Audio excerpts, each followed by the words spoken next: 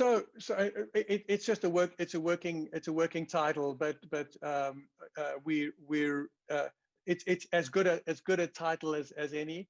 But the organization that's if you like running this is United for News. You could find it on United for News and Internews website. And if you are watching this and you have a news organization who wants to get onto that list, then kind of please through yourselves or me get into contact with me. We'd be very happy to represent you. There are quality criteria. You need to have quality journalists. You need to have feet on the ground. You need to have good quality inventory that is free of invalid traffic. But we would be very happy to add them to that list. Which is also interesting because you apparently don't say that we should save any kind of journalism. You're talking about quality journalism. So you're actually trying to change the incentive structure around financing, advertising, and news here by saying if you publish quality journalism and if you do it over certain standards, we would help you with the argument that it's better for the advertisers to take some proportion of the advertising money and put it back into the news industry, but only to quality news. Is that correct? Yeah, so it's worth mentioning that my job at Group M, I'm global head of brand safety. And what brand safety means is bringing quality impressions to our advertisers and keeping them away from risks like disinformation, like invalid traffic, like ads that are not viewable, IP infringement. In other words, any risk in the digital supply chain. So, and essentially what that means is that's about buying quality impressions. And you buy quality impressions from quality news organizations and from quality partnerships. So the two absolutely go together. And the thesis is that a quality impression is worth much more than just any old exposure on a website. You can buy for almost nothing, and you've seen them there. Those little terrible ads at the bottom of websites. That's what we'd all called clickbait. That's the opposite of quality. What we're looking for is a quality impression where there's a reader would be spending time with an article, building trust with the organization, building trust with the brand. That's what we would call a quality impression. And ultimately, I think brands are prepared to pay more for that. But don't you get into the same problem that both Facebook and Google is? They understand that job is not only to downplay hate speech and fake news and all that, but also help audience find quality journalism, because if they can't find it, it will disappear. It won't be there. But how do you define quality? Here comes an idea. What if you could have objective criteria for news stories and news outlets saying, okay, such a proportion of stories are nuanced, are fact-based, invites to a dialogue, inspires, have several sources on stories dealing with problems, documenting that, asking critical questions, but also trying to inspire society to participate in a discussion on what should we do about the problem. That's what we call constructive journalism in essence. Sure. But if you have these criteria, would that be a way to move forward, saying there are these objective criteria in order to say this is what we could call quality, and with that stamp or with that way of looking at it, that would also give a better argument for advertisers to put their dollar there and not at clickbait news sites? No, sure, and I mean that sounds like a good description of quality journalism. What we have to do is we've got to scale that, and we've got to remember we are looking at billions of impressions a day when we're busy buying this. So we have to have technology that identifies what we will call quality. So we have a look at the amount of the ad that is in a viewable framework, the fact that it's not invalid traffic, so there are no robots, and we have a look at criteria like that matches our own quality criteria. And I think you'll find that there'll be a very accurate overlap between what you're describing and the way we describe quality and automate quality. But ultimately, when you have quality journalism that you've just described, I believe that your readership will go up and the trust level of your readership will go up. And so I think it's a net positive to strive towards that kind of quality description. It may be difficult for us to measure at our end, but I think it's a particularly good, it's a good thing to aim for. Could I try here at the end to try to summarize this in a journalistic way? But would it be fair to say that a company such like yours, for many years, maybe like a lot of other companies, mainly focused on bottom line, and no matter what kind of product, as long as it was legal, you would try to help. And you are now moving into a more, trying to be more responsible also for society, and not only for bottom line, but also trying to figure out how can you benefit society using your professional skills. And not only focusing only on bottom line and what's the biggest profit, but how can you do good? Would that be fair to say that's a really big shift going on right now? I think that we've always been responsive to the most effective advertising, delivering the most effective advertising to our advertisers. What's changed, I think, in the last 20 years is digital, and the availability of digital, and the unlimited supply of advertising. There are hundreds of millions of ads available to us to buy every single day. And as we start buying those, we found you can buy every level of price and quality of advertising. And where we've moved is trying to understand the value of better quality impressions, and not only better quality impressions, but how to make the overall digital ecosystem safer for consumers. Because if you make it safer for consumers, and when we say safer for consumers, I mean keeping them away from disinformation, harmful content, drugs for sale, all of the bad stuff that does appear on there, keeping the overall environment safer, keeps it safer for our brands. And so as the web has developed, we have developed skills, because the scenario is very, very different to the scenario it was 20 years ago.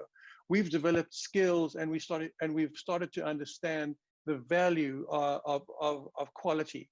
And so it's not as if we haven't been concerned with quality. I don't think that the quality discussions were the same 20 years ago, because there wasn't this unlimited amount of inventory. There wasn't the ability to share and spread information at light speed. There wasn't a situation where you had media like YouTube, where there are 500 hours of new content being uploaded every minute on YouTube. So the scale is stupefying on social media, and we've had to get our arms around that. And so we've definitely got better at that part of it. And we really want to make media a better and safer place for consumers.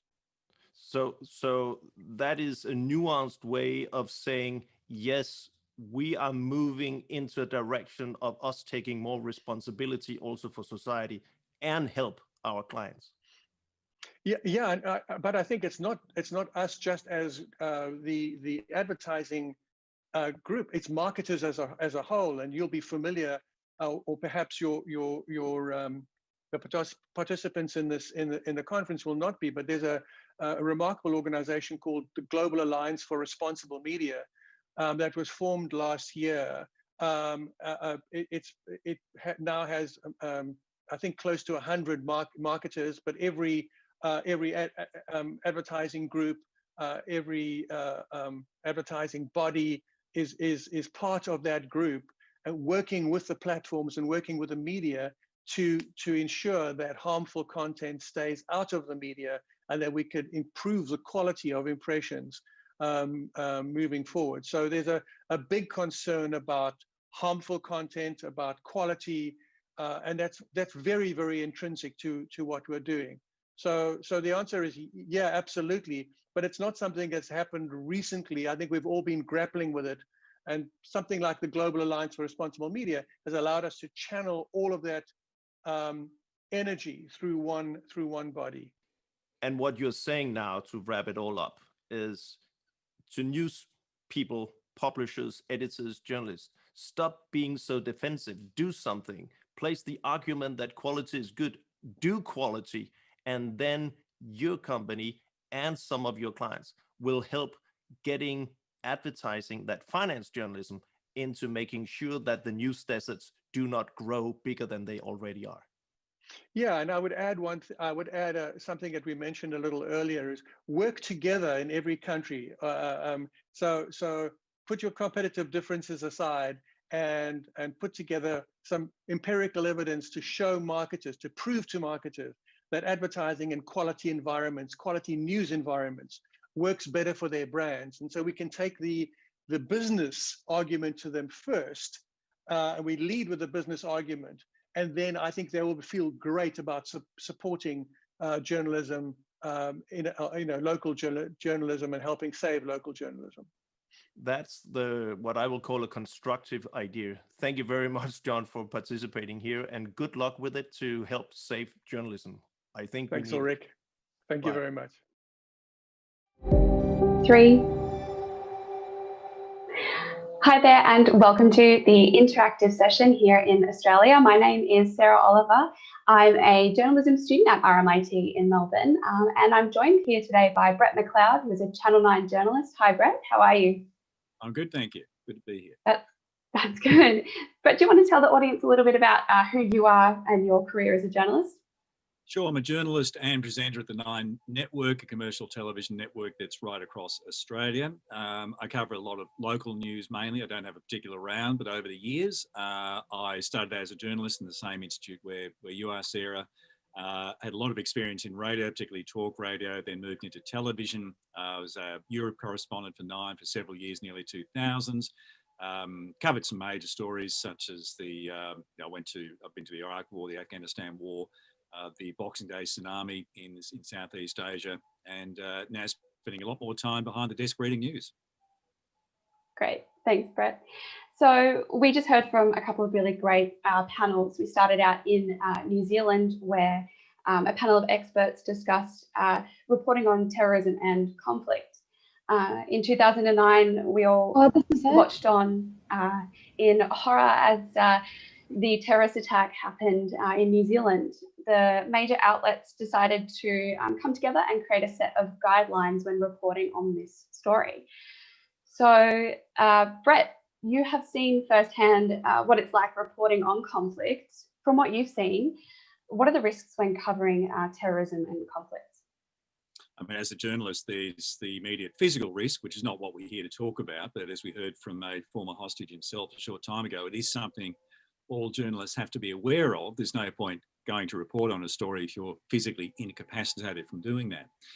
But there's many other risks, whether it comes from your choice of what vision to show, whether you are inflicting more terror on the audience. I think that particularly came around after 9/11. That really reshaped how many media organisations had to think about coverage, because we all saw the planes going live on television. But then there was the question of how much we replayed that vision.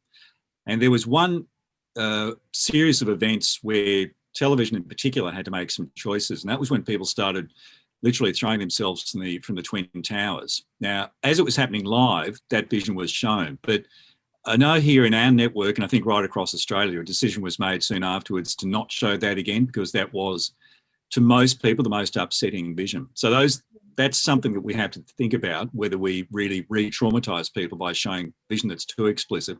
Came up again in New Zealand. I know there was that discussion too when with the Christchurch massacre, because it was streamed live. Do you show any of it? Do you show a portion of it? I don't think any reasonable person would show all of it. But at what point do you stop showing that vision? And I think there's some very pointed arguments to be had in either way there. The other thing is too, how much do we concentrate on the the person carrying out the terrorist act and their motivations? Do we, in trying to explain their motivations, give them too much airtime for their cause, which really may be simply continuing the propaganda that they're trying to push out there? So I think those are some of the considerations. Absolutely.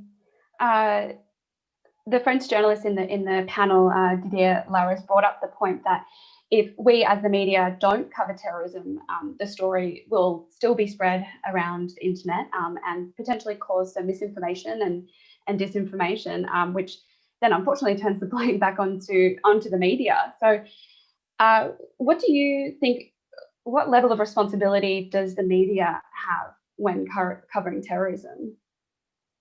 A high level of responsibility, and it's one where there's not always the black and white answers that we'd like. And I agree that if we just said, look, if we don't give the terrorists the oxygen they want, they won't carry out these acts. It'd be foolish. Ever since the internet came along, anyone can self-publish, anyone can put out information, and particularly misinformation. So we have an obligation to report on major events because they affect people's lives.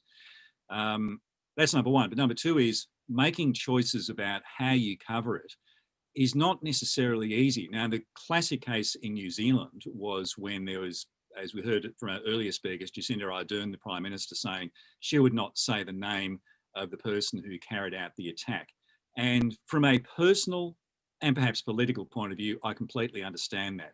From a journalistic point of view, we don't have a choice. The man committed an atrocious but still criminal act. Like any other criminal, we have to say their name unless there's some legal reason decided by the courts that we can't. But I think we have an obligation to do it. And I think we also have an obligation to have some understanding of where they're coming from as to whether it was a political act, an act carried out in the name of some sort of faith, or whether it's simply a very damaged human being, or all three. And there's no reason it couldn't be all three. But I think there's an obligation to try to find out why they carried it out, what did they see as the motivation, to try to further understand whether other people would carry out attacks in the same name. I also found it interesting in the panel discussion how different each country reacted to these different types of terrorist attacks. You know, in New Zealand, the public, they talked about how the public were quite upset when the media spoke the name of the terrorist. But in France, it's a completely, different story. I wonder how much the public also has to do with this, with how we report on terrorism. Well, it's a two-way street now. It never was before. We would broadcast our stories and never get much in the way of feedback. Now, of course, people can contact us immediately and let their opinions be known, and they do. And that is not necessarily a bad thing when it's done in a constructive way. But over the years, I've dealt with many people, far too many people who were victims of either terror or other forms of severe trauma. And I can think of instances here in Australia where we've had mass killings by gunmen. And in each case, the survivors and their families of the victims won't say the name of the person who carried out the attacks. And I fully understand that. As a journalist, we have a responsibility to respect that when we're interviewing them. But again, we still have a greater responsibility to the audience. So that if we are talking about, say, the Port Arthur massacre here in the 90s, where 35 people were killed by one person, the families now to this day will still not name the killer. But if I'm doing a report and it's necessary to, I will name him because he is part of the criminal justice system. He's still in prison, and there will be debates about whether his condition, whether he should ever be released, that sort of thing. So I think the public deserves the name of that man, and we shouldn't really be hiding it. Absolutely. I'll just take this opportunity to let anyone watching now that you can submit some questions if you're in the Zoom call or I believe on Facebook, as well as using the hashtag Constructive Conference on Twitter. Brett, my next question for you is, unfortunately at times we've seen how the media coverage of terrorism can cause a ripple effect of other attacks. So how can the media avoid becoming a useful tool for terrorists? It's a really good question. I don't know if there's a really good answer. I'm not sure we can actually avoid it. By simply reporting on attacks, there is the danger that they're seen as encouraging others, or at least giving other people ideas.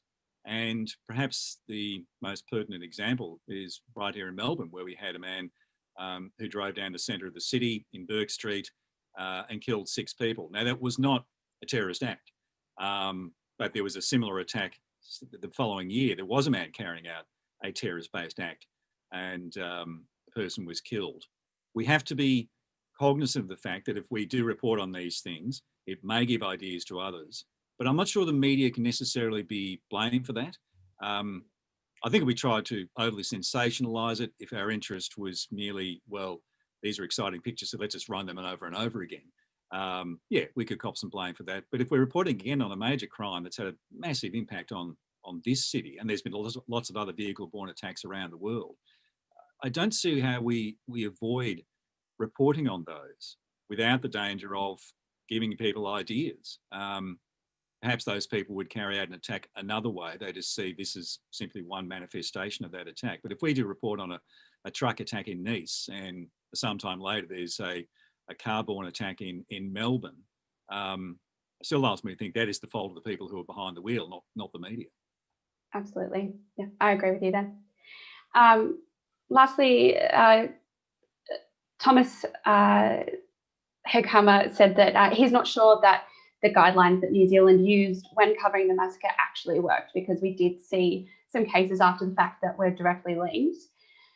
Do you think that the media should still commit to a code of conduct when covering terrorism? Oh, well, yes, but I think it's the same code of conduct which should apply to any story where there's been trauma. And I get some basic principles, which is to do it ethically and responsibly when it comes to dealing with the victims. Also, to really think hard about broadcasting images. And if it's being streamed live, say on social media, I can only talk about broadcast media and our decisions then on what is available. Because the media's always had more images available than we could ever use. You know, we have filmed things that you would never put to air because they're simply too horrifying. Those choices have always been made. I guess we're just faced with them more frequently now. So that's where I think you can have a code and say, no, we should report this responsibly. The most important thing I think after that is, and it should go without saying, is to be as factually correct as we can. I went to the Atocha train station bombings in Madrid, where 200 people were killed, and I was doing a radio cross, and it was the day afterwards, and I was being berated for not blaming it on Al-Qaeda. But in fact, no one had claimed responsibility. So I said, well, if you know who caused it, perhaps you should contact the authorities, because I have no idea who caused it. It did hallmarks an Al-Qaeda attack, but no one had claimed responsibility at that point. So the journalist has to take that responsibility of not being used in some sort of culture war on who's responsible, but simply reporting what we can know based on what authorities or those who are in the know can tell us. Yeah. Well, Brett, is there anything else that you wanted to add about reporting on terrorism? Only that sadly, I think it is something we're going to be faced with for a long time to come. And it's a good conversation for newsrooms, not just individual journalists, but newsrooms themselves to think about. If there is another Christchurch, God forbid, but if there is another Christchurch, to really have a good think about how they cover it and what choices they'd have to make. Absolutely. Okay, well, we might move on to the second panel that we saw today, which was a discussion about the toxic cycle between the media and politics, especially here in Australia.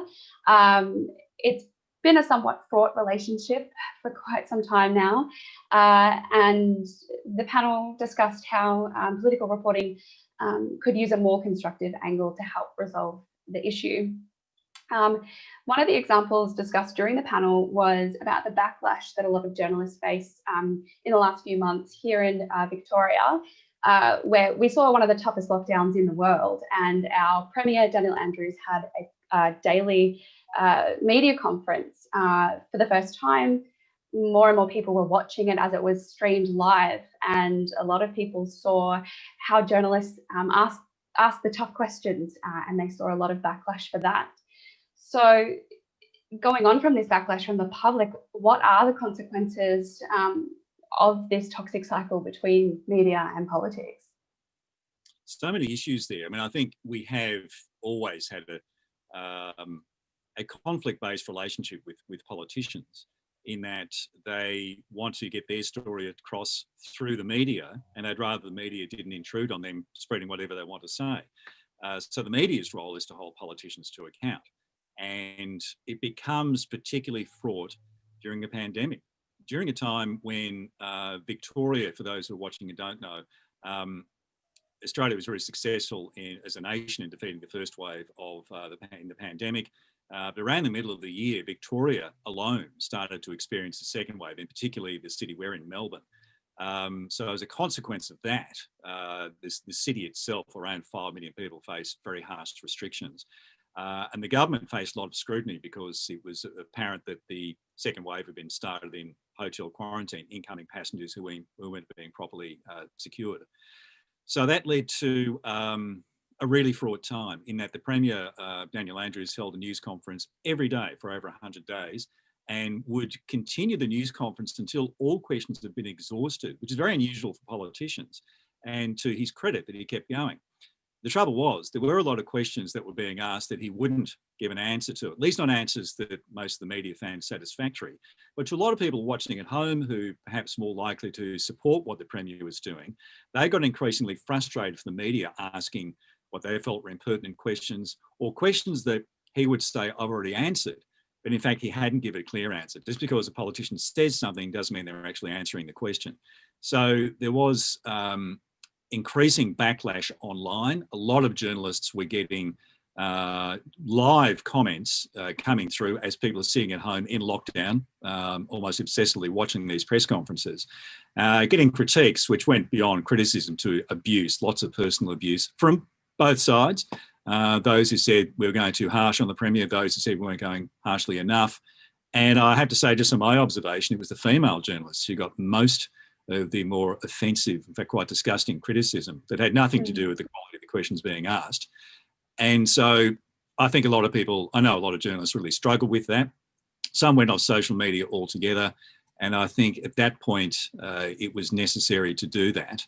It was a time when social media wasn't helping the discussion. It was just an outlet for a lot of anger. And that's something I encouraged other journalists to do, to say, you need to step away from that and just stick to the story. We have to hold governments to account, even if at times we get backlash for it. Absolutely. You mentioned holding the government to account. Catherine Murphy during the panel talked about how the media is not a consensus builder, and that she feels that a lot of the public have forgotten that the role of journalists is to hold power to account. So how does this toxic relationship affect the role of journalists? And I should point out too that Catherine Murphy just named Australian Journalist of the Year by the National Press Club, and you could probably see why by watching that great discussion. Yes, we're not here to simply transmit propaganda for the government, though that is part of the job. We're not here just to shout at the government, though that is part of the job. Well, I don't mean shout. I mean say, well, but why? I think one of the best questions any journalist can ask a politician is, but why? And sometimes they get annoyed about that question. But we can never escape that. And we can never not choose to hold people to account because it'll be uncomfortable. Some people, I think, more than others, enjoy the jousting between media and politicians. That can get a bit tedious and doesn't necessarily lead to better questions. But there is a lot to be said for, news conferences. Sometimes we ask the same question over and over, which gets very frustrating to politicians, gets very frustrating to people who might be watching live at home. It does sometimes make the point, though, that they're not directly answering the question. So a non-answer would be illustrative as well. It would be ideal if we were there to just facilitate to make the world a better place. But as Catherine Murphy said, it's actually not a job to make the world a better place. There are others who do that. Our job is to make the world more understandable, and that's a pretty vital role. Absolutely. Sorry, did we have a question? Yeah, we have a question in the chat. Question. One of the key points made during the panel is that it's not the media's role to grow consensus, like you just talked about. The commenter agrees with that. However, do we sometimes fall into the trap of growing consensus because this is the more sexy story and also easier to write? I'm not referring to Dan Andrews here, just more generally. It's a good question. Let's steer into someone who thrived on lack of consensus in the outgoing US president, who was, he knew that Donald Trump knows that if you want to get attention, you create division. And that was his way of often changing headlines. And it was, I think there was a lot of serious discussion amongst serious US media about, are they falling into a trap that every time a major story comes up involving some crisis involving Donald Trump, he could simply change the narrative via a tweet.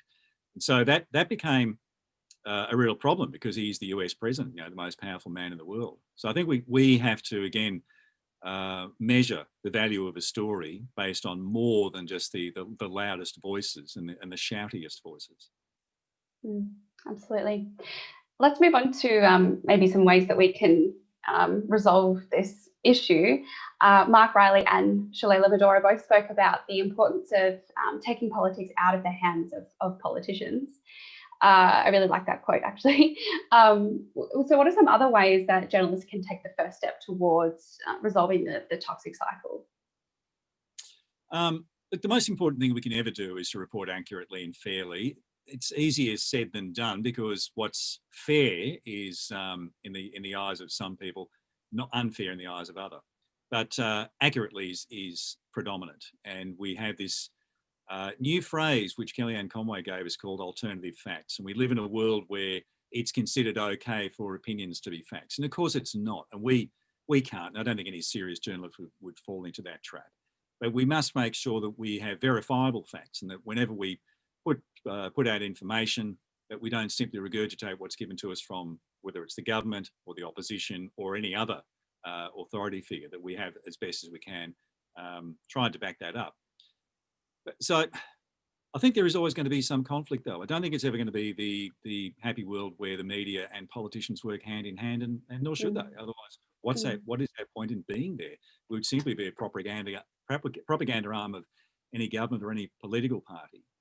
And sometimes too, when we talk about being constructive as journalists, that does mean raising uncomfortable and sometimes very uncomfortable issues. We've had some major stories come through here in Australia very recently about war crimes allegedly committed by Australian troops in Afghanistan. Really powerful stories, incredibly well researched, deep dives, long form journalism, and has had a huge impact here in Australia, a huge national impact, a lot of backlash as well. That is a really dark, difficult story. I think it's constructive, because it's unearthing something that wouldn't have come out otherwise, and perhaps will lead to a cultural change that's really important. So I think when it comes to being constructive, it doesn't always necessarily mean it's going to be happy, but it is going to be important. Absolutely. I've just got one last question here for you, Brett. I think there's a lot to say about how a relationship really does go both ways. So with this relationship between the media and politicians or politics, what responsibility does the media have to help resolve this conflict? I think I can only get back to the point of being accurate. Being fair in terms of reporting as many voices as possible. So you simply don't give one particular party, don't just give their line. You do always offer the alternative point of view as much as you can. It's important not to fall into the trap of both siderism. That's simply, they said this, they said that, therefore that's the end of the reporting I have to do. There is room for some analysis, and also some weight given to those who seem more credible than others. We have to consider that. In fact, particularly more so now than any other time I've seen. So I think really our duty is not to the politicians. Our duty is to the audience and to the people that read us, listen to us and see us, to make sure that we're giving the most accurate and fair representation of the story that we can. And sometimes that'll mean we report on things that we don't like reporting on, as in we might have to write very critical pieces about people that we like. And I've done that many times. And I think there's a misunderstanding that if we like a particular politician or even a particular political party, that we're going to give them a fair run. Some might do that, but I think all of us have been in that situation where we think, I really like this person, but this story, I'm going to have to write this story and be completely blunt in the assessment of what they've done, because what they've done is wrong. And that is our role. One of the greatest journalists I've ever worked with, Laurie Oakes, who was a doyen in Canberra for many years, said, journalists cannot afford to be friends with politicians. And that's why. Absolutely. I completely agree. And I think also just one last sort of comment with both of these, with all of this talk of constructive journalism and how we can, implement more constructive journalism and regain trust from the public is, I think it starts with education, and not just with university students, as I am learning now at uni and as many other students are over the world, but also educating the public again on what our role really is. So I think hopefully starting these conversations will start to change how the public perceives journalists and politicians. Well, Brett, did you want to add anything else?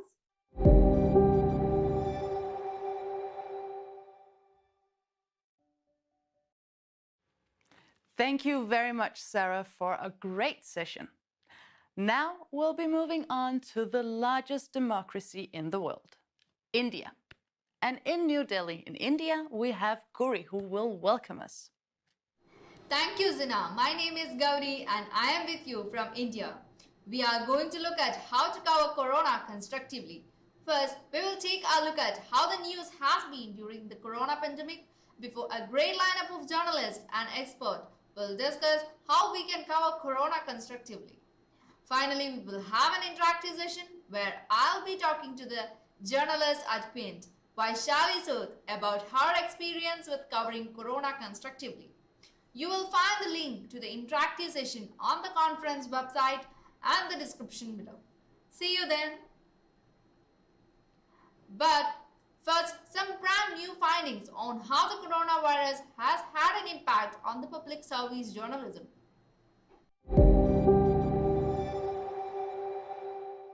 Hello, I am Maaike Olij. I'm the co-author of the EBU news report Fast Forward, this report.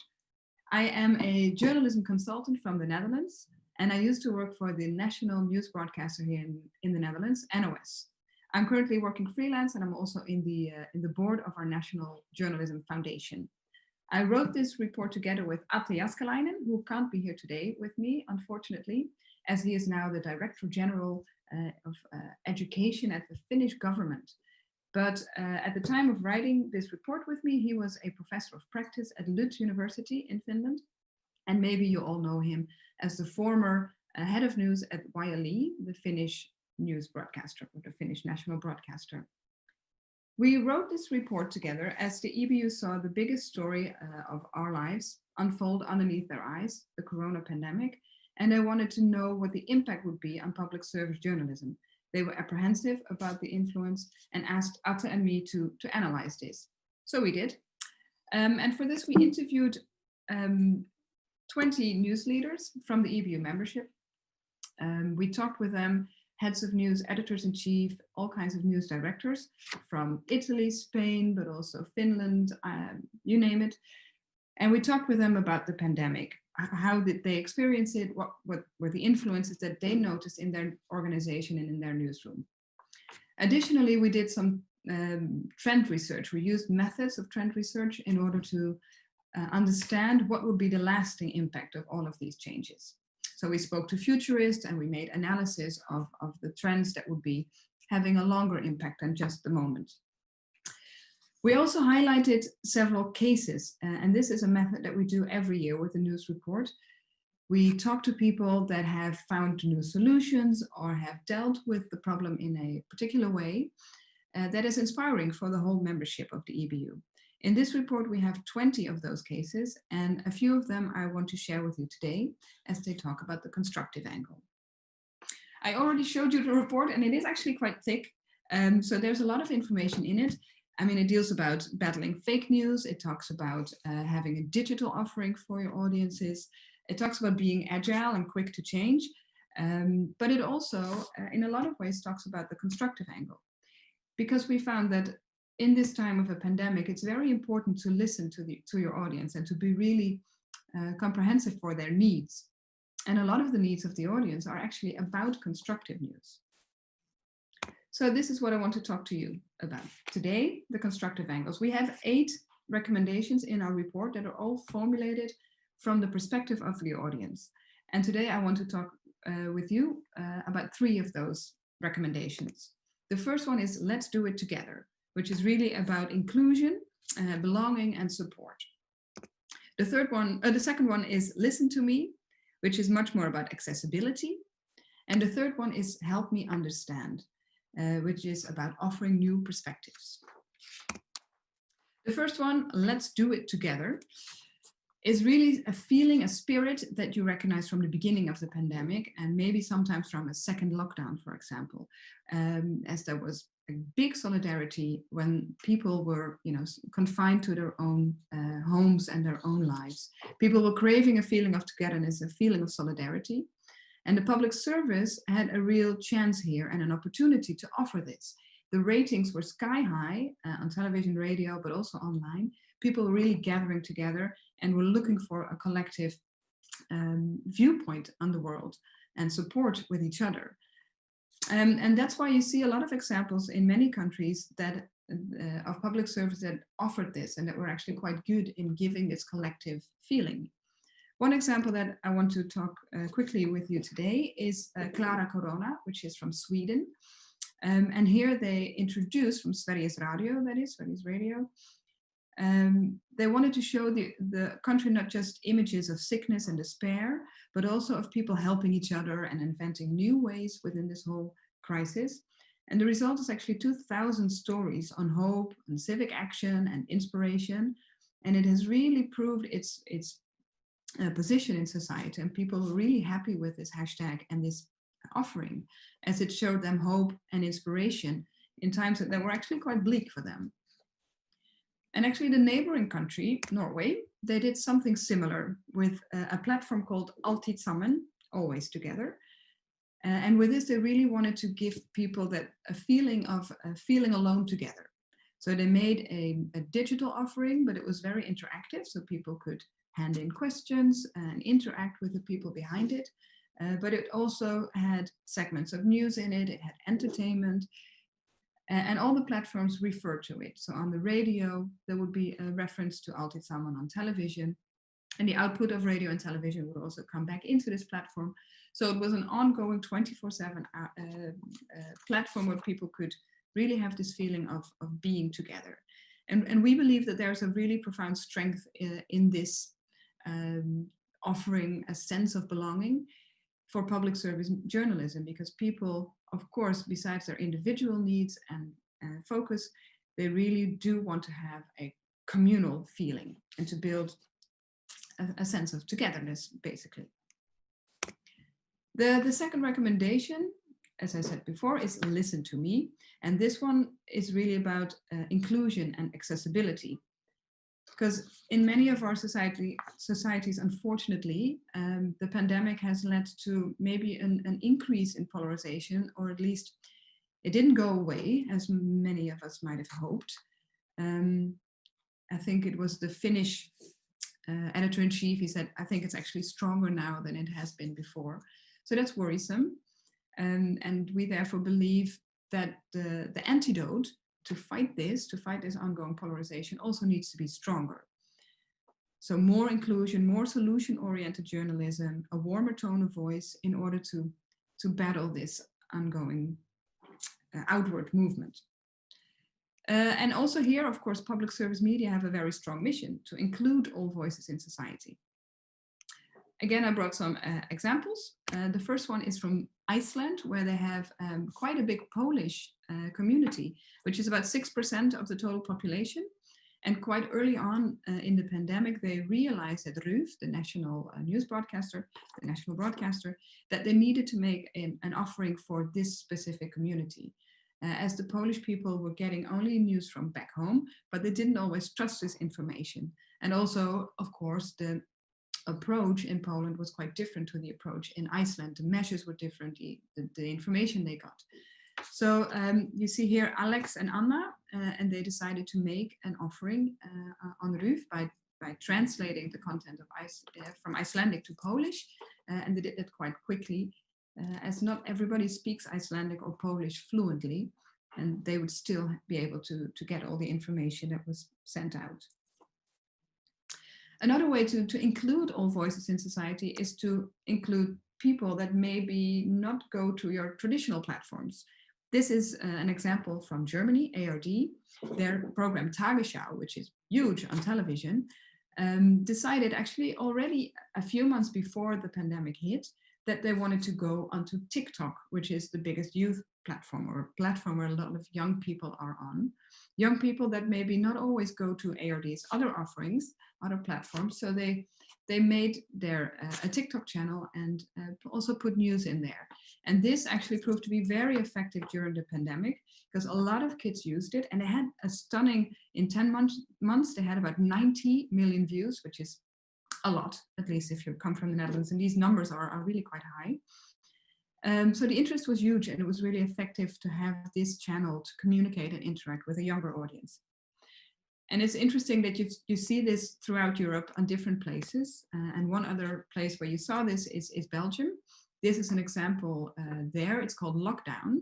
It's a program that the RTBF, the French broadcaster in Belgium, produced on the game platform Twitch. And on Twitch, you would never see much informative programming, but they decided to do this and to have sort of an hour, very casual, informal talking with experts in the studio, but also sharing information to people that were normally on the game platform Twitch. And it was also received with very positive responses. A lot of gamers didn't realize that this was a news program, but they were really engaged and getting information back and forward. And also that for the RTBF, it was a very nice introduction to making news in a different way, much more informal. So it really worked out both ways. The third area and the third recommendation that I wanted to talk to you about is help me understand. Because I think we all know that there was an overabundance of information during the pandemic, and still is, and it's very complex. It's a very complex information stream that we're all getting, with scientists sometimes not even agreeing with each other, or different viewpoints that are there. And the audience was really craving sense making. They had no idea what it all meant, how to weigh information. So journalism, and especially public service journalism, had a mission there to help people understand. And that needs different things, like maybe a more modest opinion from journalists, not claiming we know everything and this is truth, but being a little bit more modest and saying, we don't have all the answers yet, but we're trying to find out, and we'll get back to you if we know more. That's a way to do it, to offer a new perspective. But it might also be to have more real expert scientific reporting. In a lot of newsrooms, this has been budgeted out with generic reporters, but now you really saw the change back to specialized reporting. And this is, I think, an interesting one, gamification. We have seen a lot of examples throughout Europe where newsrooms have used gamification as a way to help people understand and give them a new perspective. And this, for example, is an example from Finland, where they made an offering called A Difficult Dilemma. And they used gamification theories to make tangible how hard it is to make the right policy decisions when you have conflicting considerations like health and economic considerations. And the aim was really to open people's minds to different viewpoints and to battle, again, polarization. So people really experienced how hard it is to make these calls and to have these policy decisions. And this example I brought from Slovenia, which I also really like, because they have quite a challenging situation in Slovenia, where they are actually quite fearful that they will be the next Hungary when it comes to legislation from the government. But at the same time, they want to offer their audience what they call a forum of normality during the pandemic. This is a quote from one of their radio stations, Val 202. And Nej there says that they, of course, want to bring high quality scientific reporting, but mix that quite deliberately with escapism and moments to relax. They made, for example, quizzes on Corona, news quizzes, in order to be a platform for everyone and to have a broad audience share, so that they would really be able to give the information to all of the people that need the information. I will leave it at that. I think I've been talking already for too long. This is the report, Fast Forward, Public Service Journalism in the Viral Age. I recommend, of course, that you all read it. There's a lot more in it than I've been able to share with you right now. And I hope you'll find inspiration and hope from it, because in the end, even though we talk about a pandemic and it's all very negative, we really do believe that there is hope to be gained from this whole situation, which is, again, quite a constructive thought. So good luck with your conference, and maybe we'll meet again someday. Bye-bye.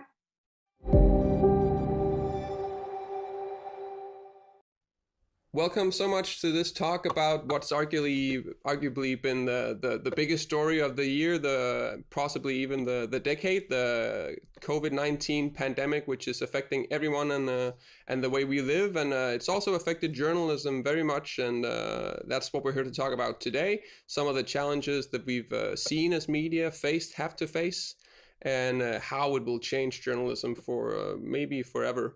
We're joined by great, interesting people here. I'll let them introduce themselves in a bit. First, I'll introduce myself. My name is Kasper Kogsgaard. I'm a journalist. I work at an online political newspaper in Denmark called Altinget, sort of comparable to Politico, if you know that. We have niches for a lot of policy areas.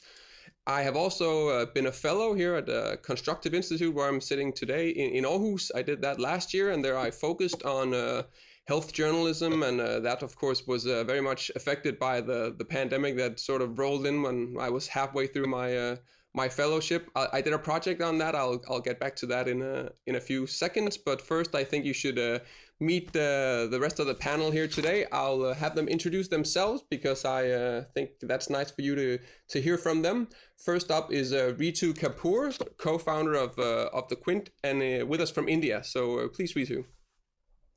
Hi, I'm Ritu. I'm the co-founder, like Kasper said, of the Quint, which is a mainstream, mobile-first, digital-only general news product. We have a Hindi news, product called Hindi Quint. We also have a health website called Fit. I come with about 23 years of a background in broadcast, and 5 years back, we stepped out of broadcast and moved to digital. And so that's me. That's good. And I thought also I'd have all of you just say a few words on how the pandemic has affected your professional life, maybe your organization. So I should have asked you to do that, Ritu. The pandemic has actually made us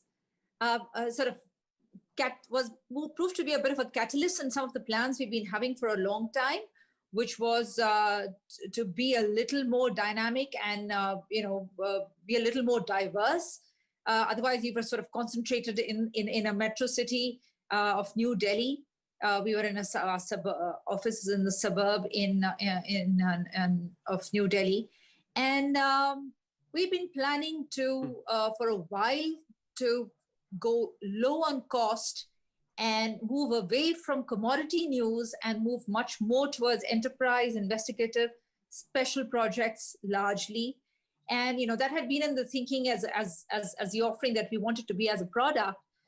But with the pandemic, with all of us moving to work from home, with a serious focus on cost saving as revenues dipped, at least initially, we've actually been able to move towards the product we really wanted to be. So in a sort of strange, twisted way, it pushed us into a plan that we'd had for a while to move away from all things news to enterprise and exclusive journalism. Yeah. Thank you. Next up, we have Anne Lagercrantz joining us from Sweden, from the Swedish public broadcaster. If she can hear me, her picture. Yes, yes, I'm Anne Lagercrantz. I'm the director of news and sports at the Swedish public service broadcaster, and we organize around 900 people in 40 spots, 40 locations in Sweden. And what I've learned, and I agree with Rita, this has weirdly given a lot of opportunities as well. So I learned how fast we can move as a legacy company and how we can build trust with a change in the tone of voice. Great, thank you. We'll dive much more into those things later on. Then I want to say hi to Kaori Kohoyama from Japan, co-founder and editor-in-chief of The Leads, a new startup. Thank you. What have you learned, and who are you? Hi, my name is Kaori, and thank you for the introduction. I'm the co-founder of The Leads Asia, which is like a non-governmental organization / platform for young people in East Asia together and to discuss and think together, established just in April this year, actually, in accordance with the pandemic and this prevailing skepticism over the meaning of globalization. So the effect of COVID. So back in March, with the outbreak of COVID-19 in almost all the Asian countries, we were very much acknowledging this one serious problem in our media structures in the region due to political, sociocultural, and diplomatic reasons. I think East Asian countries have such a few channels through which we can get to know each other, especially in the conventional mass media. So due to this fact that the grassroots level voice of citizens is almost unavailable is in domestic news media, unless you're a multilingual genius to understand the local news in each country, you need to attain information about neighboring countries from America, for example, which is written in English. So this was really prominent during the Corona times. And because of this, some colleagues based in all over Asia and I decided to establish a platform where we can gather freely and directly talk about issues and find solutions to today's issues together. So that's and this need for a common sphere, a space to share knowledge and experiences. That's really a key aspect of this pandemic response that we've seen in the media. So we'll talk much more about that later. We need to finally give the word to Gabriella Stern, Director of Communications at the World Health Organizations. Thanks for having me. Yeah, I'm Gabby Stern, Director of Communications at WHO. I was a journalist until 5 years ago.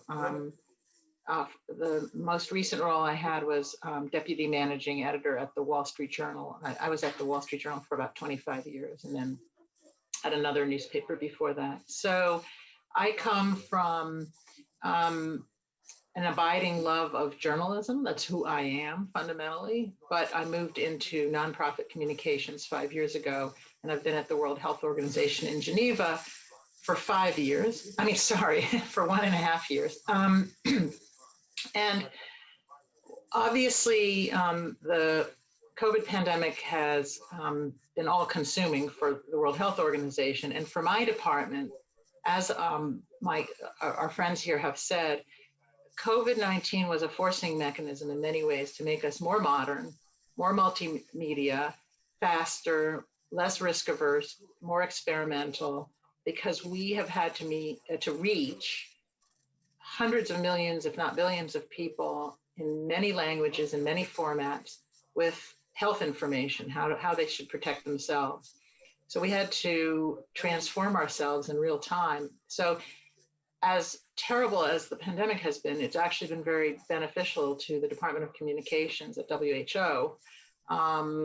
And I think that's true of many crises. They bring out the worst in people and they bring out the best in people.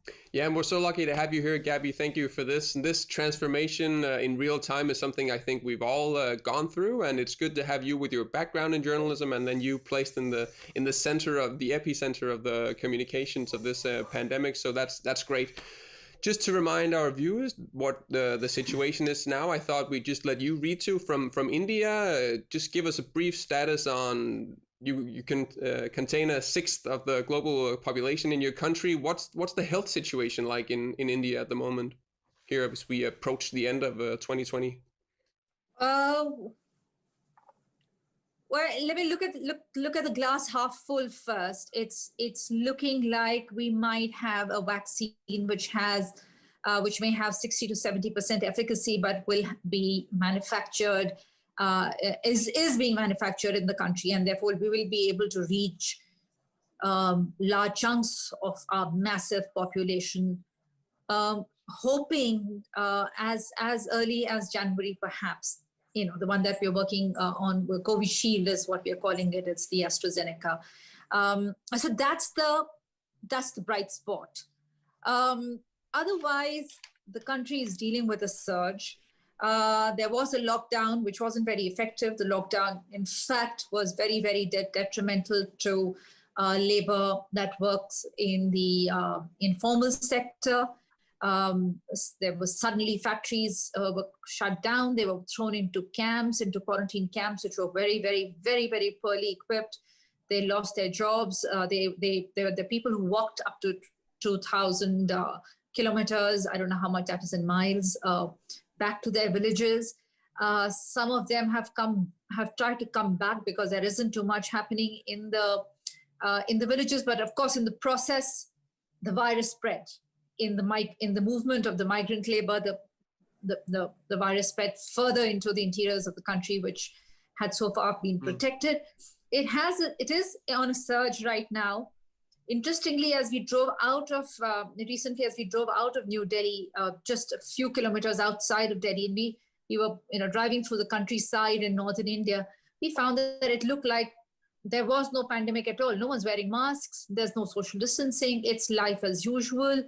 And you know how it is. We're such a large country, and we live in, a lot of our cities, we live in small, we live cheek by jowl, 8 people to a 10 by 10 feet room. And yet we have examples of a slum in Mumbai called Dharavi, where they were able to contain it. So how much of it is herd immunity? How much of it is an inherent resistance to the virus? Because our fatality rate has been in the 1.5 to 2%, which is much lower. So are we on a surge right now? Yes. Is the healthcare system not prepared for it? And is the healthcare system overwhelmed? Are we running short of ventilators and oxygen? Yes, we are. Are we running short of ICU beds? Yes, we are. But like I said, if the vaccine is available as early as Jan, that should be good. That should be good. Yeah, and this, I think, is just a great example of just one country, all these contradictory stories coming up. And this is a global story. It affects all of us, and we're all having to deal with it. And it evolves constantly. And if we're going to have this global conversation, then it's really difficult because we're all in different situations going up and down these curves. And Gabby, that's why I thought I'd give the word to you now when we move towards the journalism's role in it, because you really sit at the center and look at all parts of the world. And from there, I thought maybe you could tell us, in your view, journalism as this filter between the reality that you see and then the reality that the public experiences. What have been some of the challenges, maybe some of the shortcomings that the media have faced in this tumultuous time? So, obviously there is no media, right? There are many, many, many news outlets around the world, all of them with different capacities, different areas of focus, etc. So it's not a monolith. And we obviously deal with a wide range of reporters every day, 24/7, 365. Because this is a new pathogen, COVID-19 is new. Reporters have had to learn about it in real time along with scientists around the world. In my view, the best journalism has been done by reporters who are using their natural curiosity, their rigorous fact-checking, and their concern for their mission, which is journalism should help people fundamentally, right? It enlightens. It, as we used to say at the Journal, afflict the powerful and raise the poor. I forget what the cliche is, but the journalists who have taken that lens to COVID have done brilliant coverage, and there are many of them. The ones who have treated COVID like a horse race, who have kind of made it, who have sort of who's up, who's down, who's right, who's wrong, that has trivialized a deadly serious issue. And that's been disappointing, and I've seen it in a lot of different places, and not necessarily even about or involving WHO. I'm a news junkie, so I read a lot, mostly in English, a little bit in French. So I guess what I'm saying is news organizations, they don't have to all focus on getting health information to people. And, you know, that's our job. That's the job of CDCs and ministries of health and nonprofits. And it can be the job of news outlets.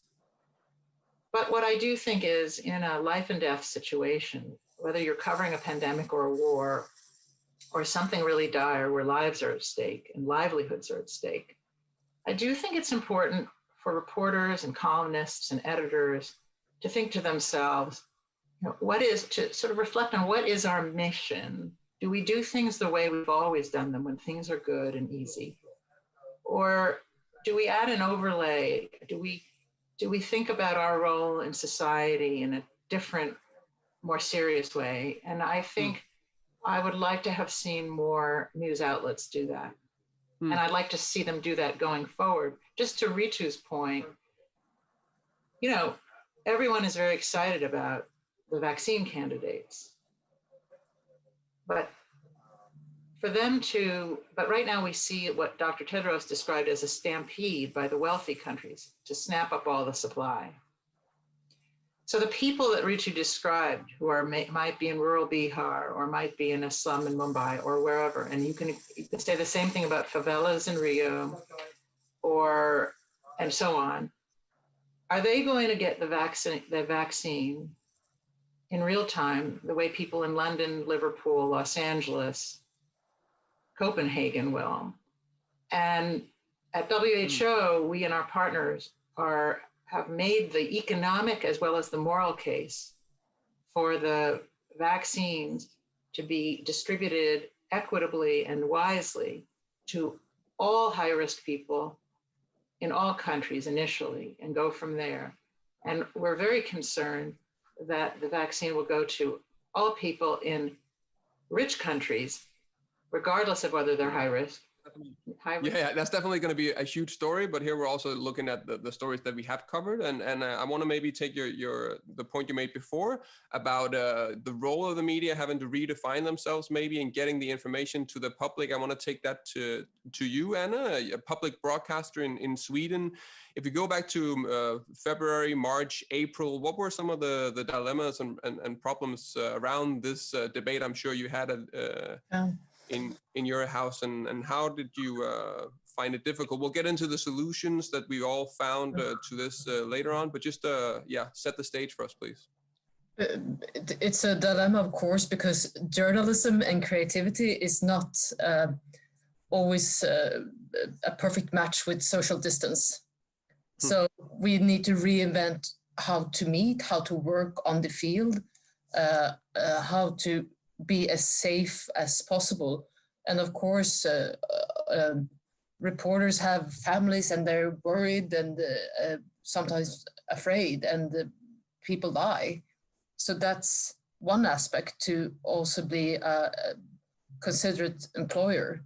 Another aspect is, as Gabby mentioned, is that it's so much information from so many authorities, and it is a fear to become sort of the master's voice, because we air so much of what the government and authorities say. But to really invest time in fact-checking, in investigations, in questioning, so to balance the output. And I think one big learning for us is really to try to put things in perspective. And the rise of data journalism, and I've seen that from newsroom all over the world, has been extremely helpful. It might not only always be constructive, because the numbers may be grim, but to really see, okay, how many are in intensive care, and what are the changes? And I can really, as a person, make my own opinion. So that has been something that is really vital to put the spread of the disease in perspective, and try to be all the time be true, not alarmist, but and add the information with the investigation.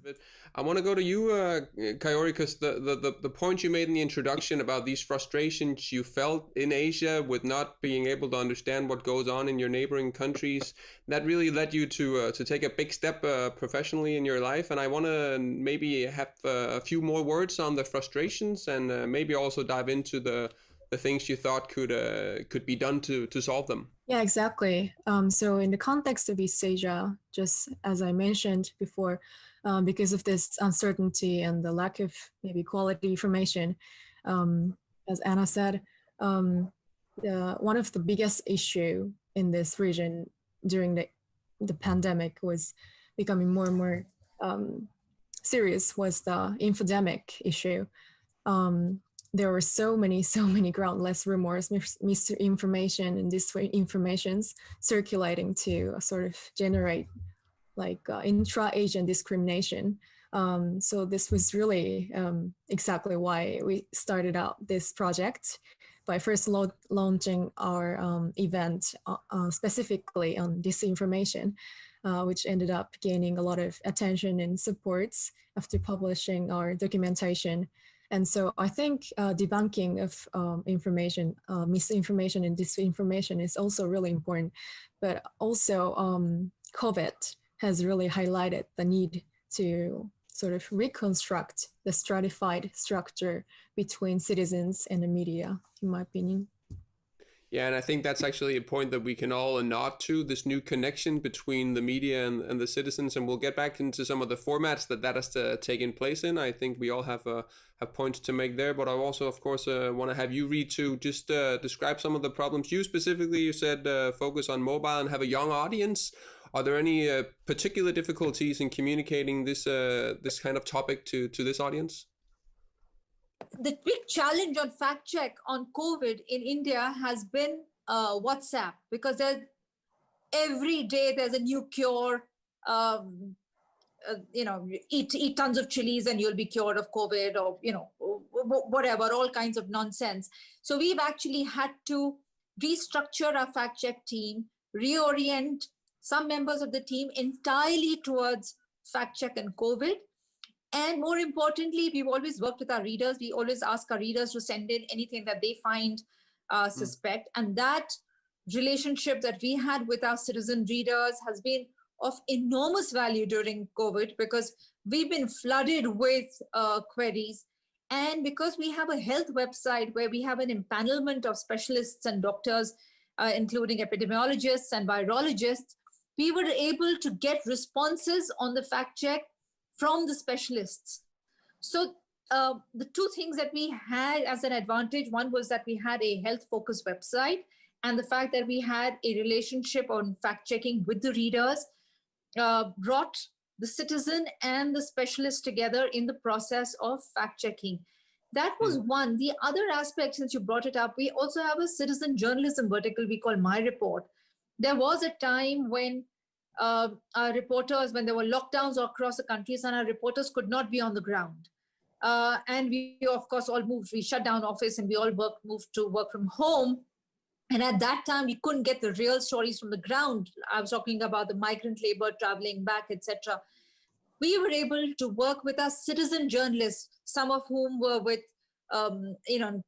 terrible conditions in quarantine centers, or were bringing to us stories of how what the condition of hospitals or availability of doctors and ventilators was in their area. So we were able to do a lot of ground reporting, even without our reporters being on the ground for a while.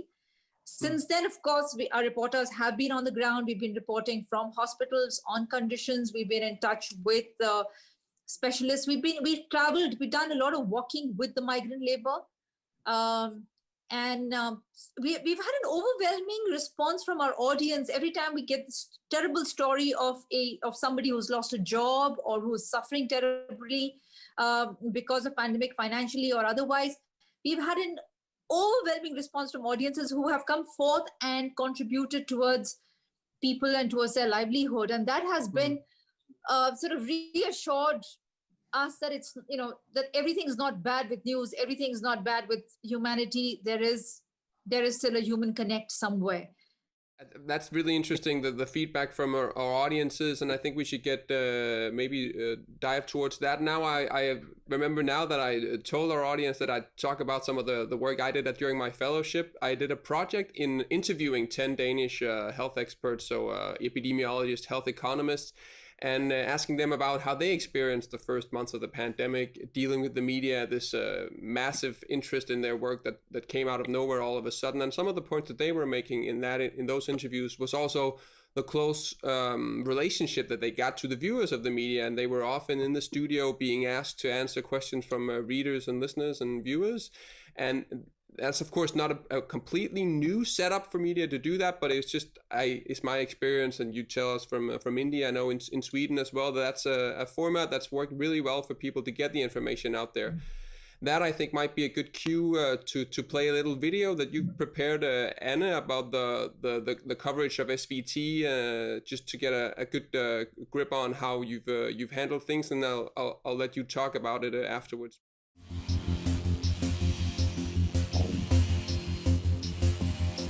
Nu när vi börjar få den här typen av spridning, då blir det jätteviktigt att vi skyddar våra äldre.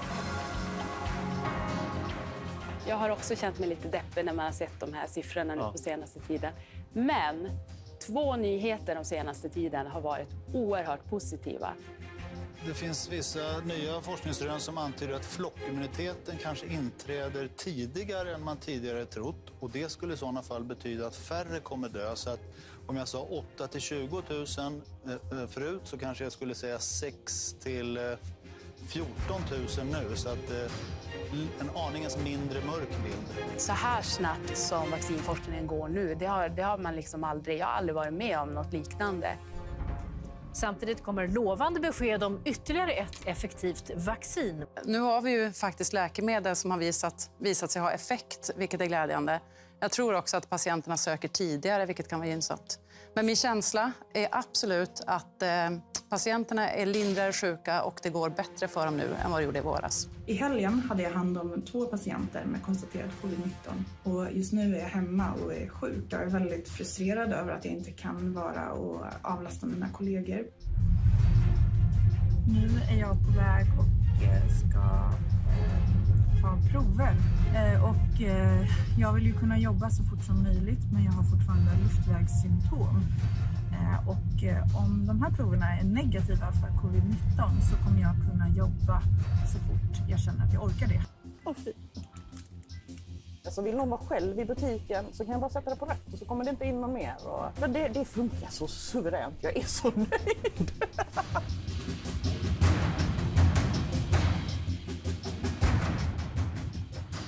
Den sociala distansen, vad är det egentligen som gäller? Det finns inte jätterätt svar, men WHO i alla fall satt upp minst 1 meter. Och det man tänker på är droppsmittan, hur långt den når om man skulle hosta eller nysa eller så. Välkommen till sändningen där du får ställa dina frågor. Jag har en fråga om vaccinet som är på väg. Det finns ju redan påbörjat ett arbete med själva hur vaccinationen kommer att gå tillväga. De har varit gifta i 57 år. Alltså jag kommer gråta lite nu, det får du slut med. Som har lånat mig den här stora till mig. Hej! Jag älskar ju dig. Jag älskar ju dig.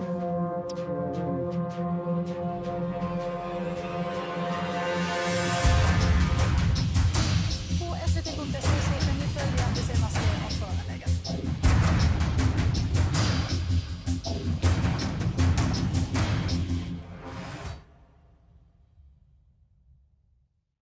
May I just say what I tried to illustrate with the clip? Please.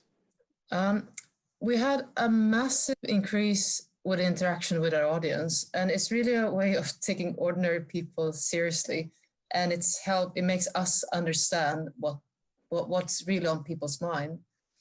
And what made our offerings better is that we've seen a rise of ordinary people and experts. So fewer politicians, fewer opinion leaders, more nurses and professors. And also a change in the tone of voice. So traditionally we tend to be more accusing, and during the pandemic we've been more curious. more wondering. So, and that made our journalism better, because we still ask tough questions, but we're better listeners. And we also have a new TV studio allowing educational use of big screens. And I don't think we ever before would have dared to have a professor in mathematics explaining a complex equation on a big screen. And then also trying to be open to possible solutions as the toy store owner who's created her own traffic light, letting customers know when it's okay to enter the store. So trying to tell about the severe problems, but also about the progress. And we also had a series of columns that was really well read about lights in the end of the tunnel. And again, trying to put the reporting in a perspective. So I think we learned a lot, and we had such a great response from the audience, and never in the history of measuring trust in Sweden has a media company received such high levels of trust. So, and we have still so much to learn, but we are overwhelmed with the levels of trust and the response from the audience. Super interesting, all these new formats. I wanna tag on to this, the role of the expert, the health professionals, and maybe ask you, Kaora, you have a view over the general coverage in East Asia. Is there a new role of scientists in the media there as you see it? Well, from the perspective of Japan, I don't think there was any major change of how the media speaks on behalf of the government.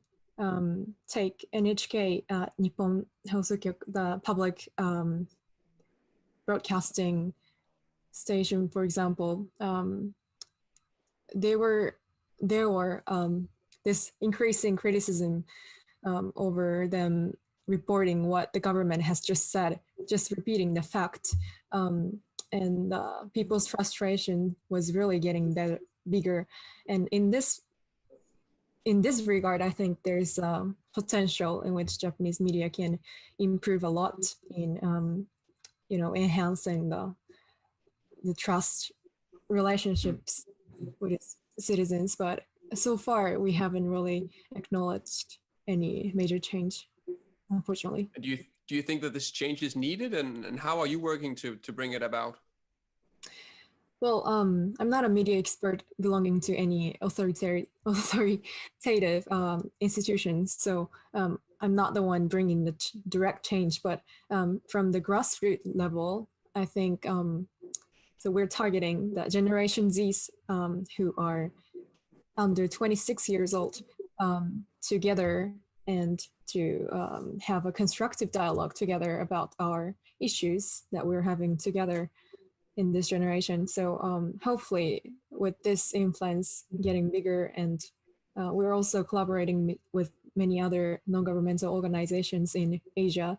So I think as we grow more and more, I hope that our influence and our view on how important it is to have constructive dialogue, not just accusing dialogue of each citizens and the government.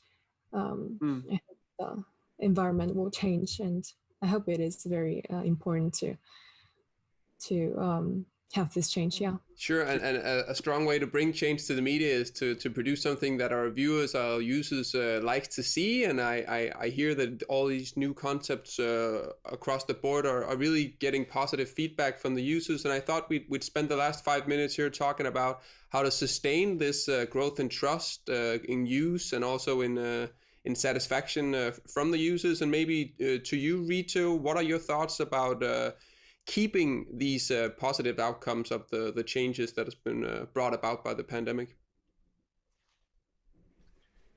What we've seen in our experience is we try to understand why is it that Indian news consumers were turning to WhatsApp as against news websites or news sources for their information on the pandemic. Because what our realization was that this is a time of great uncertainty and fear and apprehension, and you try and believe in information that is coming from somebody you trust.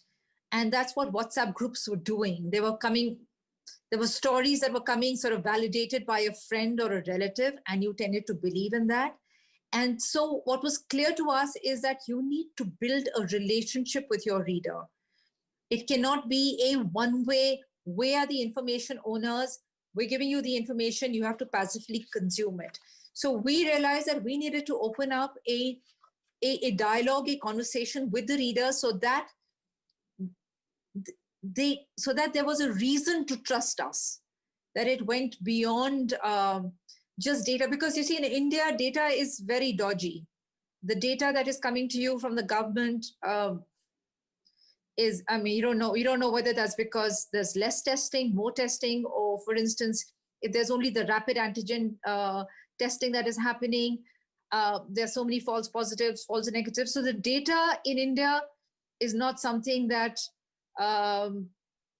you can use to bolster your facts and stories in that sense. But I think what was reassuring for our audience was to see our reporters on the ground talking to people impacted directly, talking to the people who'd been rendered homeless or jobless. I think that really helped build trust. And because they trusted that information, they were able to trust a lot of the other information that came through. And we've been very transparent in everything that we're doing. When we moved to working from home, we let our readers know that.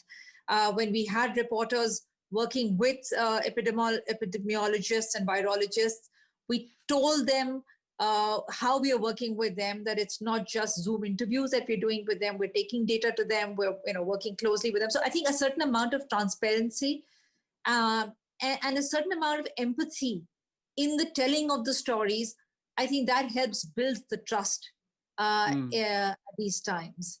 Yeah. And we've seen that impact our traffic and our readership. Sure, and that's not, I think, something that you're measuring at the WHO, Gabby, but the role of your experts and your view on the media as a whole has you talked about how you've evolved as you were going. How do you view this relationship to the users of the media? Is there something that you have changed in your strategy of communications? Yeah, just briefly, please, because we're running out of time here. Sure.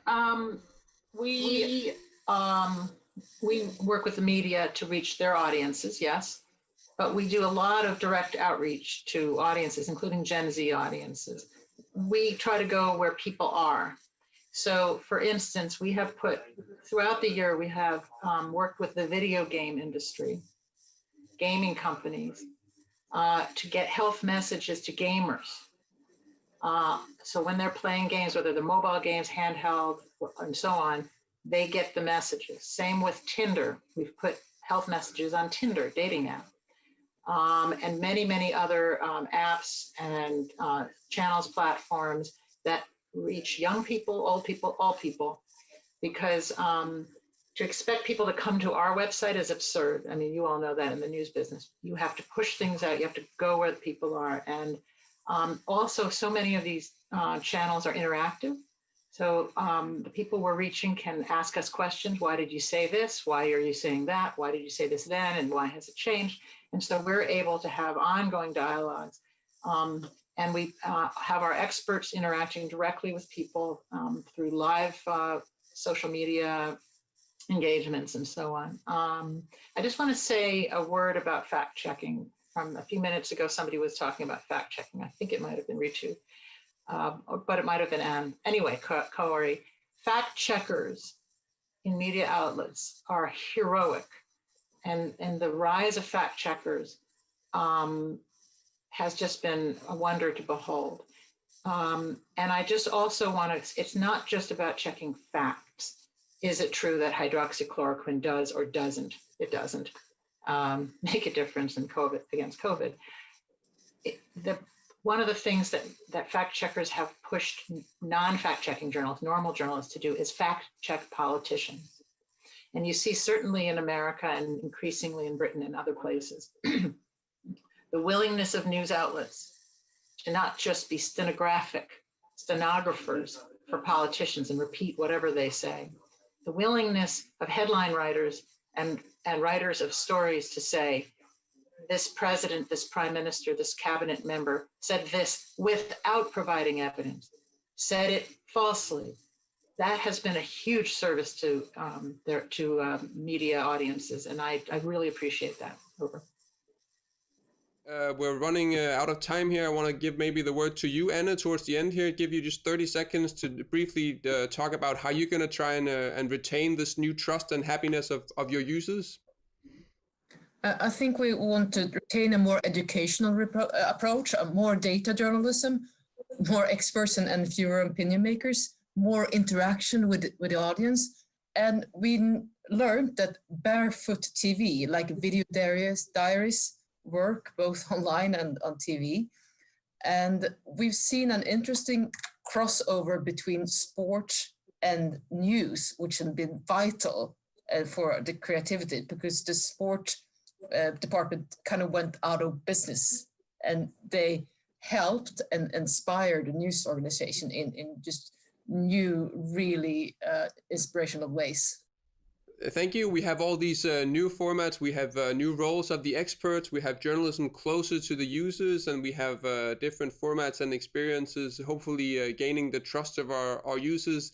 This is all that we had time to discuss today. I want to thank you all very much for joining us here, and also thank you to the viewers. We're now in the conference moving on to a deep dive into some of the data on European public broadcasters' handling of the pandemic. Thank you so much for joining.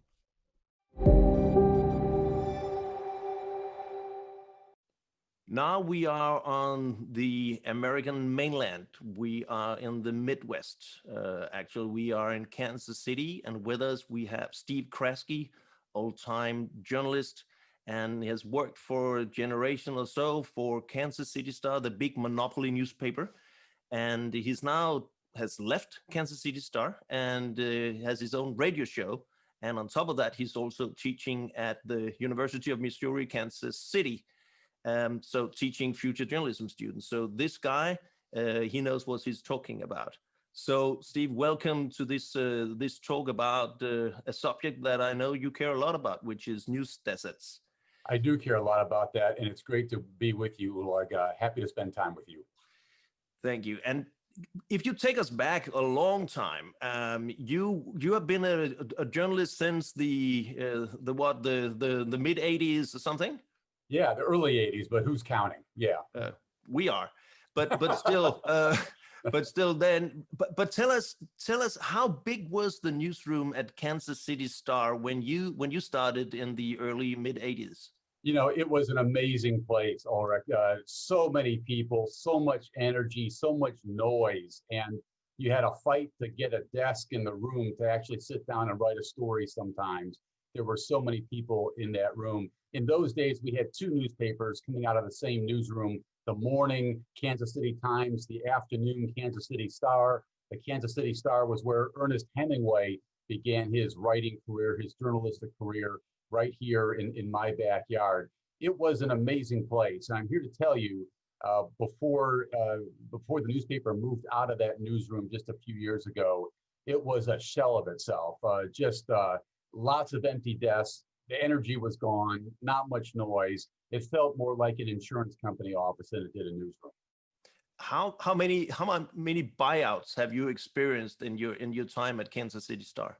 You know, dozens and dozens and dozens and dozens, 17, 18 rounds of layoffs at the Kansas City Star.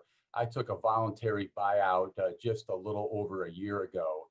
It was very hard, to work in that kind of environment. It was depressing, so many people, your good friends, your colleagues heading out the door, 2 rounds of layoffs a year, typically, some larger than others. Trying to keep up morale was very difficult.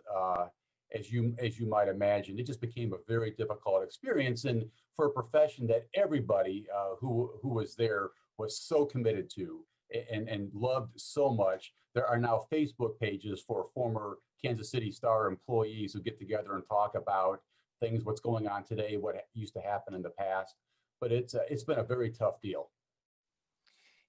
And of course, most of us will know the reason for this because the financial model of newsprint has been eroded. But this also started before the internet, right? The downturn. Well, right. And the former chain, the Knight Ridder chain that proudly owned the Kansas City Star and more than about a couple dozen other newspapers around the country, San Jose, Miami, some of the bigger properties. Kansas City was the biggest property toward the end. Knight Ridder, the folks who ran that operation, sold the chain at precisely the right moment, Ulrich, just as the business was beginning this long decline. Knight Ridder bailed out, McClatchy bought in, and the debt load that McClatchy acquired, picked up for buying all these newspapers topped $1 billion. And it simply was impossible for the chain to turn a profit while adding staff or maintaining staff over those years. As readership declined, as circulation declined, the chain had no option but to let reporters go to maintain that profit margin that it felt that it had to have. And again, not an unusual story in this country, but a painful story. And McClatchy Newspapers, that company that took it over from Knight Ridder, it went into bankruptcy, and including newspapers also like Miami Herald and also Kansas City Star. And so what's the situation now for that newsroom?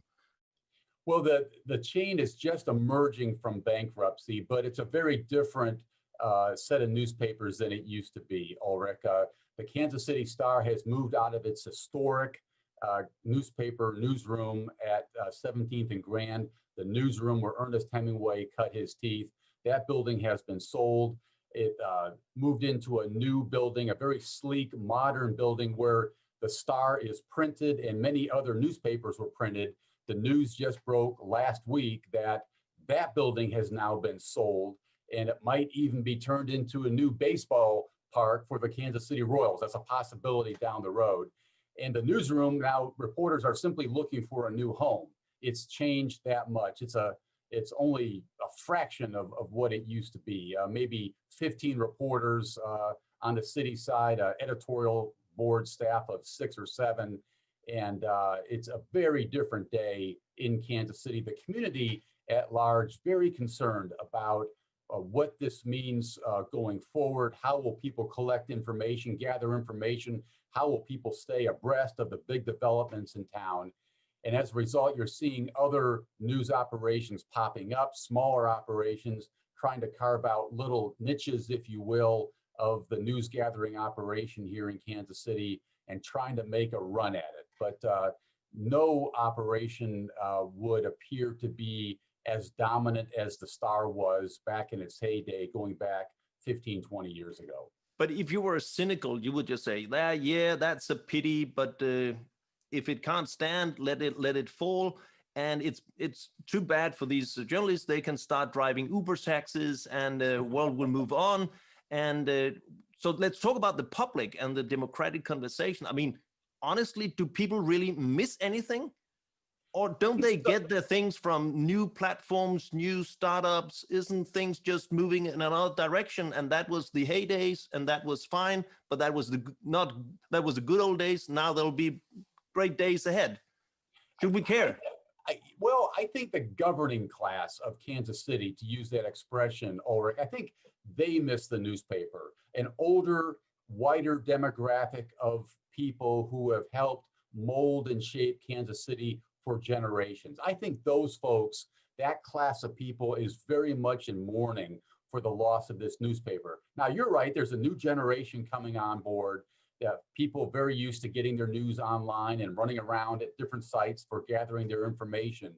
But the result is there's no, and you're seeing this all over the country, there's no one sort of set of agreed upon facts that everyone is working off of. People get a little story over here that no one else saw. They get a little information over here. Other leaders didn't see it. And there's just not as much of a common platform as there used to be. our country at large is suffering from this. And I think certainly folks here in Kansas City are very much dealing with it too. But when we look at the American election, and now we've been looking at that for month and month, and it's still not solved. I'm sorry about or that. Some people I claim it's apologize not. to everybody for what they just went through here. But what, to which degree is that polarization that we see in your country, which is so sad to watch? And if you care about America, you're really saddened about what you see here. How much has that polarization, that two different versions of truth all the time, how much has that to do with the drop of quality in journalism, the amount of journalism, the amount of what you talked about, this common denominator of fact-based journalism that pretty much a lot of people got their view of the world from? You know, I think it's a little tough to say. You know, there's no doubt that the decline of newspapers, the decline in credibility of mainstream news outlets has been a factor in the polarization in this country that is so pronounced. There's no question about that. Is it all at the feet of the media and this decline? Probably not. You know, we've seen the way campaign operatives run campaigns in this country, very much intending to split the American public into two camps. That's very much of a factor here too. But there's no question that that half the country, I'm speaking broadly here, the Republican Party of this country no longer trusts what it reads in the Kansas City Star or hears on the public radio station where I work. People have really flipped out of that, and they've all gone to the Fox News outlets, the cable, the very conservative radio outlets that are here in Kansas City to get their information. So you have people going into two different directions to get information here. And one result, if you look at a map of Missouri, if you look at a map of Kansas, you have a blue part in the Kansas City suburbs in Kansas, a little bit of blue in Lawrence, a little bit of blue in Topeka. The rest of the state is bright red. Same in Missouri, Ulrich, you know this very well. St. Louis and Kansas City are blue. The entire rest of the state is red. So you have two states into one, basically, and people getting their information from different places. It's not a recipe for solving this polarization that you're describing anytime soon. So the constructive questions that we care about are the questions, okay, now we know that, now what and how? Meaning, when you look ahead on this, and with your knowledge base on democracy, you've been covering politics in your country and your state and your city for many years. Will this get worse, or will it get better? You know, I would like to sit here today, Ulrich, and tell you that better days are coming, that we have a Democrat in the White House who has a different attitude towards the news media than his predecessor.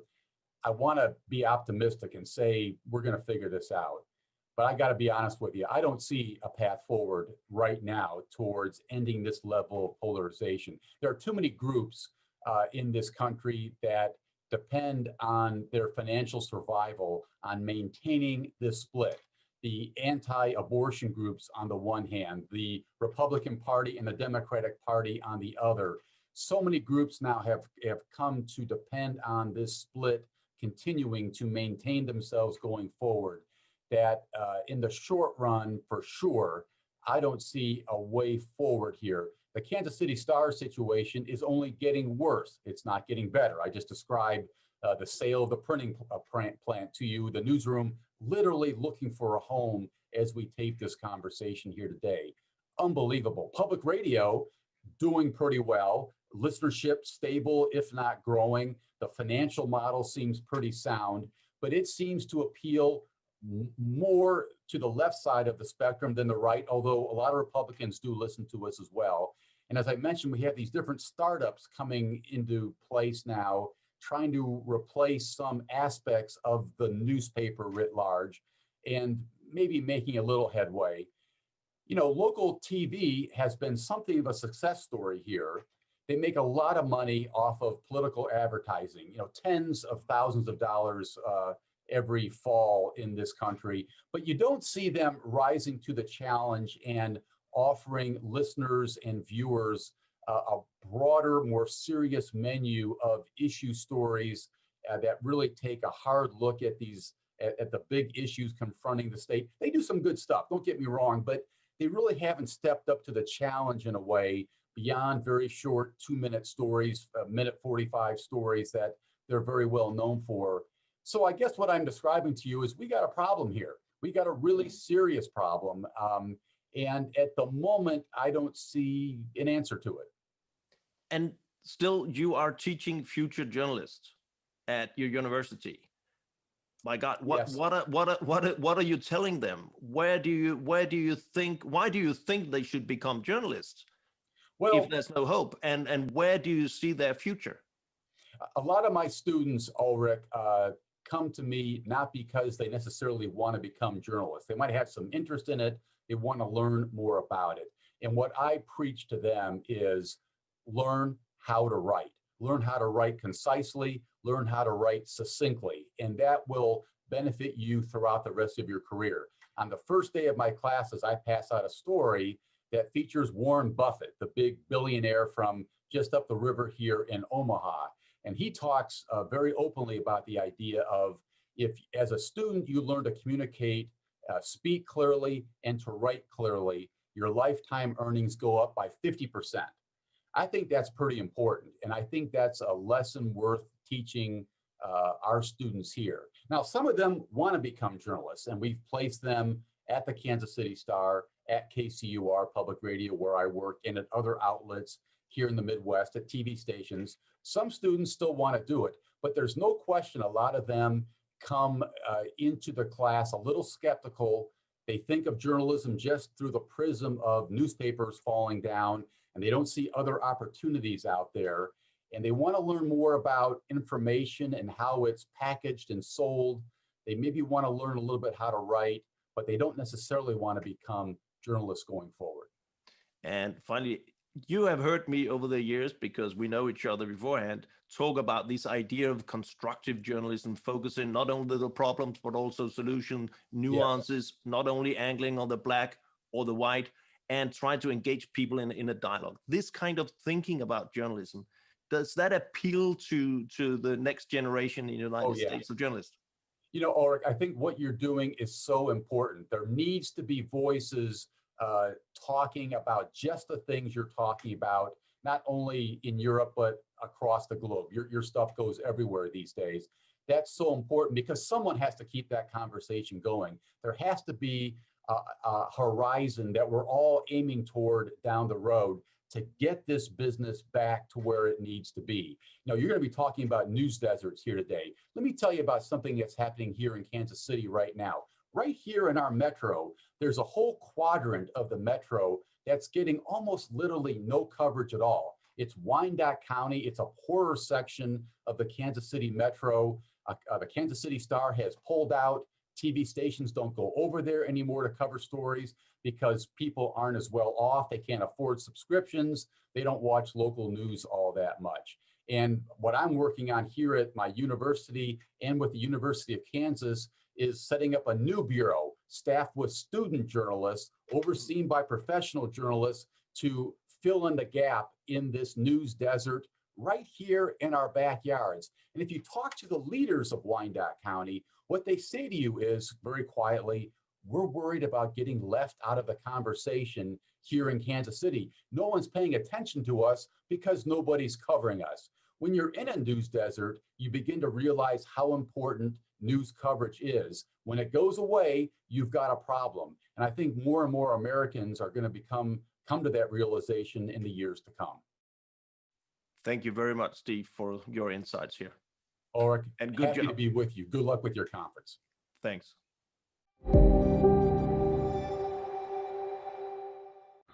I am avoiding news as it is very rare to find news with quality and credibility.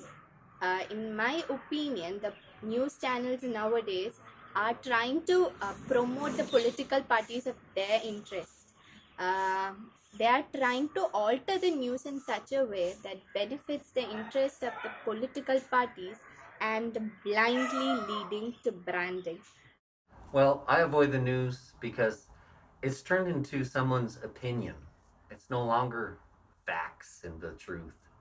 If I wanted to hear someone's opinion, I'd go talk to somebody on the streets, not the news. And I had to reduce the time I'm on social media, or even read about SARS or things that are going on in Nigeria less, because it wasn't it was just affecting me, and I know it was interfering with my whole other things that I was doing. So if anything doesn't sit well with me or makes me unhappy, I try as much as possible to avoid it. Yeah. I was just having quite a visceral emotional reaction and then not really doing any deeper thinking. Whereas now I don't get any notifications. I don't have any news apps. I don't have notifications turned on for Twitter. So the only time I read the news is when I actively sit down to read the news at the end of the day. And I kind of go into it with that mindset of, I know I'm about to read something that I need to put my full attention to. And I think I actually engage with it a lot more. I avoid the news because it gives me more anxiety than I feel like I should have. The reason I avoid Lebanese news outlets is because they are biased, they are party-driven. I've seen them manipulate the people and provide them with different parts of the story or exclusive one-sided parts that benefit the agenda they're trying to push forward. People become hostile towards one another. Each person thinks that he or she is right. And it frustrates me seeing that, and that's why I try to avoid them completely. It's difficult to sort out really what's true, what's not true, what is current or what's old news. So it's hard to get the true and fair picture. News has become more like entertainment. Why I don't watch news? Well, because number one, I think everything around the news right now is very sensationalized. So you have a lot of journalists who are more focused on attracting your attention more than even just giving you the right sense of information. And number two is because of the rise of social media and being able to get all the information I want from my phone and computer, I'm able to actually get the information I want to and can get different sides of the story from different people who have contradicting arguments, rather than watching the news, which would be a specific side of the argument that would be just spreading out the information that they would want you to know. The news doesn't really make it very simple for people like me who don't have that much background knowledge to follow what's going on. But when the situation or the case that they're talking about on the news becomes really, really trendy, it's present on Twitter and Instagram, these kind of platforms, I do follow it because it's done in a simplistic way. And even the comments section help me kind of understand and grasp what's happening. So I wouldn't say it's because of lack of interest, but maybe lack of background knowledge and lack of proper understanding. Well, I think that right now they are not really objective news. They are really, well, they have their point of view. So they are telling their point of view, but they are not telling you just the new, just objective the new. Everybody knows that bad news sells faster than anything. And I don't like having my day ruined by some terrible thing that's happening in the world. And there's more than enough bad news to go around. That's the first thing. Secondly, after learning how media gets put out there and the gatekeeping and how, news is produced, I'm very skeptical. I don't trust it, especially when the sponsors are questionable and there's a clear bias. I just feel lied to, and I don't like that. My name is Rasmus Nielsen. I am director of the Reuters Institute for the Study of Journalism at the University of Oxford and professor of political communication at the university. The coronavirus crisis, of course, has demonstrated the incredible importance of independent news and professional journalism. We've seen a massive surge in news use in many countries around the world, both online and offline, and also seen numerous examples of the really, really important role that reporting plays, literally in saving lives in terms of ensuring that people have access to credible and accurate information from independent sources on matters of life and death, but also in terms of holding power to account. In particular, how governments have responded to the crisis or sometimes not responded at all, and how public funds have been used or sometimes misused as part of the response to the pandemic. And yet, we also, I think, need to remember that in particular online, this search and news issues often is from quite a low base. In most countries around the world where we have data, people really only spend a few % of the time that they spend online, specifically with news publishers. And even with a big uplift, we're still talking about a small share of people's time spent online. And it's not just this. We've also seen how news use has often declined after the initial surge as the crisis dragged on. And in the UK, where we've surveyed people throughout the coronavirus crisis, we found, I think quite shockingly, towards the end of August, after the first wave of the coronavirus in the UK, that only 7% of people in the UK say that they feel that news media have made the UK response to coronavirus better, and that a massive 35%, more than 1 in 3 Brits, say that the news media have made the crisis worse. Now, why is that? I believe in the value and the promise of journalism, and I think most people who join an event like this believe in the value and the promise of journalism. But we have to confront the fact that much of the public does not. People often don't feel that journalism helped them understand the world around them.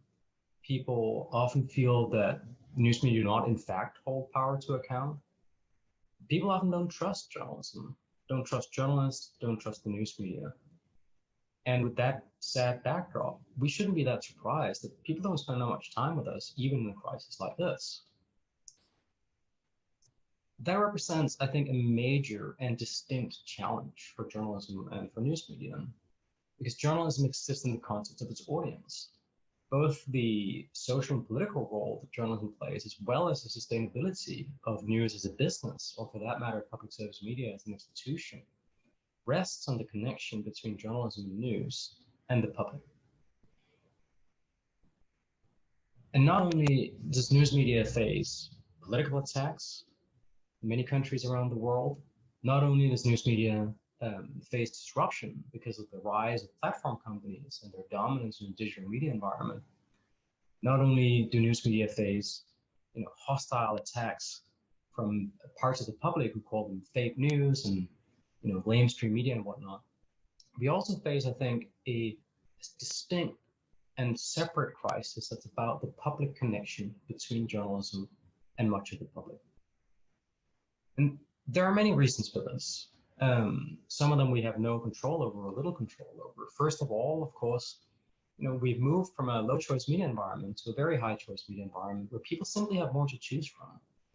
And those who are most interested in news will consume more and more news from more and more different sources. They live in a cornucopia of abundantly available, high quality, really good, instantly available and cheaply accessible journalism. But we also have a greater number of people who are, at most daily users of news or even casual briefers, and many of them find other things more appealing and spend more time with other offers online than with news. And this is driving increased information inequality, where those who consume the most news consume ever more, and most people consume less and less news, in particular online. And in turn, this information inequality, while driven by choice and by people's interest in news, is not completely separate from deeper structural inequalities in the sense that interest in news and news consumption is clearly associated with well-known structural inequalities around gender, around ethnicity, and around class.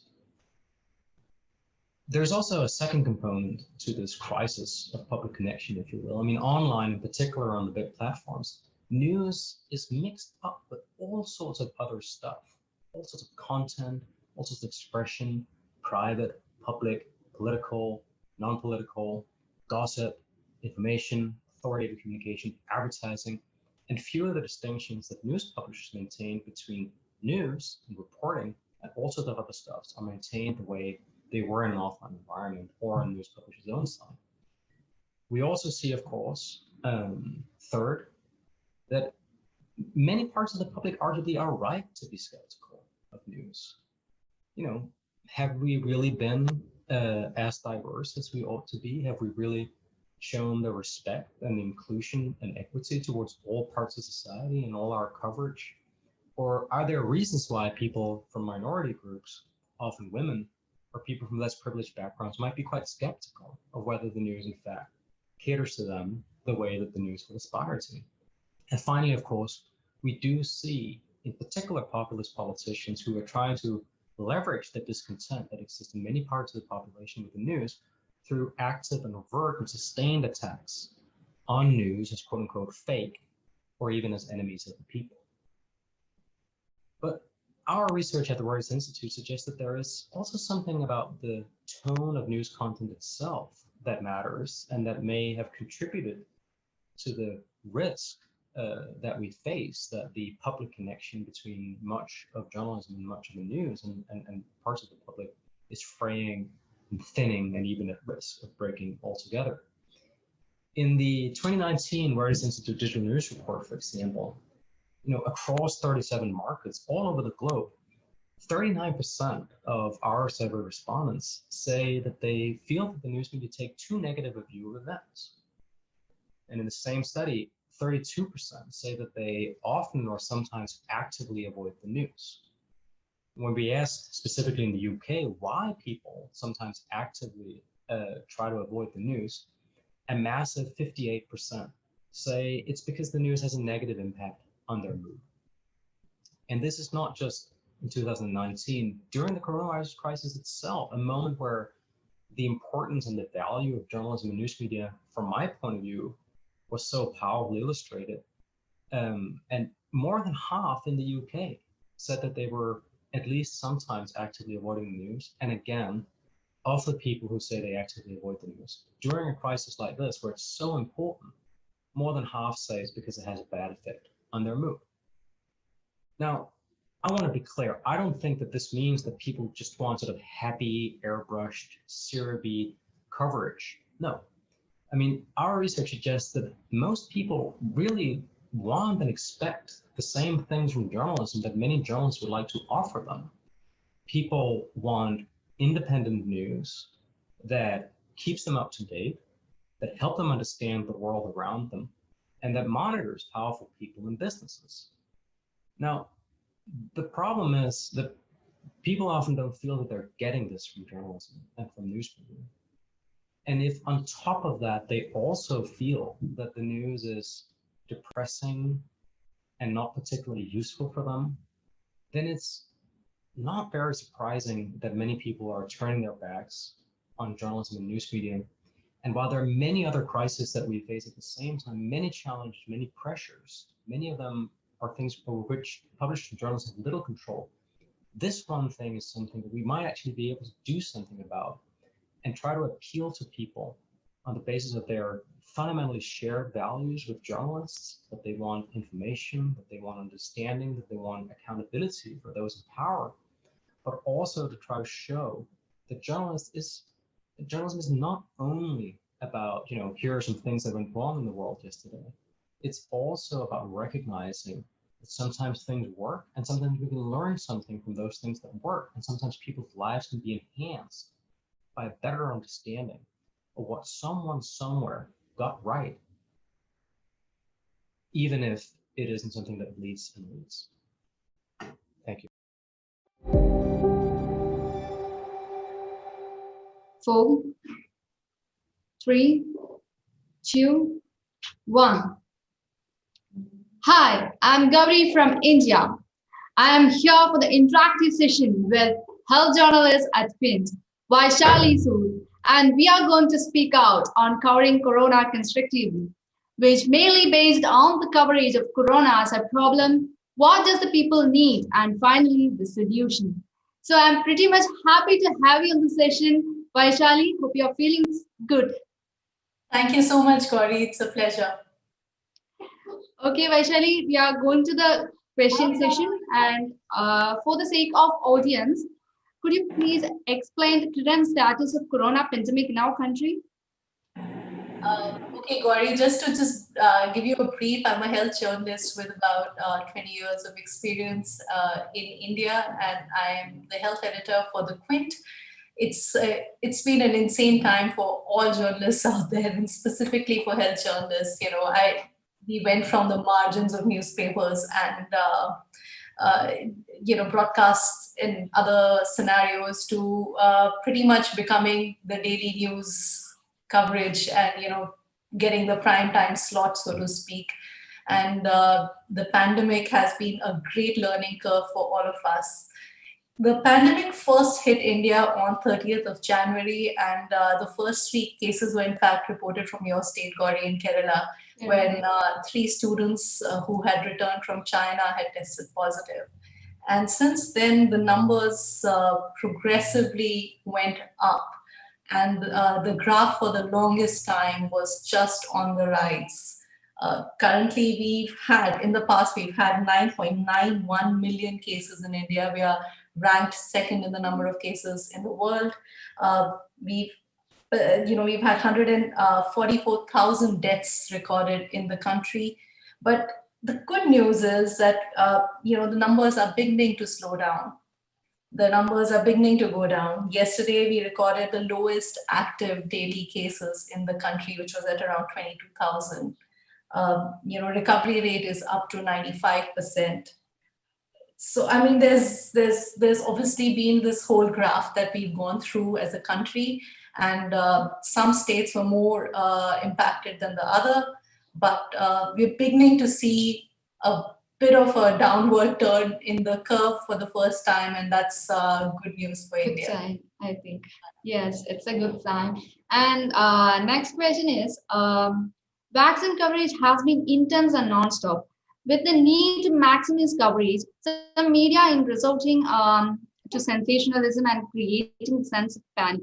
So what will be the result of such a negative approach on common people?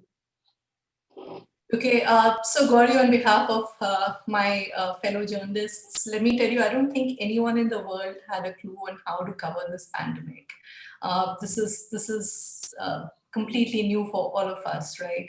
So the initial focus was on numbers and how many people have had the virus and which part of the country. So pretty much every news channel and a digital website or a newspaper had dedicated space to tracking the numbers. And you see that little square with daily increase of numbers every day. It tends to set a sense of panic. It tends nervousness, yeah. Yeah. Nervousness.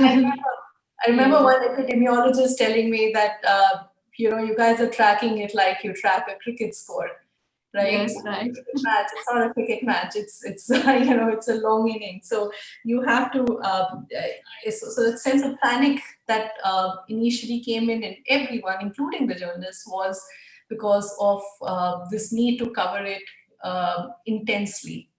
And yes, it did have.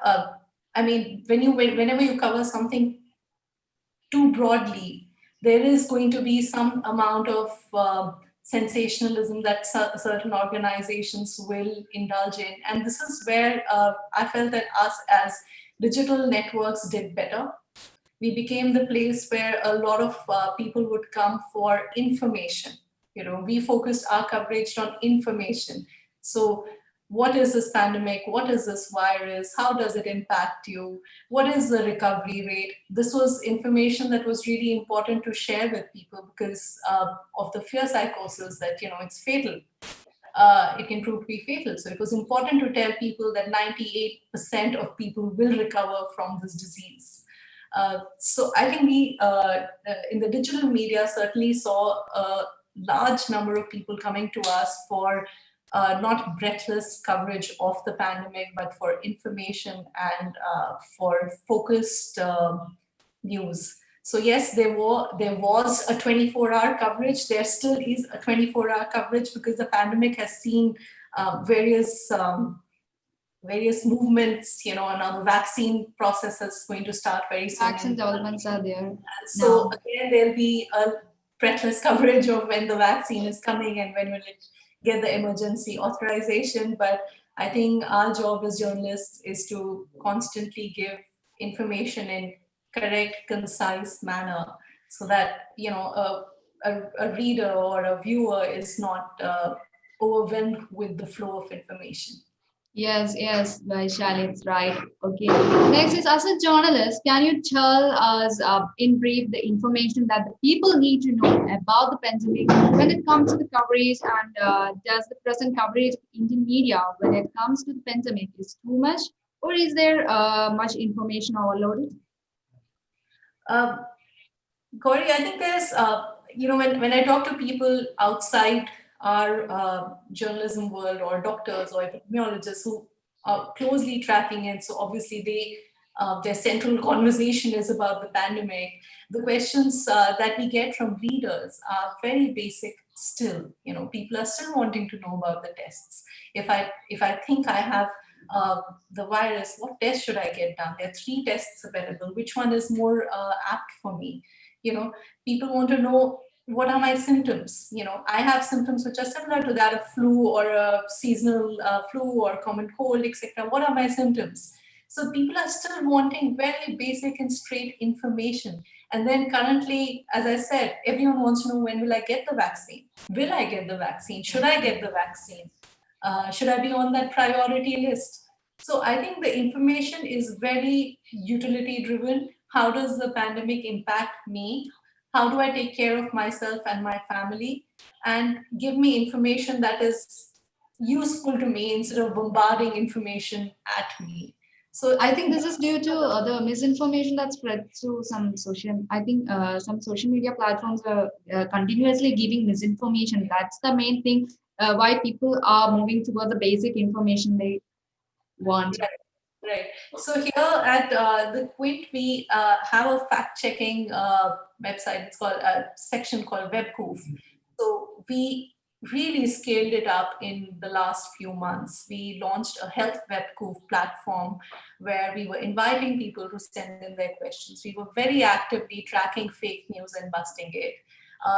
The unfortunate thing about fake news is that fake news spreads much faster than a fact check. And so we are trying our level best to get our information out as soon as possible.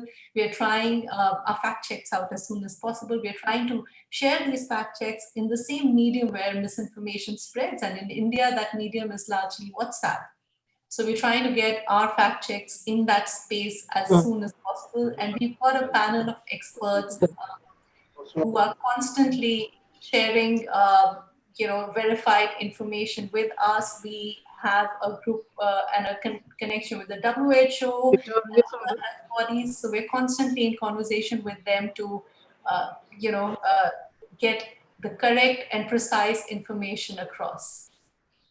Okay, thank you, Vaishali, for that answer.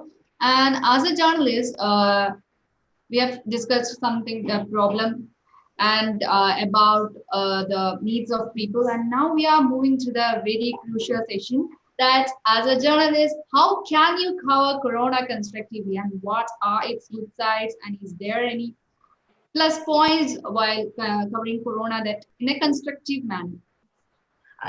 I mean, Gauri, there was a lot of learning for us as journalists as well through the pandemic, right? We are driven by information, and we want as much information as possible. And so, there is that desire in us to share that information pretty immediately with the audience. And at some point during the pandemic, we realized that an exhaustion has set in.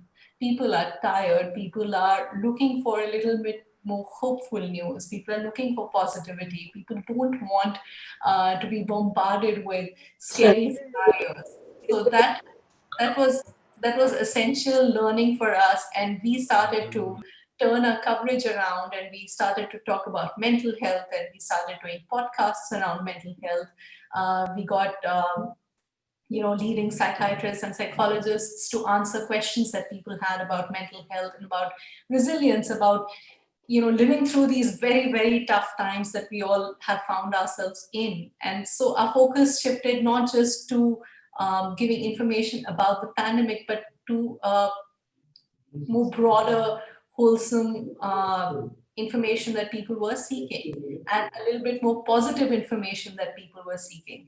So we've while it's our job as journalists to give the latest study or the latest report, or if there are severe cases, what happens to those severe cases, it is also our job to make sure that we are accompanying that information with some positivity. Otherwise, it can get really depressing for the reader to constantly read that kind of news. So we've tried to do that, Gauri, and we've got a panel of doctors, mental health experts who are working with us. And whenever someone sends a question, we are very happy to respond to those as well. Okay, Vaishali, and another important thing, it's a statement. Okay, please explain it for me. Giving reports on the latest developments on vaccines could help to increase hope and positivity among the people. Do you agree? Yeah. Gauri, the fact of the matter is that India doesn't have a vaccine approved as of today, right? I mean, news about the US, which has already approved the Pfizer vaccine and will shortly approve the Moderna vaccine. You hear news from other parts of the world where certain vaccines have been approved. And so there is that sense of urgency and that sense of why have we not got those vaccines yet amongst people, and people have questions around vaccines. Is it safe for me to take it? It is the fastest developed vaccine ever in the history of vaccines. Did someone cut corners to get here? There are a lot of questions that people have, and it is important to give that information out precisely and to the point, and also inform people that not all of us are going to get the vaccine immediately, right? There's a process involved. And so where do you stand in that priority group? Frontline health workers, people above the age of 80, people above the age of 50, people with comorbidities, they stand first in line to get these vaccines. And so it's important to give that information out as well. And so while we very positive, while we give information about the different types of vaccines at play, and in India specifically, we give information about the type of vaccines that are still in trial stages because those are more suited to our country. It's also important to give that information about why, when, and how will you get that vaccine. Okay, right. And or it's also important to temper our expectations, right? So it's important to temper our expectations as well. An approval in the US doesn't mean you and I are getting it tomorrow here in India. So okay. Okay, I have to add one thing, that if you have any questions, you can post it on #ConstructiveConference on Twitter. Okay, and the next question, Vaishali ma'am, is can you mention the major takeaways for you as a health journalist in the last year? Did your journalism evolve? It's a really good question. I think I would like to believe it did for all of us, because I think we all found ourselves in a very, very difficult situation where, as I said, our first urge as a journalist is to share whatever information we are getting with the people immediately. And at some point during the year, we realized that, as you said, there's something called over information, and you need to really temper, and you need to convey that information in a meaningful manner without creating panic. So while we were questioning the government, while there was a PPE crisis in the country, while we were doing stories on that, while we were doing stories on the cold chain requirement of the country, and do we have enough? While we were doing stories on hospital beds and shortage of hospital beds, and people running around from one hospital to the other in search of beds when the numbers rose in various parts of the country. While we were doing those stories and we were questioning the government on arrangements in towns and cities that were not as developed as some of the metropolitan cities in the country, it was also a job to give information which was factual, to the point, and answered the FAQs, the frequently asked questions that people had. So I personally felt my journalism certainly evolved over the period of last 9 months for us here in India. And almost 1 year now. Yeah, almost 1 year now. And these are takeaways that I would like to take with me as I go forward. Yeah, certainly. Okay, thank you, Vaishali, for answering my questions and queries. And anyone, if anyone have questions, please let me know.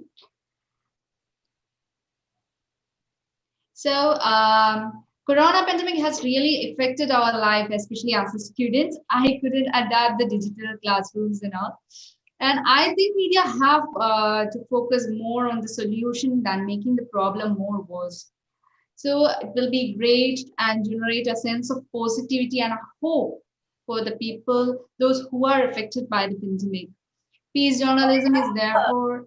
Gauri, I was wondering, you as a journalism student and you're watching all this coverage unfold around you, what were your thoughts, and where did you go as a journalism student to get your news? And I personally want to say that I used to know the developments, day by day developments from the news, and I used to wonder that, oh, they are generating a sense of panic rather than giving correct information. And also the social media is giving a headache for us, because last day I have seen some misinformation that garlic and something would give us, we will rescue us from corona, and this all misinformation. There's no medical certification for that. So these all informations make us to change our perception that to take correct medical treatment. So such a situation will make all the people living in my country into a worse situation. So this is the thing. I have to stick to the constructive concept, because such a situation should be avoided in our country. That's my main aim. So that's why I'm strictly pointing towards the constructive approach. Right. Okay. Therefore, the peace journalism is a need for this hour, I think. Right.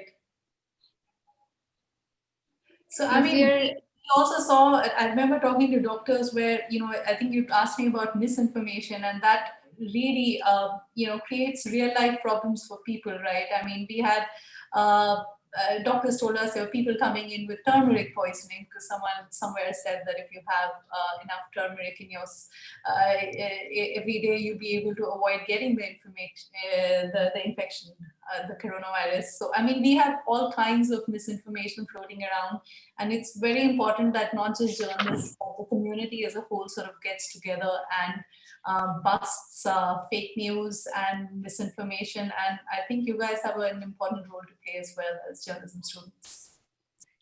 Yeah, I've also heard some information that COVID-19 spreads to 5G, and that's a funny thing that I've heard over, because such a misinformation will make people think that all the things are getting worse and worse, and what would I do? And that sort of thought will make them mentally ill, I think. So to avoid that, we can do something, that is provide correct and objective information. As a journalist, I prefer to give objective and correct information at a time. Right. We have a question. Okay. There was a statement that from Manju Rose from India that said it is necessary to build a close relationship with the readers to gain the trust of the people. How do you think you can build trust with your audience during a crisis? Can you present it? Leah, can you present it? Okay, Gauri, I heard the question. Okay. The question is like, I think it's like building credibility among the Right, people? amongst readers, right? Among readers. I think audience engagement is really important. We should certainly not take our readers and our audience for granted. And some of the ways that we've kept this conversation going is at the end of most of our COVID-related pieces, we've got, we be asking people to write in with their questions. We have our editor at the Quint ID open, and we're taking in a lot of frequently asked questions, and we're putting them out.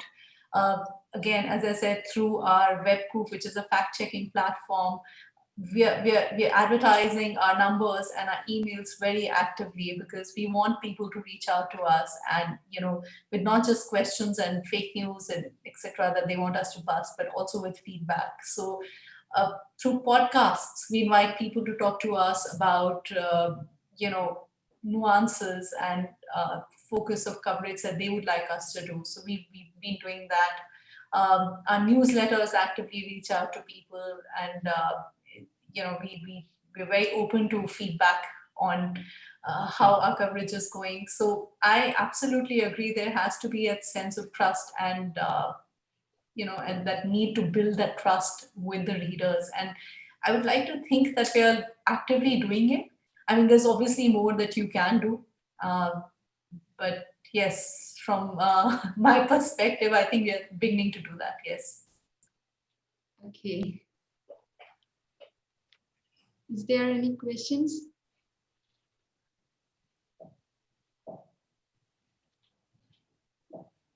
Do you think your audience trusts you more now than before the pandemic?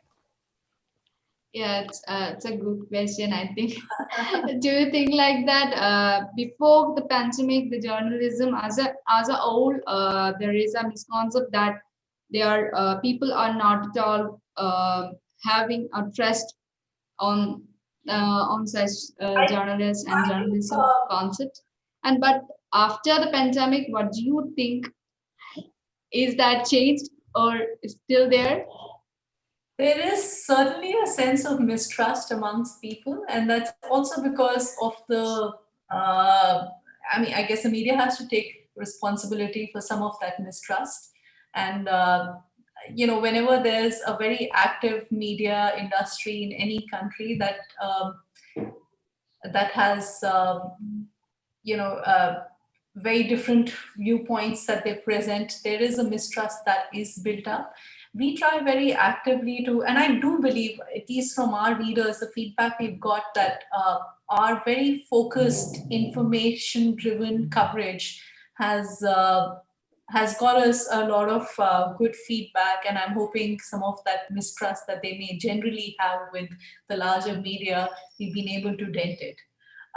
One hopes that's happened. I understand the mistrust and I appreciate the mistrust, and we as journalists have to actively work towards, reducing that mistrust. And I do believe that through the pandemic, with a very focused coverage, we've managed to achieve some of that. There's a long way to go. There's a long way to go, and media has to owe up to the responsibility, to its responsibility towards creating this mistrust. And I hope we are able to do that, going forward. Okay. Thank you. Is there any questions? You mentioned that one of the places that fake news about corona spreads in India is on WhatsApp. Have you experienced misinformation about the pandemic on social media? Yes, So much, yeah. it's nice. I too have an experience like that. They call it the second pandemic, right? Misinformation pandemic or disinformation pandemic. And it's, as I said in the beginning, that fake news travels so much faster than fact checks. And just the sheer amount of misinformation around the pandemic has created so much panic in people. With doctors talking about patients not wanting to take treatment, not wanting to get the tests done because they believe home remedies will cure them of the virus, And I think the various ways through which misinformation spreads, and one is through the social media, but one is also through certain statements that politicians make in public, right? We've had that problem in India, and we very actively not just busted fake news, but also called out leaders and said that, you need to be responsible with the information that you're sharing, because how that is interpreted and understood is can have very serious ramifications for people. So yeah, I mean, I see like a barrage of misinformation thrown at me pretty much every single day.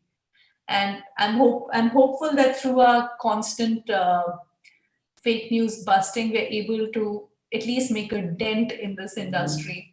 Unfortunately, that industry is thriving, and we all, and I said, it's not just journalists, it's a community that has to step in and prevent this pandemic from taking over. Yeah. Both the community and the journalists have equal responsibility in reducing the fake news, right? Right, absolutely. Okay. Any questions? We have 5 minutes left, so do you have anything final you want to say, sum up what we've talked about? Yeah, Vaishali ma'am, is there anything you have to sum up? I mean, the conversation is interesting because you don't often talk to, at least in the last few months, we've not had a chance to talk to young people who are, journalism students, and it's important to get this constant feedback and perspective because we are so secure in our own world, right? So it's important to get this constant feedback, and I'm very happy to have been able to answer your questions, Gauri. And I do take whatever you've said about, reporting constructively very seriously. And we at the Quint have been trying to do that. And I know a lot of digital platforms who've been very dedicatedly trying to do that. A lot of health journalists are frustrated with over information and are frustrated with, the way the news has been covered. And so there is that sense of frustration even amongst journalists, and we're hoping that this constant feedback from young journalists like you sort of force us to acknowledge the problems and address them. Thank you, Vaishali ma'am, and I appreciate the initiatives that Quint put forward for giving informations to people, and it's a very happy step forward, because it's the need today, because we need the correct information. So it's a good initiative. Thank you for that. Right. Thank you so much. I mean, it's been a good conversation, Leah. I hope, we actually have one final question before we're done. Oh, yes. We got a question on Twitter for you, Vaishali. Have you looked at post-COVID health issues of the people who got cured? Are there any studies happening to sensitize the public through constructive stories? So can you write any constructive stories about people who have recovered from COVID? We have very actively covered what's called the long haul COVID and the post-COVID impact. So we very actively covered these stories. We've spoken to these people, we've spoken to doctors, we've spoken to internal medicine doctors who are actually dealing with people once they're discharged from the ICUs. And the problems that they're facing are serious problems, heart disease, lung issues, mental health issues, hallucinations. I mean, there's just a whole lot of issues people are facing once they've left the ICUs, and those who've had long-term impact. I mean, I have a young colleague who's 36 who's dealing with heart disease after she was diagnosed with COVID. So we're very actively covering it. We're giving the information out, and we're also constantly telling people through our stories that you need to, even if you've had a mild case of the virus, it's important to be constantly in touch with your doctors to keep your parameters in check and not take your recovery for granted. So we've done graphics, we've done stories, we've done people stories, we've had doctors talk about it. So yes, we are, and we will have to continue to do this because the impact of the pandemic for those who had the virus will be not easily over. And so we have to continue to do this even once the vaccine comes in and the noise around the pandemic starts to go down. We have to constantly Yeah, try. I think that giving stories of those who have recovered from the virus pandemic will be a hope to other people, because they are looking for such a news. In my opinion, they are looking for such a news. Is there anyone who have experienced such a thing and how they recovered? And if the common people came to know such a thing, they will be much happier, and also they will be calm. I think like that.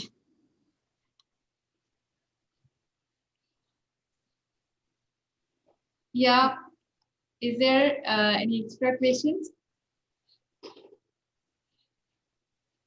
No. Okay.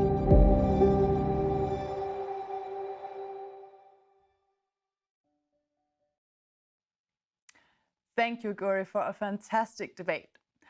Now we'll move on to the African continent. Here we're going to hear about how to cover Africa without stereotyping. And in Africa, we have Sophonius to lead us through this session. Thank you, Zina. My name is Sophonius, and I am joining you all the way from South Africa. Today, we'll be talking about how to cover Africa constructively without returning to stereotypes. First, we'll have a look at how we can cover the continent through photojournalism, both in a constructive and a truthful way. And then we will have a panel of journalists and photographers discuss how to tell the continent's stories in a new way that's free of stereotypes. Finally, we'll have an interactive session with one of our panelists, Dickens Olewe. Dickens is a Kenyan journalist who works with the BBC, and we'll be asking him about his experience with stereotypes when it comes to the coverage of Africa, and more importantly, how we can do better. You can join us on the link to the interactive session, which you'll find on our conference website, linked in the description box below. See you there. My name is Fred Swanika, and I'm the founder of the African Leadership Group. We're a network of organizations on the continent of Africa that aims to address what we see as Africa's greatest challenge, but also its greatest opportunity, which is how do we develop a new generation of leaders for what will eventually be 40% of the world's population. As some of you may know, by the end of this century, 40% of the entire world will be African. And so where Africa goes is where the world will go in this century. And so we are on a mission to ensure that we have a good century.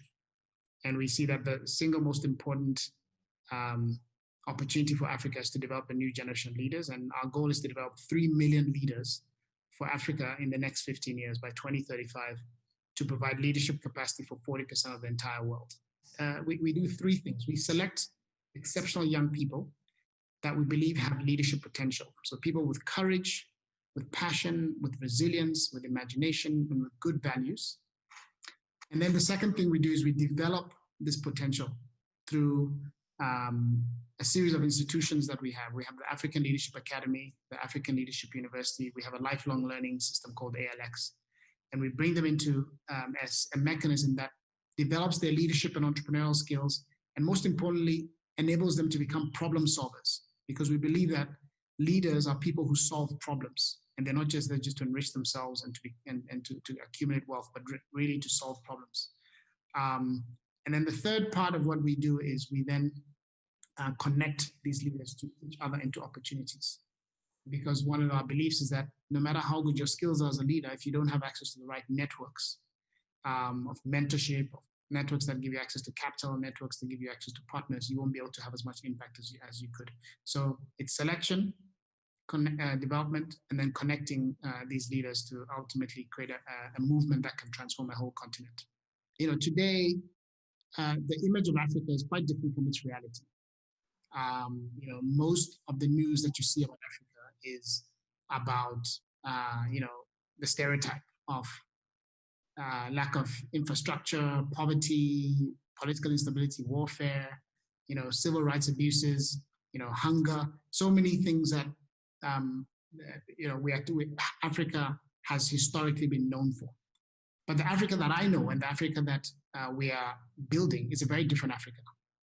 It is an Africa where, when you look at, for example, the Economist rankings of the fastest growing economies in the world, between 5 to 7 of the 10 fastest growing economies in the world are in Africa. It is a continent which has the youngest population in the world, and where tremendous innovation is coming out of. Because one of the things I really believe is that constraints drives innovation. And in Africa, we have a lot of constraints. So that is forcing us to reimagine everything. So the future of healthcare is going to come out of Africa. The future of transportation is going to come out of Africa. The future of education is coming out of Africa. Similar to like what we have done in building a new model of education in the African Leadership University. Last year, when Fast Company came up with the list of the 50 most innovative companies in the world, number 15 on that list was Alibaba, number 17 was Apple, and number 39 was ALU. An African university was the most innovative, was the only university in the world on that list of the most innovative companies. It wasn't Oxford, it wasn't Harvard, it wasn't Yale, it was an African university. And that's because we've been forced to reimagine education. And so this is going to happen in all sectors. And there are, tremendous stories like this that are not being told. And as such, I see actually that, developing a new generation of African journalists who think very much in the philosophies that you espouse here at the Constructive Institute, will actually enable a more balanced view. I'm not saying that we shouldn't tell the stories about, the coup d'etat that might happen in Mali, or, the small civil war that might happen in Ethiopia. But those are very often, that is not the full story of Africa. And so what we need is a new generation of journalists that are equipped to tell stories that are more constructive, and that really highlight the problem solving that is taking place on this continent, and that is highlighting the innovation that is taking place on the continent and the promise of the youngest population in the world. The average age of an African is 19, and the average age of a German or Japanese is 47. So the vibrancy of youth and the innovation and entrepreneurship that's going to come out of Africa simply because of that is tremendous. And someone needs to be telling that story, and we hope to play a role in developing, amongst the pool of leaders that we're developing, the next generation of leaders in journalism as well. Because of the way media portrays Africa, and I'm talking about both African media and global media, as this continent of doom and gloom. Very often people who are sitting on the continent where there are tremendous opportunities do not see these opportunities, and they then resort to desperate measures to get out of Africa, like emigrating to Europe. And as we see, those sad pictures on TV of people dying, on boats trying to get to Europe. And so this is ultimately even a human rights issue.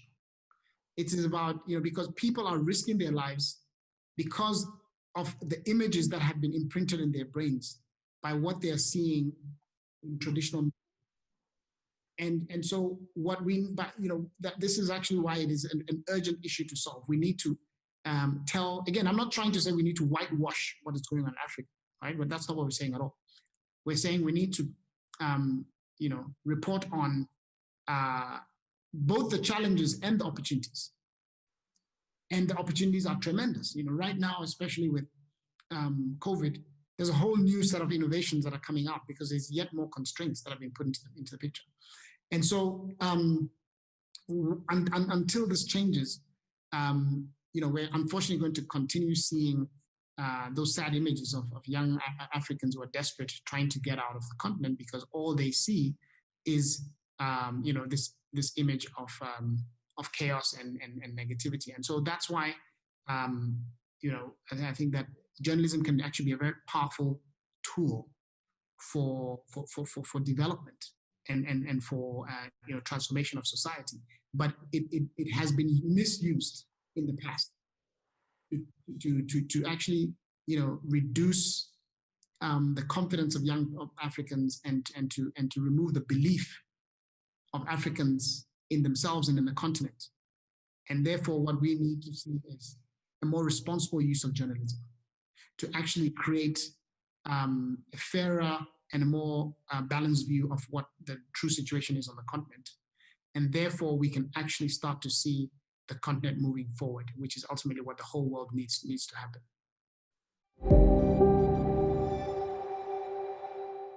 My name is Godwin Odhiambo. I'm a documentary photographer from Kenya. I was born and raised in Kibera, Nairobi. So my photography is mostly about creating fresh and new narratives of the place I call home. And my photography work has mostly involved the activities of young men and how they're navigating the situations around Nairobi, informal settlements, and other places. So one of my work that I'm really interested in showing people is also work that involves young men. And it's one of the things that I feel like people haven't taken a keen interest, or they haven't thought about it much. And that is the work, this is the work that I'm going to show. And it shows a kind of a scenario where we as people from the community are not familiar with it because of how we view it. So as a local photographer, sometimes we do have more work to do than just photography. For me, as a person coming from Kibera, I have a responsibility that is more than just photography. I need to tell a fresh story that hasn't been told before, and sometimes it can be a challenge because most of the previous work that have been done in Kibera have mostly been done by people who are not much familiar with the area, or I can say people who, I can say most of the work I've seen have been done by people not from Kibera. So this work for me is particularly very interesting, and it's also a powerful work, and I have a deep connection with it. So Shine on Your Way with Freedom is so as a young man from Kibera, sometimes when we face some situations like death, our burial ceremony is not taken into serious consideration, mostly depending on how the person died. You'll get that if a person has been killed by the police, they'll just be rushed to the mortuary and be taken to the cemetery for burial. But because when that happens, you'll find that only the family, or only a few members of the family, or not even family members, come to the ceremonies. And to find a scenario where young people can be able to mourn and celebrate one of their own is a very, for me, that's something that you haven't seen before. So this story is a story of a young man who was killed by accident.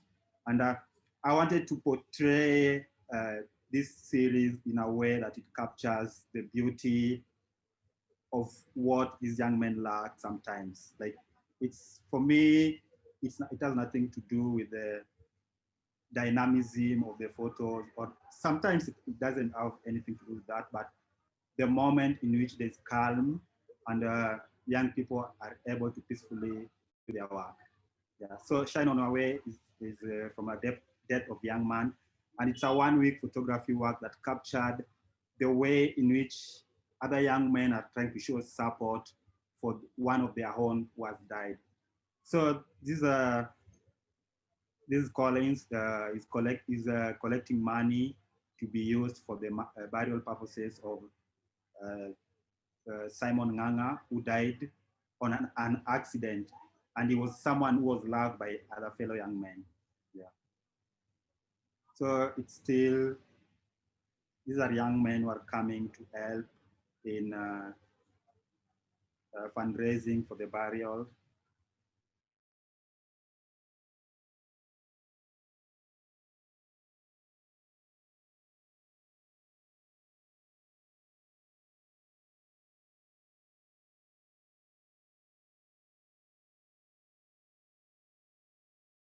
Personally, this is an interesting story in that it's very difficult for someone who's not living in Kibera to capture these moments, because for me, these are very solemn moments that most of the photographs that I took happened at night when these young men were away from the public eye and into their spaces, either celebrating or mourning one of their own.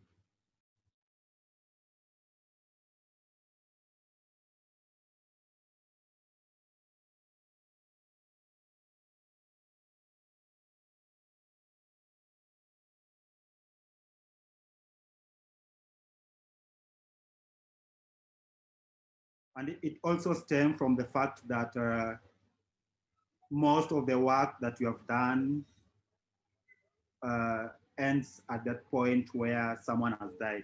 But I wanted to see how the death of one person can cause a cumulative effect to others around them.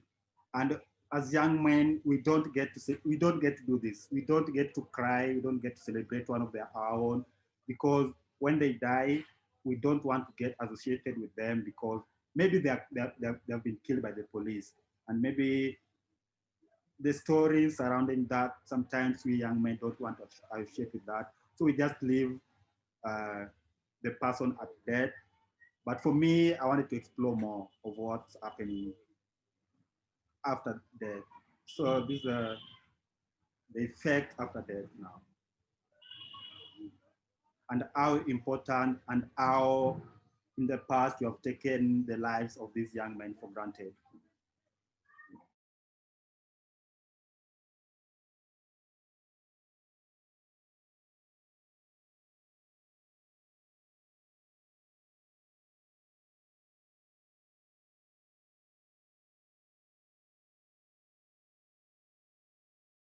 Yeah. So that's one of my stories. It's for me, it's very personal. It's an interesting story, and so the byline for it is: as young men from Kibera, when someone has been murdered, we all eat. We try not to make it affect us. In cases where someone has been killed by the police, we even try not to associate with the person because we don't want to be seen as part of their close cycles. This photo series explores the ripple effect of the death of a young man by accident who was loved by his friends and community at large. The celebration of life took a week before he was buried. I wanted to capture the freedom of how young men were going to respond to this, letting their anger and frustration out. To me, it was a show of togetherness, intimacy, and protection like I've seen among young people. Yeah. So it's a very personal story, and it's an ongoing, it's something that I started some weeks ago. And it's just explore more into the community that I call home as a photographer. The other story that I want to share is also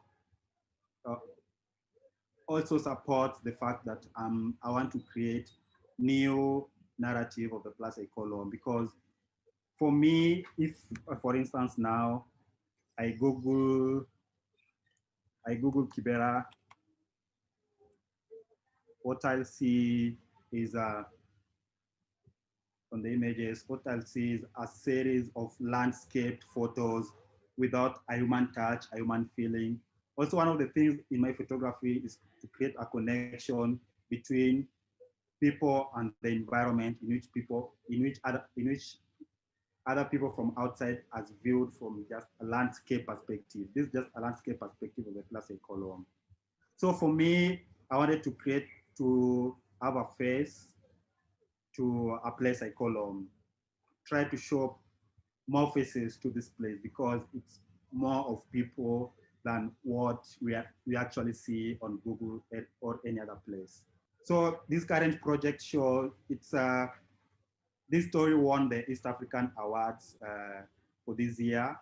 and it shows the strength and resiliency of a community amidst a pandemic.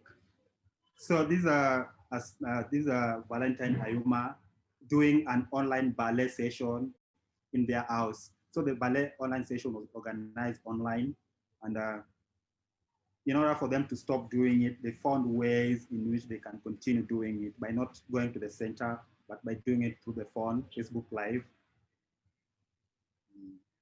Babies born during the pandemic, and how accessible was food during the pandemic. In terms of religion, how are we keeping social distances in churches and our praying fields?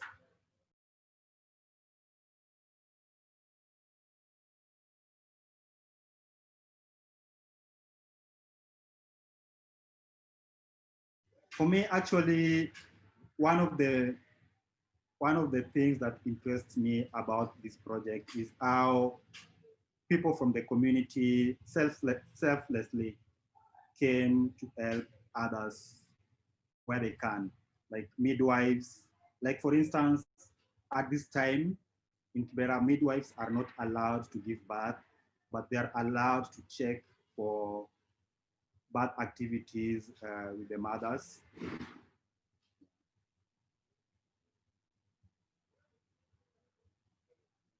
Yeah, also this is also one of my interesting photos. So from this photo, this is a young man called David Avido, who is a designer from Kibera. And during the pandemic, he decided to help people with masks for free. So he took out the remains from his locker, from the clothes that he was making, to make masks for the people of the community. And he was actually awarded a presidential award from the work he was doing from the community. Just in 4 years, yeah.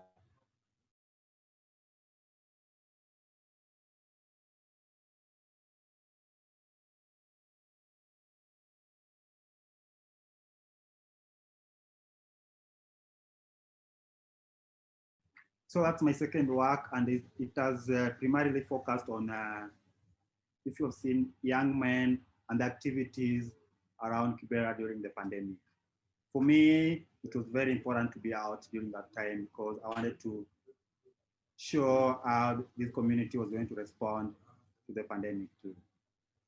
So the third work is, apart from also creating fresh narratives, we also want to create awareness and some of the critical issues we have in our society, especially in Kibera, is inclusion. How do we include a transgender? How do we include the disabled into the activities that we do? And we also take them as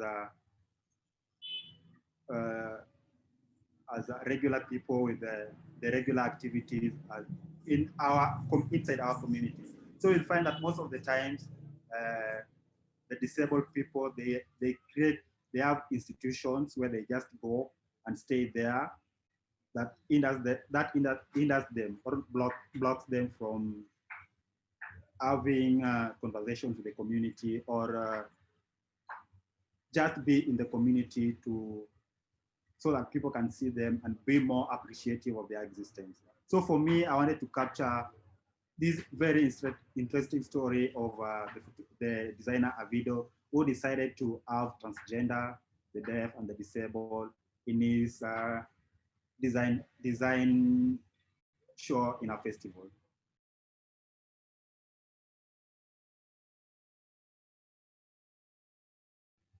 Also, I will mostly insist on, as a photographer, I want to create fresh narrative of the place I call home. At the same time, we have a huge responsibility to do, because how we are viewed from the community as local photographers will determine how someone is going to be viewed from outside. And also, our work being outside shapes a lot, does a lot to what someone who's coming in, like it shapes their work. It tries to in a way show them that the way this community has previously been viewed is different from how we are supposed to view it.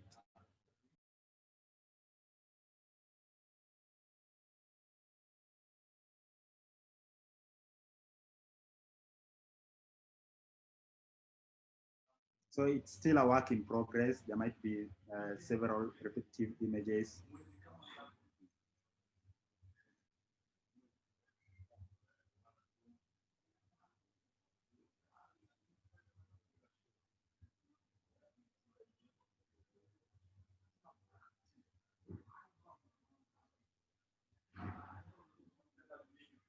Yeah, I hope you are liking the images.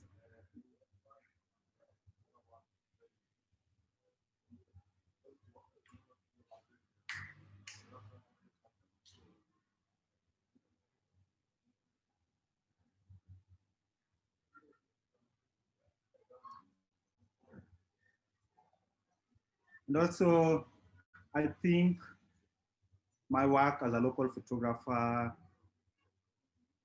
relies more on me being outside and also me being in conversation with people.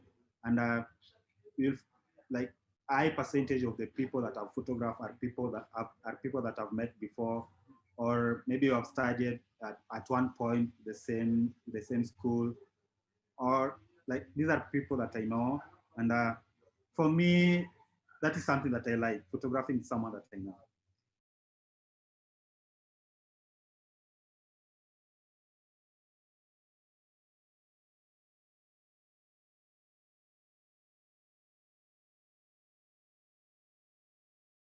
So there are a lot of images, like 50. So I'll just go through it.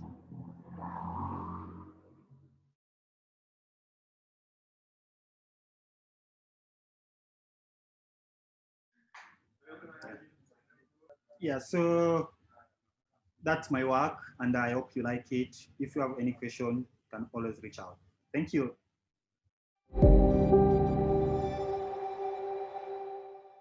So hi everyone, welcome to the latest stop in our 24 hours around the world. And this time we're in Nairobi for this session. And we wanted to come to Nairobi to talk about this issue because we want to talk about stereotyping and how the stories from countries in Africa often swing from the very kind of hopeless, tragic angles to maybe the Africa Rising narrative, which doesn't acknowledge the problems at all or the nuances within them. And this does happen in other regions, maybe such as the Middle East, but we thought Kenya would be a really vivid place to start this conversation from. And I'm joined with a really great group of people to explore the issues. We have Dickens Olewe, who brings a wealth of experience, both from international news organizations. He's at the Africa desk of BBC, but also reporting on the ground at the Daily Star newspaper in Nairobi, where he was there for over 5 years and led the establishment of their digital department. We also have Jan Garup, who's an award-winning photojournalist. He's won 8 World Press Photo Awards, amongst many others, and has a wealth of experience covering war and conflict stories in countries such as Rwanda, Somalia, Sudan, amongst many others. And then last but definitely not least, he's managed to find a room in Kibera to be with us here today, is Godwin. And Godwin is from Nairobi also. He's a documentary photographer, and he is particularly focused on how to nuance reductive stereotypes that he sees in communities that he knows, and has just won the East African Photo Award from the Uganda Press Photo Awards. And we'll talk more about that later. And finally, me. I'm super excited to be part of this conversation. I'm the project lead for our international projects at the Constructive Institute. And this is of interest to me because the way that Africa is covered, particularly Kenya, is the reason that I got interested in constructive journalism in the first place. I spent over 10 years working for international news organizations and local media organizations from Africa and the Middle East, as well as growing up in Kenya. And I really saw a big problem with the way the continent is portrayed. So I'm really grateful to be with you all here and to dig into it a bit more and see what can be done about it. So great. If we could start by exploring what actually we believe the problem to be, and if I can turn to you, Dickens, from you kind of have two vantage points, one from being on the ground there in Nairobi and seeing how coverage rolls out there, and then two, this more bird's eye view, looking at the African continent from Broadcasting House at the BBC. Could you just map out what you think is the problem, particularly with the way international news organizations can frame Africa? Well, thanks, Naro. So I think what's happening here is, I think you cannot divulge what has happened on the continent, kind of like the colonial experience, rather colonialism in Africa. And that's kind of like fed into, stereotyping of the continent. So the continent has basically been put into this, boxes of essentially talking about corruption, disease, conflict. And that has pretty much just, it's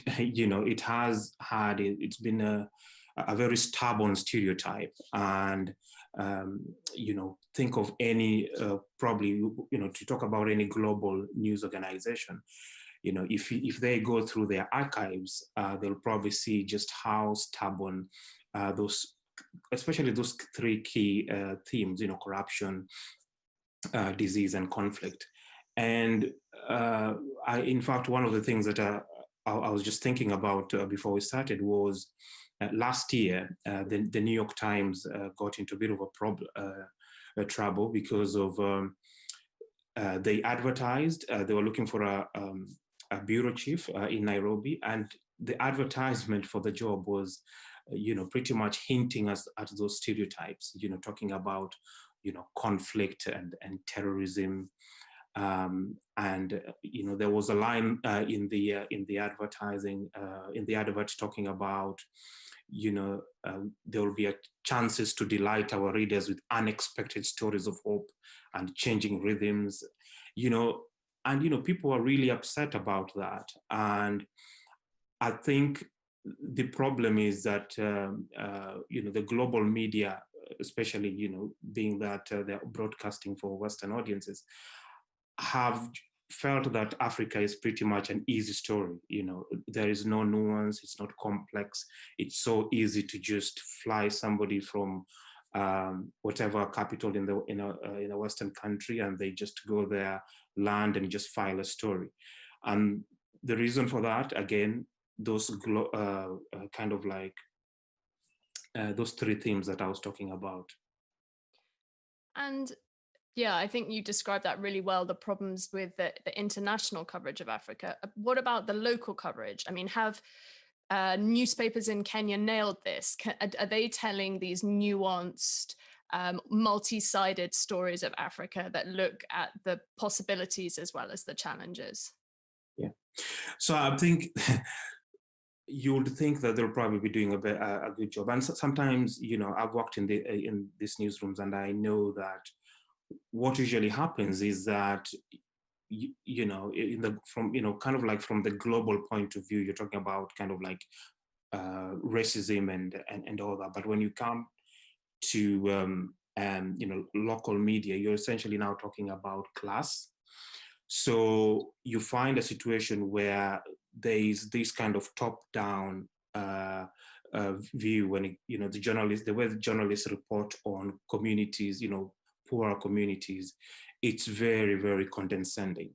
And again, it also the same accusations that are labeled against global media also are the same that you probably criticize local media for. So they also lack that.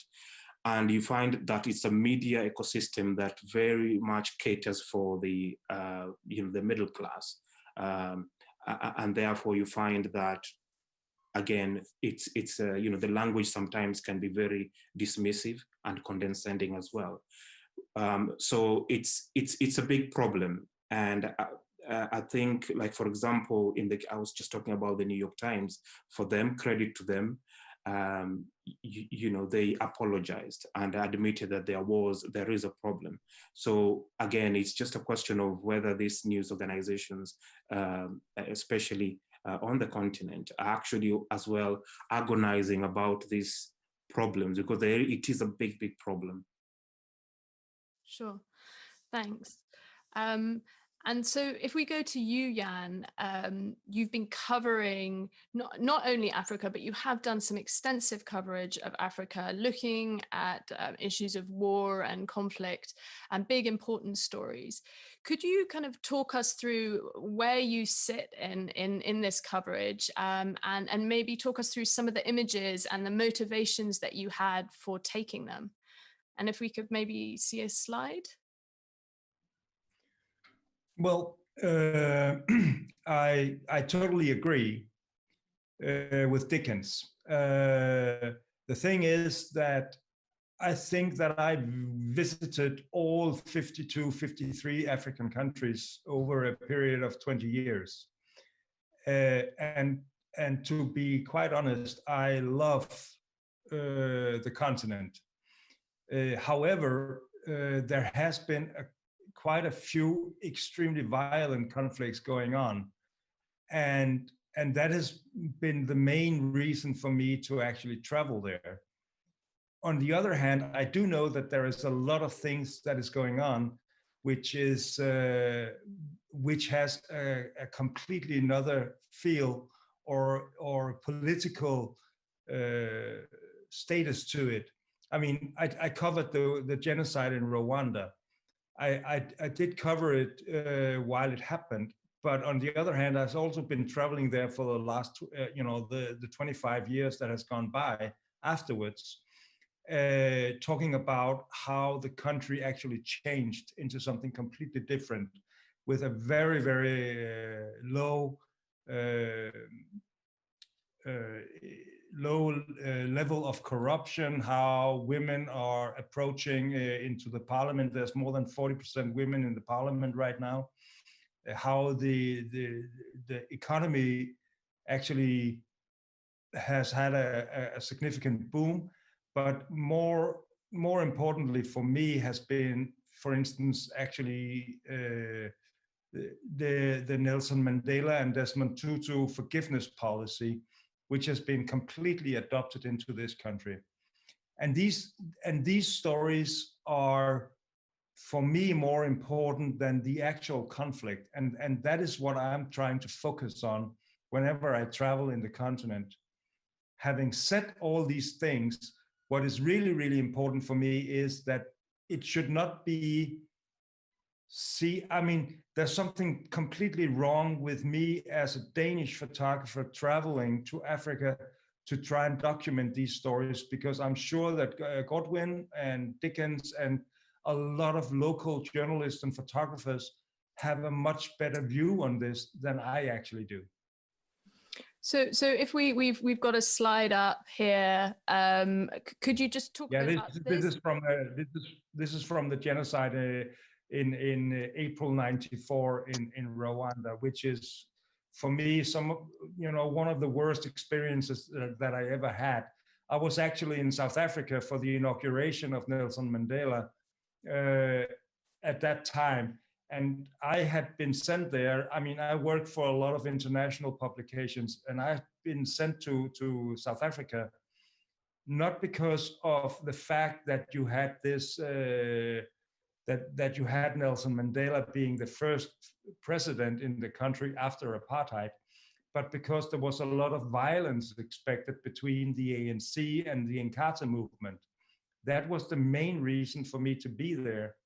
And while I was in South Africa, the first reports came out from Rwanda that there was this very well organized genocide taking place. And that was why I went there. To begin with, and that is maybe the most important issue here is this in terms of stereotyping Africa, is that was why I was sent. I mean, so would you say a lot of it's about kind of what I don't know whether it's economic incentives, but photographers have to get out to Africa in the first place, and the reason that photographers such as you would be taken there would be specifically a Rwandan genocide, whereas maybe if you pitched a different story, there would be less reason or less willingness to take you out to the continent. Absolutely, and that is actually one of the key issues and the problems here, is that if I were to pitch a story for the international magazines and newspapers that I work for, being gender equality or how life is progressing, I would be less, or I would feel that the interest from international publications would be much less interested. And Goldwyn, if we go to you, you've also had your images bought by news wires, and then they've then been published with different organizations around the world. Could you talk a bit about how you see Kibera, where you're from, depicted generally, and then also how your specific images have been used by different photo agencies, and how that process that Jan's just been talking about has worked for you as a photographer on the ground in Kenya? Thank you. I think, first of all, I'm grateful to have an editor who understands how Kibera has been portrayed in the past, and together we have been trying to share images that changes that nuance. And I think for me and the editor, currently we are going to the right direction, because we both of us are trying to see a different narrative from what you have seen from the past, and I think that's good. And also, amidst that, there are some photos that if a photo agency sends you out, they need you to have them. And for me, I'm always skeptical of how a single image will be viewed from a series.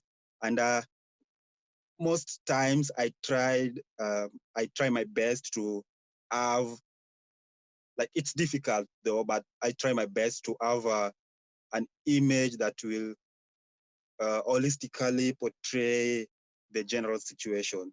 And I also tried, like, my current agreement with the AFP is that my photos can only be used for editorial, in that it captures, for me, that gives me an opportunity for all other photos to be used.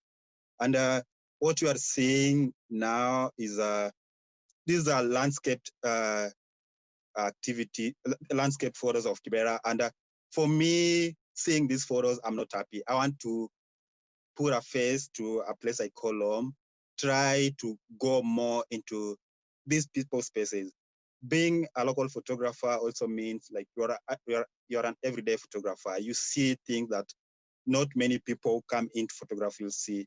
And I think I've been lucky in my photography. I'm not trying to change anything because I see things on a daily basis. So I'll not come in and be with a specific image in mind. No, I love several. I'll be out in my community. I'll be sitting down in my community and photographing, and you'll see that me trying to change that narrative doesn't come with me changing. It's something that you'll see on my photos. I'm not trying to change anything. You'll just see how I view my community as someone who's coming from this community. Sure. Yes. And if we could look on the next slide, there's some pictures that have been picked up by the news agency. So this one, it's been picked up by the Chicago Tribune all the way over there, and then the same image for Le Monde in Afrique. Yeah. Can you just tell us a bit about that process? Like, are these just stories that you're seeing every day as you're explaining, or is this something that your editors are asking for? And what are your thoughts on what images are picked up by different publications and newswires? I think sometimes it's also good to show the plight that you are facing, and at the time while I was taking these photos, I think it was also important to show what's going on at the moment, and also at the same time, there's some nuances I can't change. I can't tell the editor. I'm not even in contact with the editor to take this photo and also put this one aside. It's difficult, but for me, like, it also scenarios depends. This is a scenario that should be shown to depict or to show a certain situation. Also, these other photographs should be shown to show another situation. And also at the same time, they picked one image. But if you look at the series, there are like other several images from like the wealthy communities that I was photographing, but they were not picked. So it's a nuance that I don't have control of, Sure. Yes. And I think, the things that all three of you have said. Oh, yeah, sure. Go for it, Jan. Yeah, I'm just, in this specific case of the photography or the photograph, which I actually think is an important image. But that is, from my point of view, this is precisely what a stereotype photography is all about. I mean, I have done hundreds of these images, and water shortage is a problem. So when Godwin makes the picture, it might be it's real. When I do it, it's a stereotype. So that's actually where we have the problem. Could you explain a bit more? No, I'm just saying we are talking about stereotypes and the way that we portray African countries or the problems which is indeed present. I'm just saying that pictures like this does not make, for me, there's not a big difference between whether it's Godwin or it's me that does them. It's a fact that it's a problem, right? Mm-hmm. And I think what I'm sometimes lacking from local photographers is to show a wider perspective in terms of the communities and what is actually possible or what is happening behind the water shortage line or all these things. That is, for me, what is really, really interesting. Sure. And I think we'll go on now to look at different approaches. And in fact, actually, Godwin does have some interesting work that we can explore. But I think to kind of wrap up this... Men det jeg tænker på, set fra... to wrap up this conversation about what's the problem and like what you're saying, Jan, stereotypes and what Godwin was saying about the problems that he faces when which images are chosen by the news agencies or publishers. I just wanted to show you all a video to show that it's not just the four of us sitting here talking about these issues. This is a guy called Hans Rosling. He's a Swedish physician and academic, and he was an expert on development data and like what the situation actually is on the ground with developing countries. And he was very frustrated with the way news outlets cover countries in Africa. And this is a video about him having a go at a Danish journalist. And I would just be interested for you all to take a look at it and tell me what you think. It's not in English, but there's English subtitles if you can read them. Nigeria er fanget i en dyb terrorkrig mod Boko Haram. Ja, en liten del av Nigeria, inte resten. Nigeria har en snabb ekonomisk tillväxt och fallande barnadödlighet. Om ni väljer att visa, om ni väljer att för mig att bara visa min sko, den är ju jätteful, det är ju bara en del av mig. Om du väljer att visa mitt ansikte så är det en annan. Ni visar ju en liten del och kallar det för världen. Den stora skillnaden, att flickorna går i skolan, att barnen vaccineras, att de flesta har elektricitet hemma, att människor är kapabla och är yrkesfolk runt omkring i världen. Det är viktigt att visa, men det händer så sakta så det kommer inte med nya. Vad baserar du den viden på? Jag använder vanlig statistik som är sammanställd av Världsbanken och FN, och det är inte kontroversiellt. Det här är ingenting som man kan diskutera. Jag har rätt och du har fel. I love this. Yeah, so I think it just reflects on a lot of the things that we've been talking about, which is not to say that there aren't some problems, but there are other sides to the stories in African countries. Can I just say, when, you know, Denmark is rarely in the news, you know, generally speaking, or internationally speaking, but the last time we really had a run for it in Denmark was then when the Copenhagen Zoo, they had to kill a giraffe. They did it in a way from an educational point of view so that children in Denmark could learn about it. And people all over the world went ballistic about how Denmark was, how we were dealing with this issue, right? So that was the last time Denmark was in the international media. It was because of something quite simple, which was also had an educational point of view. And so it's not just in the African continent this happens. I mean, we don't just go around killing animals in Denmark. So it's just to say that media in general are really, really simple. They go for the easy picks. Easy picks. And yeah, and that's what Dickens was saying. It's like Africa's seen as an easier story. Let's not get too complicated about it. I mean, one of the things that I think we've not talked about, which I think is equally influential, is aid organizations. You know, the images that aid organizations use broadcast in many, across Western world on television are mostly of, African children especially, and they, paint this picture of, desperation and, severe poverty. And it's true that that's the case. But then now you have a situation where right now, as we are rightly talking about, how then can we, correct that image and pretty much, give a balanced picture of what's actually happening on the continent. But then now you're literally competing with an industry which literally, it's almost like that is their model of trying to raise funds. And these conversations are complicated because, like I say, that's the situation on the ground. But how then can you provide a more nuanced picture? I think one of the things that we definitely need to think about, and as I was looking at your image from Rwanda, I was thinking about consistency and standards, because would you, for example, be using that kind of image, and I'm sure you probably have others, of showing what is kind of like the lowest moment of a country, of a community, of a human being?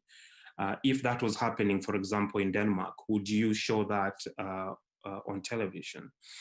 I don't know what the answer is, but then the equally complicated answer is that, as well, is that when the genocide was happening in Rwanda, some of the images of that brutality was actually what forced the world to kind of know that there's something really, really bad that is happening. But again, it's complicated. I'm just throwing kind of what I'm thinking about right now. Can I answer that? Because I actually find that very, very true and very interesting. From my point of view, what happened in Rwanda was not so much about the actual conflict or the genocide that happened. It was equally about how the United Nations did nothing to prevent this, even though they were actually warned about it, and how countries like France and Belgium was deeply involved on the perpetrator's side. So from my point of view, this is also about showing what happens when we as a world or in the United Nations are not treating people equally. Yeah, and I think yeah, what we've really framed here is these images of conflict and war and suffering, and I think what we've explored is that isn't all bad. They do need to be noted. They do happen. Goldwyn's taking pictures of corona. Children are queuing for water. Jan's taking pictures of a genocide. It is happening. But if that's the only thing we see, then we have a problem here, and it's not the reality, because the reality is much more complex. So I think what I'd really now like to go with you all is to think about, how do we show this other side whilst acknowledging that there is the suffering and there are instances of conflict. How can we show the other side too, so that we have a multi-dimensional view of stories from Africa and other developing organizations? And maybe I'll ask you, Dickens. I mean, you've seen limitations in both the local press and in the international press. Like, have you seen anything that you feel is showing a different path, or ways that you or other journalists could tell a better story of Africa? I think, definitely. I mean, one of the things that I think has actually helped, kind of Africa, kind of like get together this groundswell frustration of how Africa is portrayed, in some sort of like an organized pushback is social media.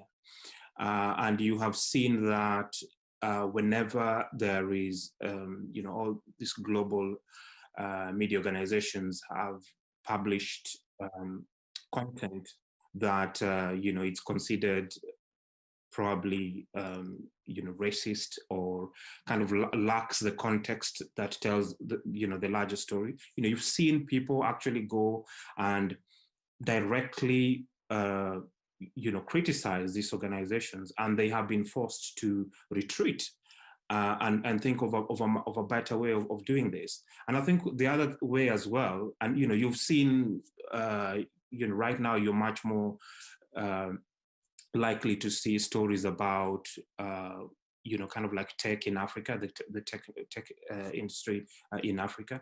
You're much likely to see what Africans are doing about, to fight climate change. You are also likely to see, business stories and the interconnectedness of the continent. Next year, the continent is launching its, the world's biggest free trade deal. And those are the kind of the stories that you sometimes don't see, being broadcast by especially by the global media, but they are happening, and you're seeing embers of them. So there are people who, through social media, individually or a collective, they're doing that. But I think one of the most important things for me is diversity, making sure that, especially for the global media, that you have, you are giving opportunities and are employing people who actually come from these places, and not just employing them so that you have, you are, outwardly looking like you're diverse, but also putting them in positions of power and influence, so that they are sitting at the table when you're having your discussing your agenda of the day. And I think you're slowly seeing how that can change. The New York Times, I started talking about the New York Times, now have a Kenyan who's now the bureau chief. And you can see as well, just from the stories that he's been filing since he got the job, that there is a complete story. And I'm not saying that is perfect, but you can see that when you have people from, you are, diversity represented, then you try it's the story becomes much more easier, it becomes much more nuanced and also fun as well. So you get a complete picture of what this story should be like, good or bad. Sure, that makes a lot of sense. And I think, Godwin, you're in your own way trying to nuance this stereotype. And you were born in Kibera. It's a slum in Nairobi. It's one of the biggest in Africa. And you've been doing some work which you've called Everyday Kibera, and it's part of the Everyday Africa projects. It would be great if you could tell us a bit more about these two and what you're trying to do with them. Yeah, so the first image is mine. And I think for me, during the pandemic, I was more interested in how we are going to respond to it. And so when the pandemic was starting out, I was also very interested in how other photographers from outside were going to view Kibera. And luckily, I don't know if I can say luckily or I can't find any other word to say it, but I can assure you that the images that we could have been seeing now will have been different from what if people were allowed to come in. That's my point of view. That's what I'm saying. But for me, I was really interested in how my community was going to navigate the tough situation that we were facing at this time. And so the photos for me, it's an extension of my personal work of trying to create fresh and new narrative in the kind of photography that I've been seeing, from the kind of photography that I've been seeing. So this work is more about a community finding strength amidst a pandemic. And also I wanted, actually most of the photos that I captured showed some kind of resiliency in that. Yes. And the title of the series, it's called, is it Reinventing and Adapting Through Corona? Through Coronavirus, yes. Yeah, so that's what you wanted to focus on, this kind of the way people were coping rather than the suffering from it. Is that right? Yes. Also, I was taking all kind of photos that were coming my way, and I tried to, when I was doing the selection, I was not going to be biased in any other way. At the end, I found out that the photos that I was taking were showing, or truly showing how this community was going through the coronavirus in a more balanced way. That's what I tried to do. Like, yes. So. Yeah, and this is what you won the East African Photography Award for. And could you explain to us a bit more broadly what Everyday Kibera is and the Everyday Africa projects? So the Everyday Africa project is all about the local photographers showing their daily activities in their homes, because what we have come to experience, or let me say, what we have come to, the kind of photos or the kind of visuals we have come to consume from Africa, they come from Africa, and then we see them on international media. And for me, creating the platform Everyday Kibera, or being a member of the African Photojournalism Database, is more about showing the everyday life. Like, it's not single images, or it's not what I can say, news stories, but the everyday existence of people who live in this place. Sure. Yeah, I think that's great work. Yeah, so Everyday Kibera is actually a group, is a platform of local photographers who contribute to it. So, and everyone has the password, everyone has the access to it. So they post what they see. No one judges their postings. And if you can see, there's like a big difference and there's a big change to what you always see coming from this place.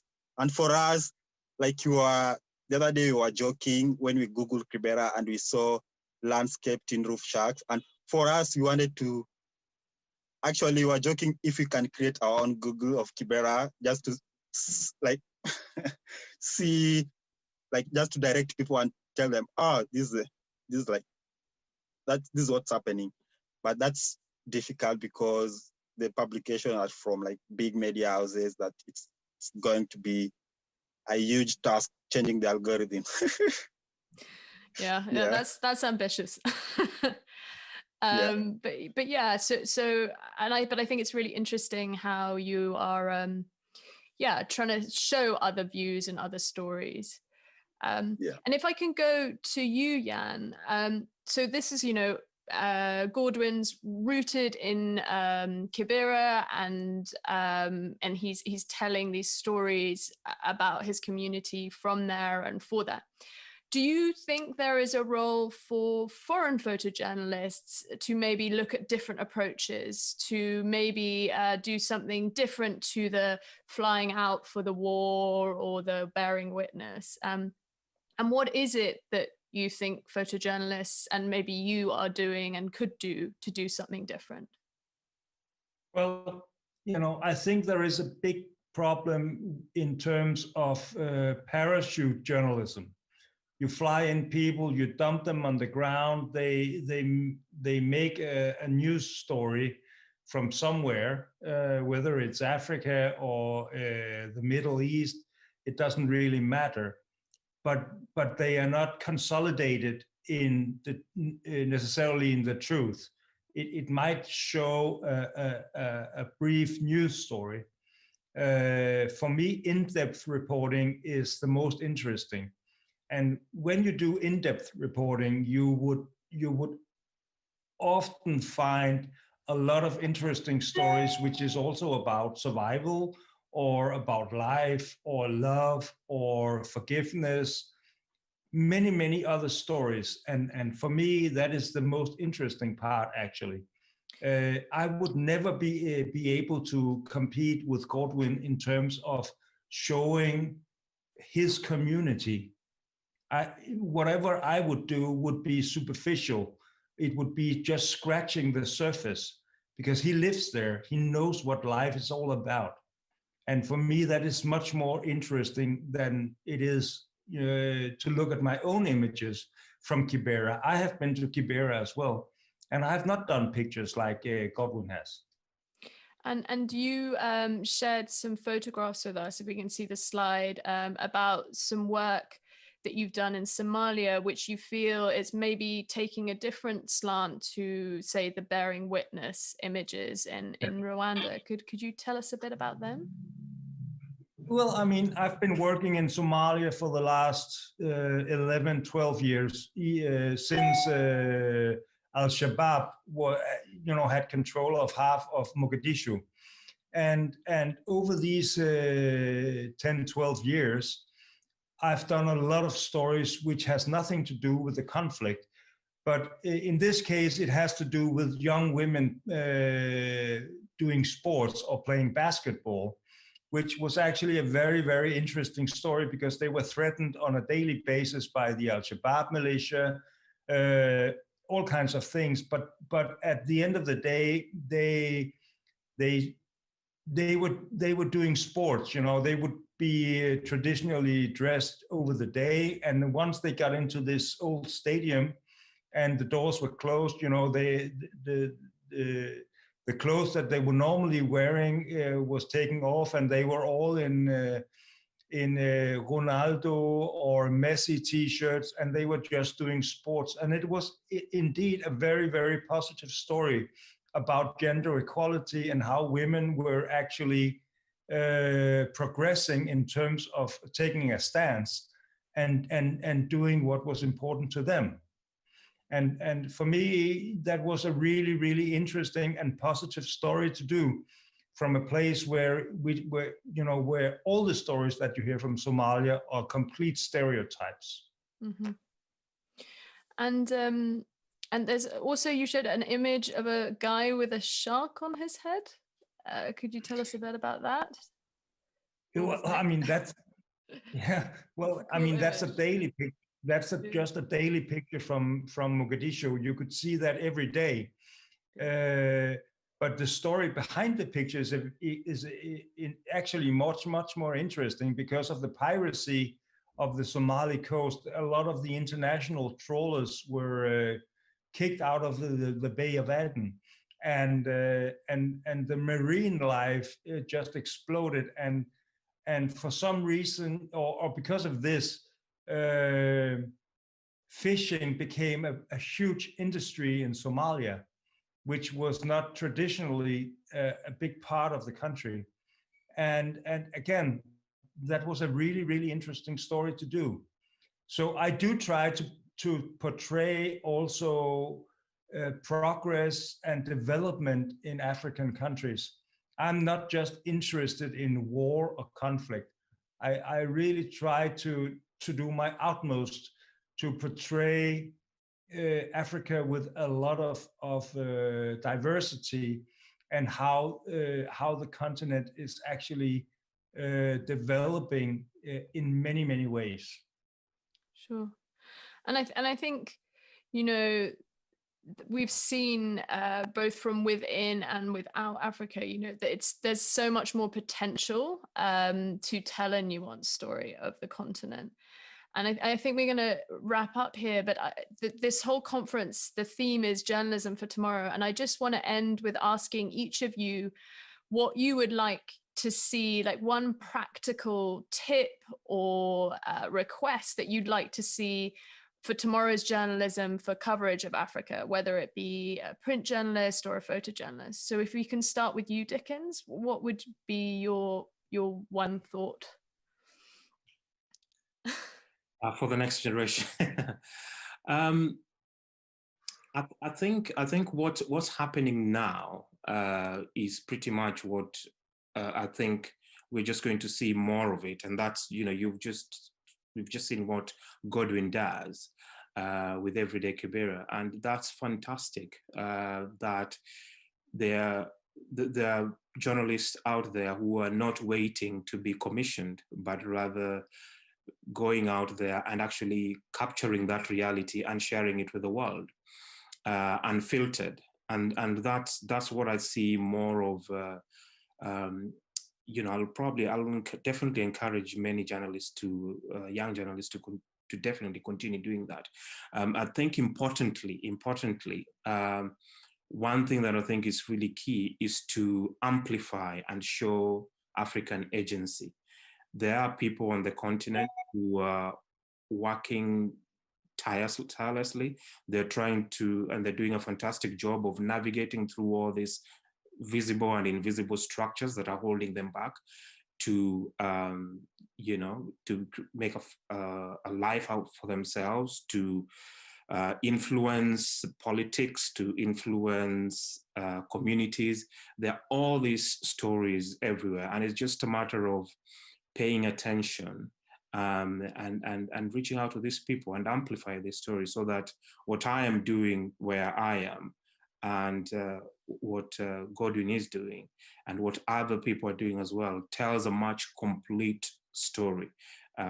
It's complex, and that is what the story of Africa should be. Jan, any requests or suggestions for the next generation of photojournalists that might cover Africa?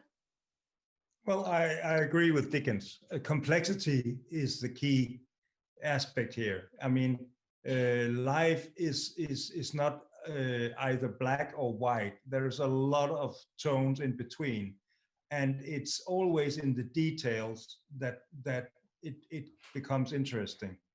And Africa, I mean, we talk about Africa as a country. It's a continent. It's a big place. And there is a lot of positive things going on. And in the best of all worlds, I would be unemployed. I would never have to go there.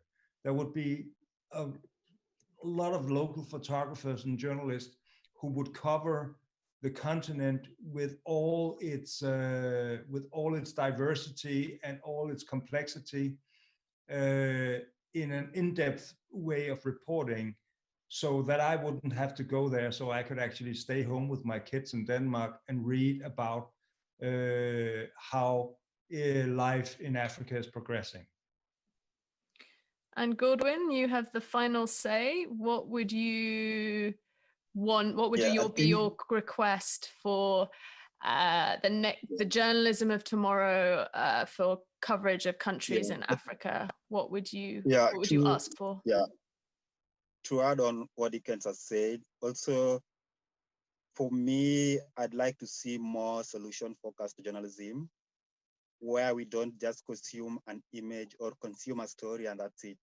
I need more, like, something to be done behind the stories, because it's very disheartening to photograph a situation over and over again in the same circumstances. So I think having the idea of solution-focused journalism is also very crucial to the journalism industry, if I can say. And Dickens, did you have another question or point? No, I just wanted to add to the point, and it's pretty much just related to what you just said there, Gordon, which is kind of, especially talking about the local media. I think one of the things that I think is an opportunity is for the local media to kind of raise the bar when it comes to the quality of national conversation. You know, literally, these problems that we're talking about, you know, you showed a picture of, you know, young kids literally queuing to get water. How is that story being told? Is this just told as a moment that, hey, these kids in Kibera were queuing to get water? What's the structural problem that has resulted in that situation? And that's what I think where the journalism comes in, which, yes, cover the structural problems, but as well, are there other areas within the city, for example, where the water problem has been solved? What did they do? What parts did they put together to kind of address that problem? So I also think about what is the role of the media in a democracy? Where do you actually place yourself so that, yes, you're doing accountable driven journalism, but you're also creating an environment where the country can, you know, have you know, exactly what I was saying, raising the bar of national conversation. Great. Thank you all so much. It's been great to talk to you. And yeah, thanks for taking your time.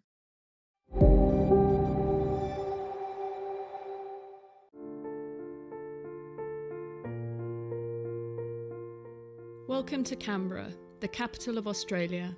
The proud landmark of the city is the Australian Parliament, Parliament House on Capitol Hill. The building sets the frame for the country's young democracy and for insults of politicians. The leader of the opposition is the Mr. Potato Head of Australian politics. The leader of the opposition slept right through the critical vote. He was drunk.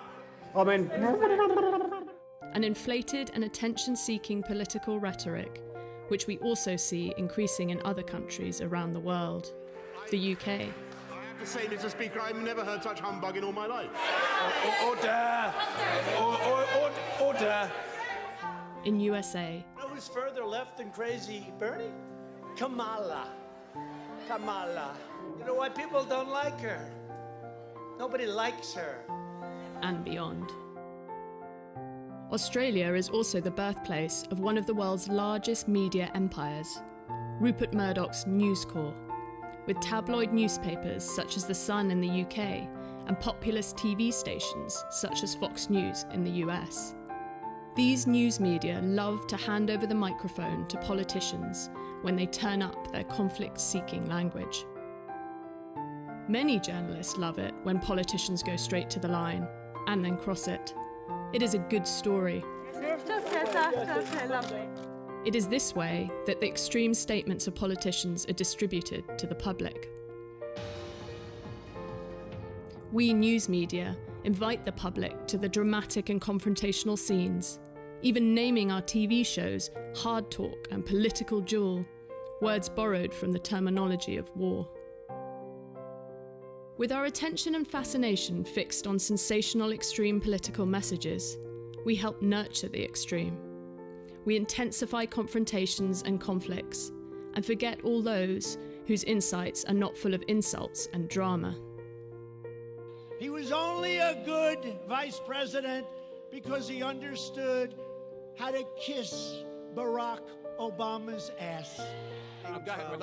This is The radical question- left. Will you shut up, man? Listen, How can the news media shine a light on political debate where visions, ideas, and knowledge are in focus, rather than insult after insult? How can we make it possible for all views to be heard, not just those of the loudest and most aggressive? We're in Canberra, where we look for the answers.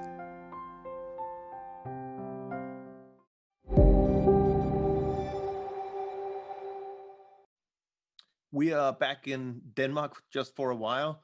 My name is Ulrik Hagerup. I am founding father of Constructive Institute, and with me from Copenhagen, I have Kirsten Brosbøl, a politician, or should I say former politician. Kirsten was one of these successful, bright, young people who joins politics, becomes member of parliament, even in Kirsten's case, also part of the government, until she decided that that was not really what she wanted. So Kirsten, briefly talk us through what went wrong. Well, I decided a couple of years into my last term that I wanted to try something else in my professional career and also in my personal life. So I guess you could say that there were both some personal and political factors that made me decide not to run for re-election in the election that then came in 2019. So I ended up spending 14 years in the Danish parliament, and as you said, part of that time as a minister as well. And I would say that, there are both push and pull factors, but I think some of the push factors was the culture, you can say, of what kind of behavior that is rewarded within the political system. I found that increasingly MPs were not being involved so much in policy design, policy development, but it was much more a job that consisted in communicating what was decided on a more sort of leadership level. And the type of behavior that was increasingly being rewarded was whether you were sort of a terrier, someone who could attack your opponent, someone who was good at, getting into the media, increasingly, of course, going into the infights on social media platforms. So I guess when I sort of did my math about where I wanted to spend the rest of my professional career, I found that I would like to try to see things from the outside and perhaps also reflect a little bit about the state of democracy, because I really feel that there are some challenges that also the political culture needs to work with in order to make sure that we continue to have a legitimate democracy.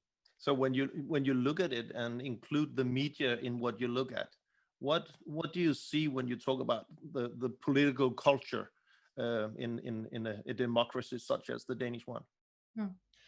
Well, I think it's evident that the news criteria that exists within the media world also affects the way that politicians behave.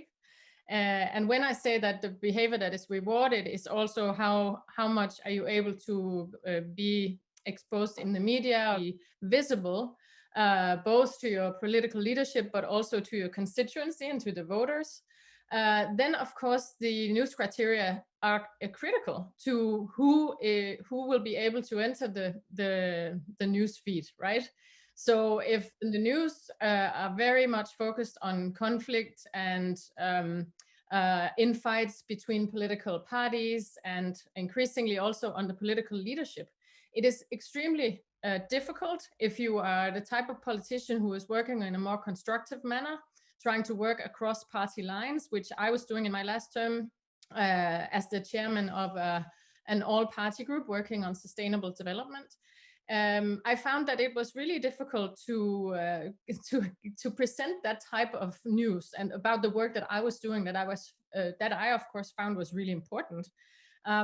because there were other agendas that were more interesting to media. And this is not something I say because it's not a personal issue for me, but it's more like a general issue that I think we need to have this interaction between the media and the political world to see whether there are some things that we in both cultures need to work on in order to make sure that the news that are presented to our constituents are also representative of what it is that we actually do as politicians. I respect deeply my political colleagues. They all enter into politics because they are passionate and because they want to change the world, basically, coming from, different specters of politics, but everyone has this drive. But somehow, that it's sometimes not the picture that people have because they see the infights and the criticism and the focus on these sort of personal scandals or whatever it could be. So I don't think the news really reflects what happens on the political arena and what content-wise what it is that we're actually working on. You went on from leaving Parliament, and then you actually lived in the United States for about a year because you were a fellow with the Obama Foundation at Harvard. And what were discussions there? Could other people from around the world did they feel the same thing, or was this an isolated Danish phenomenon? So I was at Columbia in New York as an Obama scholar there. And the interesting thing for me also was to try and see this from an academic angle. And of course, have these discussions with people at Columbia who are working on democracy and the legitimacy of institutions, which is a huge deal, of course, also in America. And the interesting discussion for me was to see whether we actually across the Atlantic are facing some of the same challenges. And, obviously for me, this is the case on different levels and, different levels of intensity. But there is definitely no doubt that there is somehow a global legitimacy crisis of our democracies. There is lower levels of trust in politicians and governments. And this is something that is incredibly hard to work on from the inside. This was also some of my reflections that, it's really hard being a politician with that sort of, what comes with that title, because people will automatically be skeptical towards what you say. Or at least that's my experience. So it was really interesting to see from the outside, how could we perhaps try and work with, inspired by, the work that you are doing in constructive journalism, to see whether we could actually inspire a discussion around constructive politics, because I really believe that we need to have that same type of discussion within a political framework to see if we can also perhaps come up with some principles or ideas on what would a constructive politics approach look like, and how could we begin to work with politicians and their constituents to build back this trust in politicians and in our representative democracies. And you and I actually discussed could we create a democratic boot camp? And you left for United States, but the idea sticked, and we actually invited all the new elected members of the Danish Parliament to a 24-hour session talking about this, creating networks, cross-party lines, and knowing what is the job you have as a politician, how do they avoid becoming part of this conflict culture? And they really loved it. It's really interesting. And is it true to say that there's a really huge interest in the United States for this kind of thinking, that you could also help politicians be a better version of themselves? Indeed, in academia, I never got to the phase where I had this discussion with elected officials in the United States. So I can only talk about my discussions within academia. where this is extremely present, and a discussion that is taking place. And I found that there is a great potential if we could start to have this conversation also across the Atlantic, because the challenges we face are similar. And with this 24 hours that you are hosting now, I think all over the world we are facing some of the same challenges. So I would strongly encourage that we continue to have these discussions. And as you say, among my former colleagues in Denmark, and I also experienced this with colleagues around Europe in the European networks that I'm part of, there is definitely a consciousness about the challenges that we face, and that we also must work with this from within, so to speak, within the political parties, within the parliaments, to see how we can contribute to changing this culture. So let's hear what our good friends in Australia have to say about all this. Thank you, Kirsten, for participating in this. Good luck. Thank you.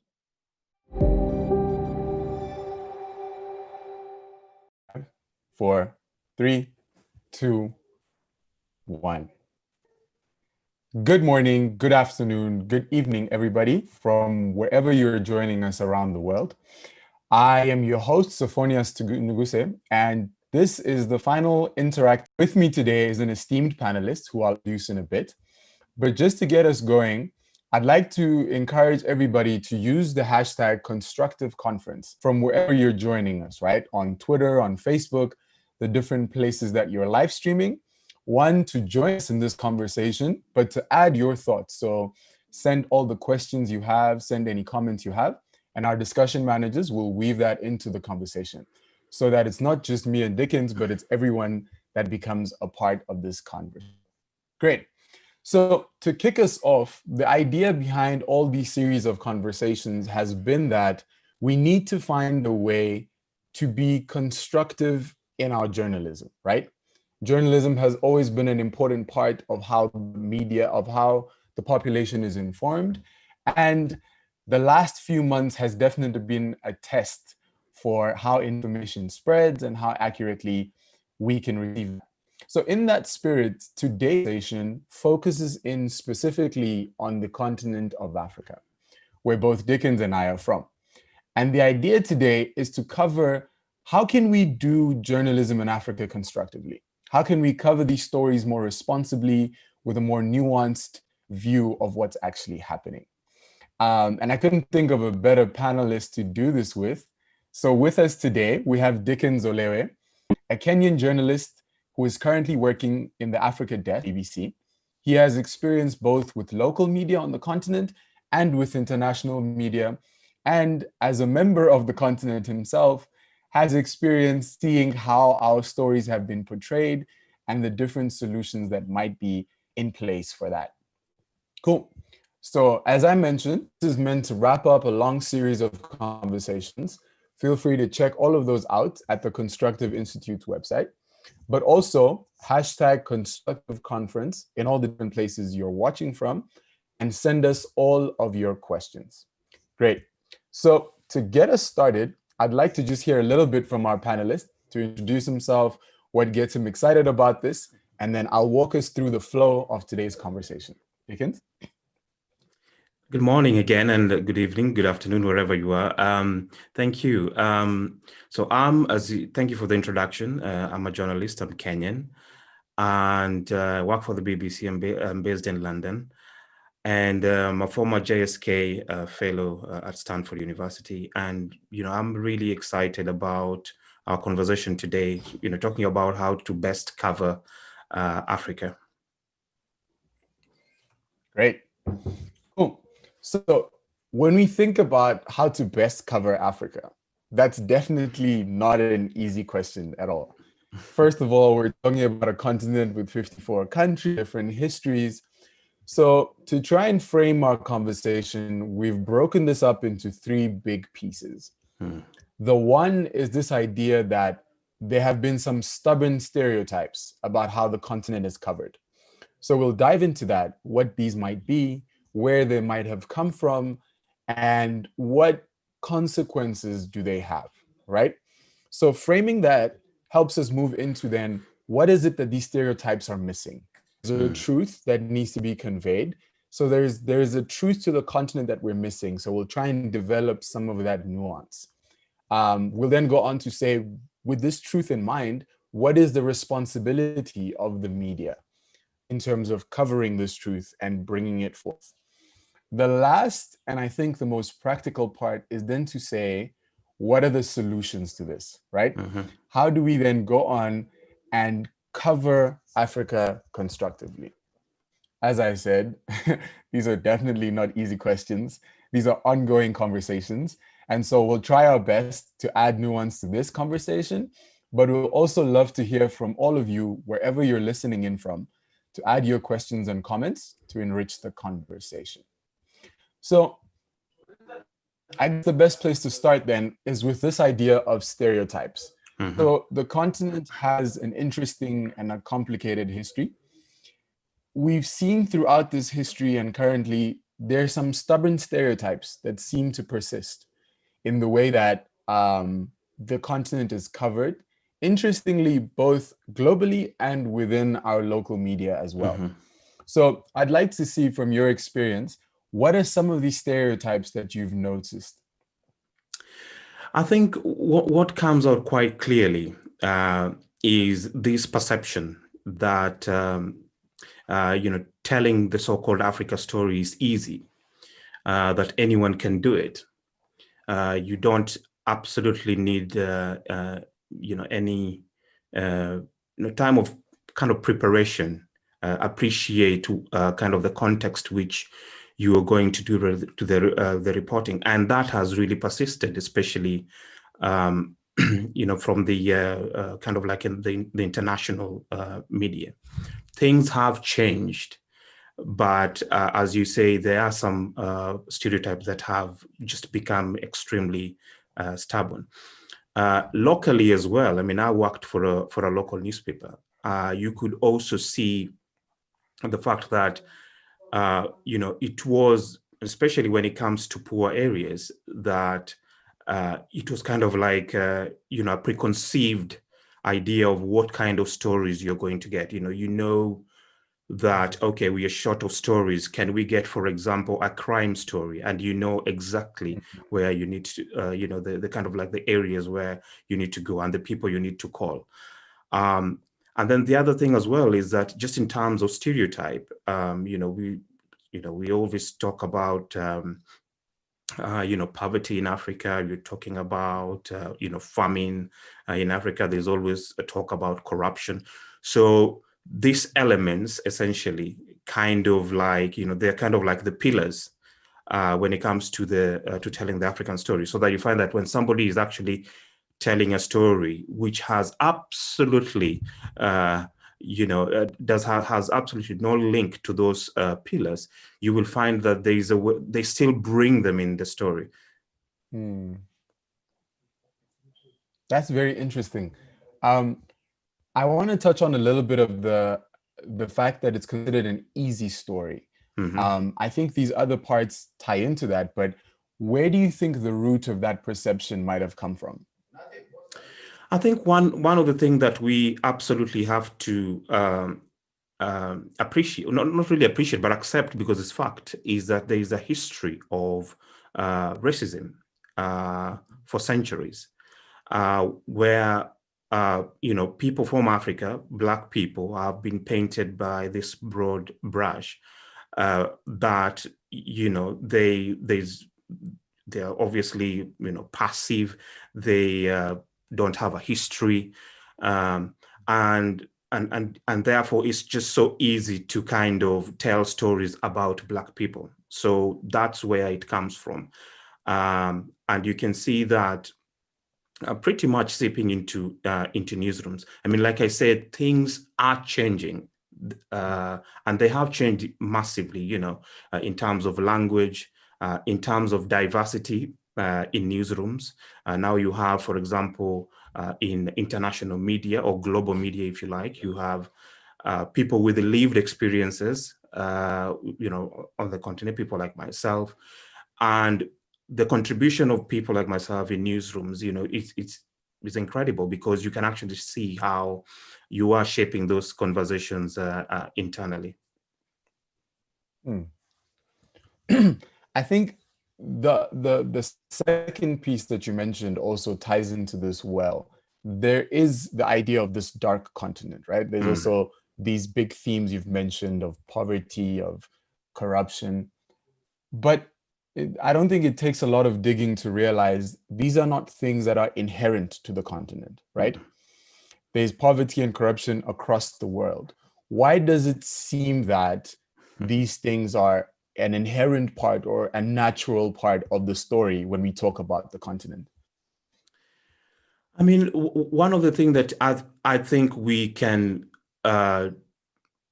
definitely say is there is some malice at times where you find that there is, whether it's kind of deliberate or it's just kind of, again, we're talking about stubborn in such a way that you dare not even think beyond those pillars that we're talking about. Yeah, so that it's just so easy for you to kind of think about the continent in those kind of framing. It's either poverty, it's either famine, it's corruption. But then the other thing as well, which is kind of interesting, is that right now you have Western countries who are selling surveillance technology to African governments, which is undermining democracy on the continent. Yet you will find that it's so easy to say, to obviously talk about dictatorship, to talk about regression of democracy, but not really appreciating, this kind of the role that Western countries, for example, will be playing, and that also includes things like corruption.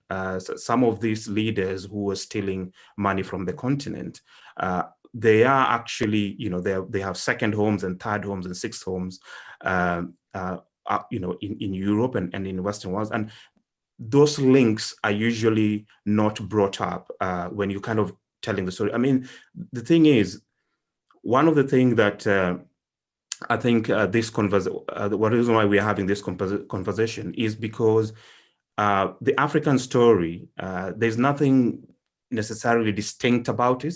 I think the issue has been, can we tell a complex story? Because it is a complex story. And just like it is for other parts of the world. So that, that's actually the kind of the call that people on the continent have been asking for. That's very true. Because from the sense I'm getting from all of your comments so far has been that all of these come from the idea that our story is an easy story to tell. It's like the scapegoat for problems that are not unique to ours, but people will accept that. And I think there's an interesting piece there where you mentioned the distinction between the global stereotypes, or say that it originated from outside the continent, but how we're adopting it internally. Could you speak a little bit more on that? Because I find that interesting, that the different stereotypes have an interesting way they play out when they're local, right? Within our people, within the different countries. Yeah, I mean, it's really interesting, isn't it? Because you would expect that there'll be pretty much sometimes almost like a pushback, and sometimes there is some pushback. But I think if you work in local newsrooms, you essentially see some of these things that people complain about, kind of like the global media, are actually happening in the local media as well. And the element that I think we also don't talk about, I mean, there's racism that you can talk about in relation to probably the global media in its way it covers Africa, but I think when you're talking about the local context, you're talking about class, in my view, because most journalists, or rather the people, not most journalists actually, but the people who make decisions, the editors, are part of the middle class, right? And the opinion shapers, they're the agenda setters, and therefore you will find that this troubling language this troubling framing of which is kind of like putting down communities and just casually reporting about a community with stereotypes. They end up in local newspapers because of class, and I think that's really, really troubling, and it's something that definitely needs great attention and hopefully be addressed. That is, honestly, that is something that fascinates me, because I think it looks like, depending on who the stakeholders are, it's the biggest difference that comes out as a stereotype. So from the global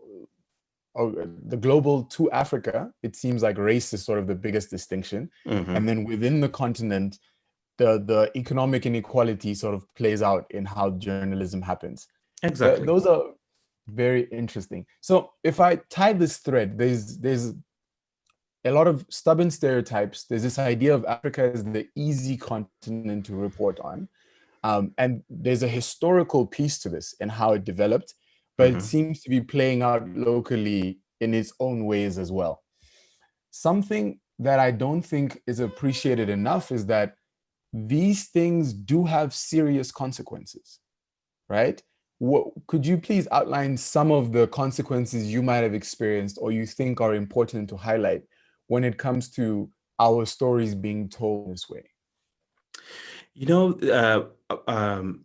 I read a book, a friend published a book which I read a few weeks back, Traveling While Black, Nanjala Nyambola. It's a fantastic book. And she talks about in the book how this phrase, go back where you came from. Most people, most Africans, or rather most minorities, wherever you are, have heard that, okay? But especially in Africa, Africans have had that a lot. And what she says in the book, which I found quite striking, is that there is this concept that Africans should not leave Africa. They should be confined in Africa, okay? So that, and it's a very loaded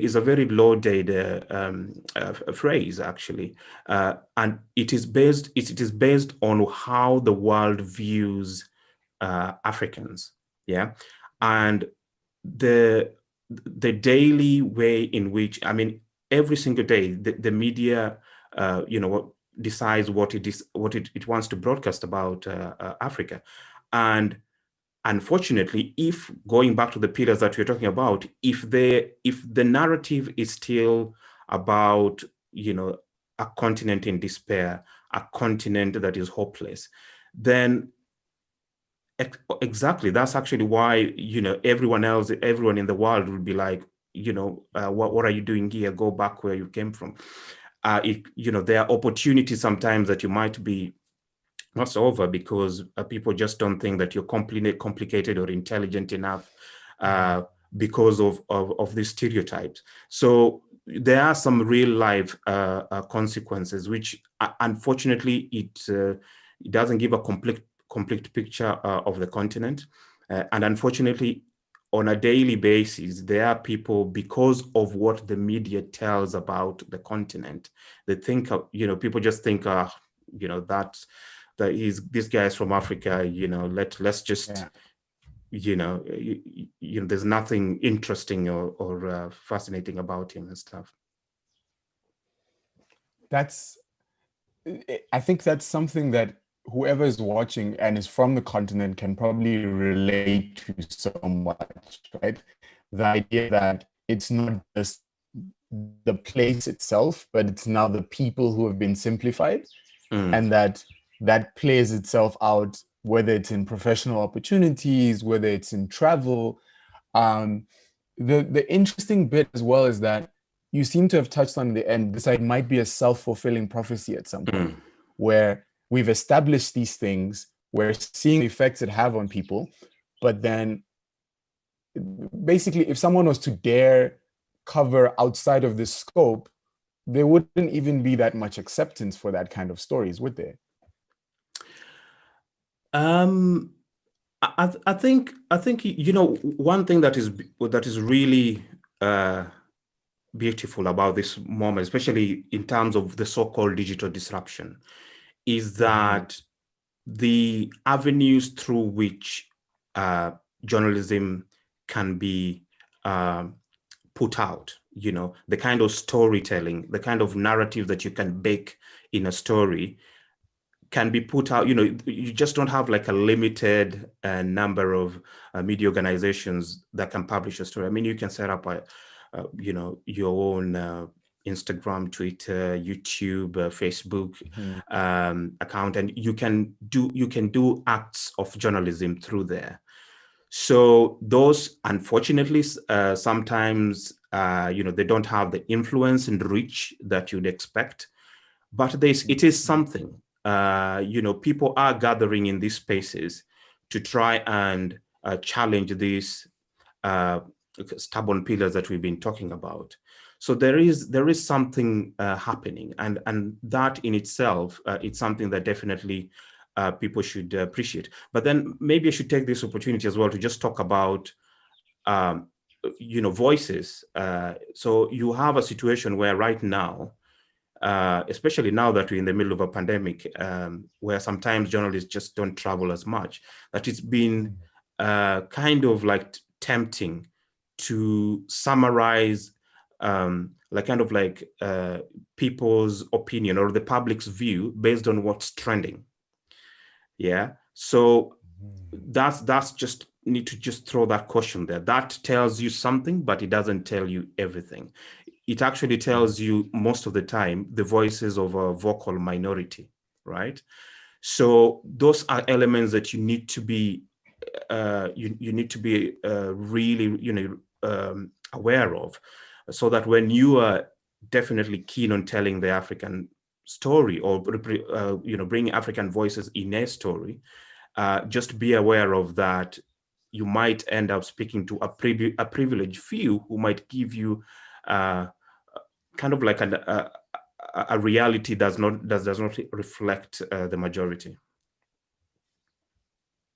I think for the audience and for me, we're really starting to realize that this is not a simple issue, and the complexity comes from a lot of different angles.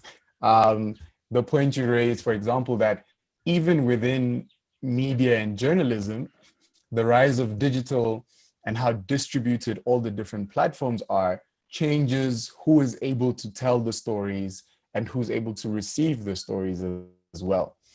But it's interesting that even when there are stories seemingly trending or popular stories, whole picture. And I think that transitions us nicely into this idea of, we have these stereotypes, we sort of touch on how they came about, how they progress. And now we're trying to see is, what is it that they miss, right? What is the truth in this perspective? So to take you to Twitter, for example, there's often on social media this thing of the Africa they don't show you on the news, right? And then they'll show you, like you said, this fancy mansion or sort of what I would say Western models of development, right? And a lot of people will push back and say, but look, the Africa that they do show you on the news, there is some truth to that. And that speaks to the idea that some stereotypes at least are grounded in some truths. So how do we balance this tension that there is a truth that is not being covered, the truth in some of the stereotypes, but even all of those together, that's not the full picture. What do you think of when you start thinking of the full picture of the continent, and to make it easier, maybe even just Kenya, because I always feel uncomfortable talking about 54 countries collectively as if there's a way to summarize them. You know, there's this, you know, concept of, you know, Africa rising, and the economist a while back calling the continent hopeless. And I had a friend one time say, quite rightly, and I absolutely believe she's right in this, in saying that we should probably focus on what she was suggesting as Africa being, which is covering Africa as is, all right? So that you are not going there with a preconceived, feel-good perception to try and tell a story because you feel a little bit guilty about what has happened in the past. I think one thing that we definitely need to insist on is that the African story, like any other story, is complex. And it should always be approached as such, yeah? So it's true, you know, we have all these amazing skyscrapers, you know, shooting up across the continent, wonderful bridges and roads and everything else. But it's also true that majority of Africans are on a daily basis sinking into poverty, no clean water, unfortunately, you know, no great access to healthcare. But I think one of the things that is important, just going back to what we started this conversation by me saying that there is this perception that the African story is easy, that anyone can do it. But then one thing that I probably missed in saying that is that there's also this perception that African people are just passive, that they need things to be done for them. Yeah. So that's not the case.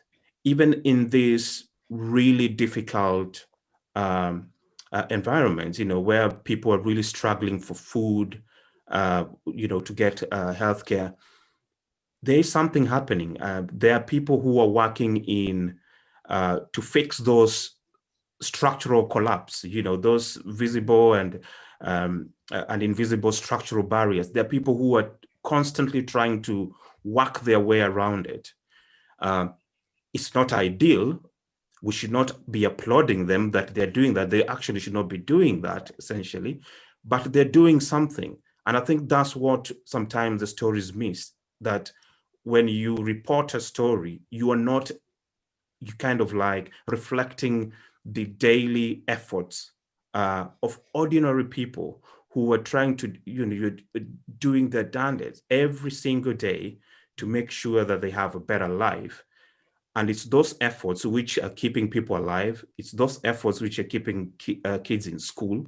It's those efforts that are, you know, making sure that, you know, people get treatment.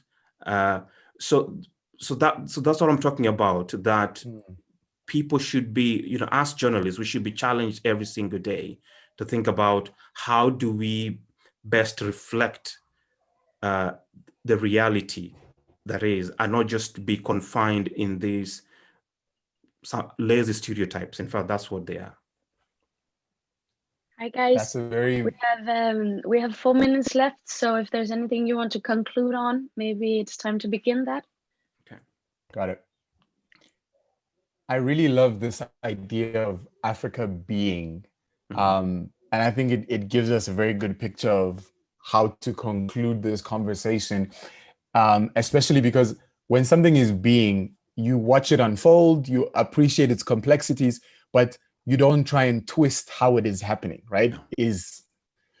And the piece about Africans being passive as well is quite interesting, because if you look at survival in very challenging situations, it requires quite the opposite. For the way our continent has thrived in the reality you've mentioned, in fact, you'd need a very active population. But then there's a tension of, let's not encourage that, because no one should be doing that for their everyday life. In the spirit of time, and I would love to take this conversation on,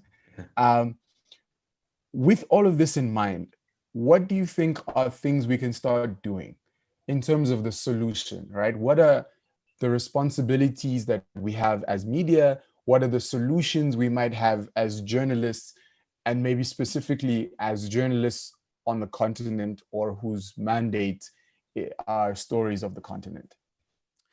So one of the things that I like saying is, which I think is kind of like a starting point for journalists, is why do we do what we do, and what does the public think about what we do? And I think that if you think about that, you will come to the conclusion that what you need to do is to listen more. We are so fortunate. There are so many ways we can interact with the audiences. So how can we best bring their voices in the newsroom? Yeah, I like there's a project, the Hacking Project, which kind of in the States, and they have what they call the people-centered journalism. And people-centered journalism essentially means that you start with the question, what do people want to know? And I think that is a fantastic way of trying to shape these conversations, not just in local news, newsrooms on the continent, but also globally. Because at the end of the day, we want to get the best obtainable version of the truth. Okay. And if that means that we are going to be accurate and fair in our reporting, then we also need to kind of stretch out our antennas and allow us to learn more, listen more to the public.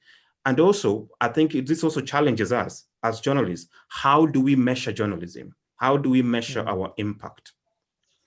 Is it by clicks, or is it?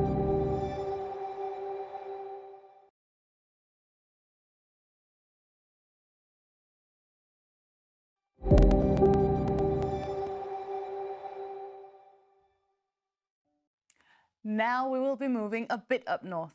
We'll be moving on to the Middle East, and more specifically, we'll be moving on to Beirut, where we'll have a session on how journalism can build bridges.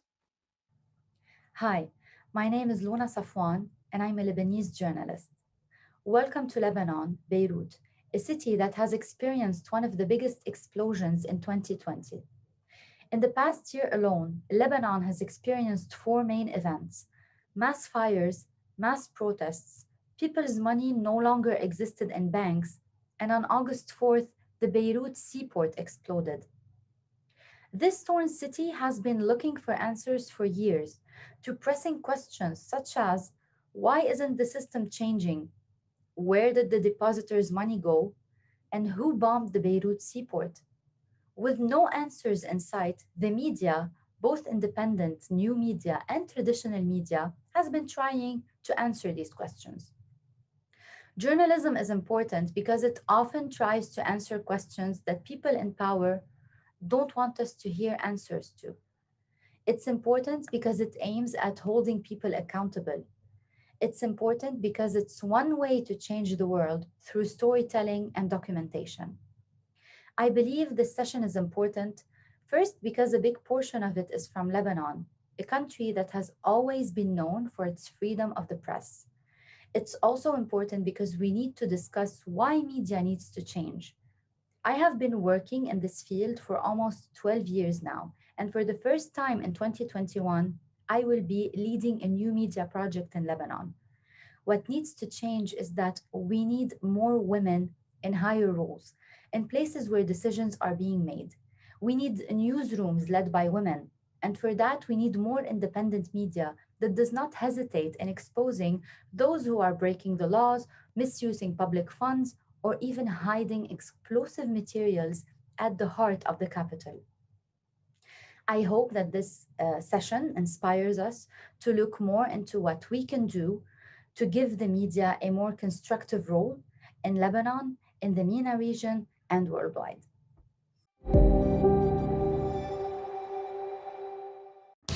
Tonight on Crossfire, one of the country's most explosive flashpoints. Welcome to Hard Talk. I'm Stephen Sacker. In the Crossfire tonight, guests with very different views on the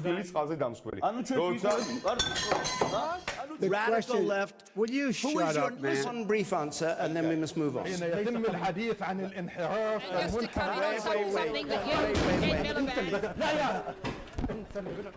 We're not going to give a list. We have ended this segment. We're going to move on to the second segment. That was really a productive segment, wasn't it?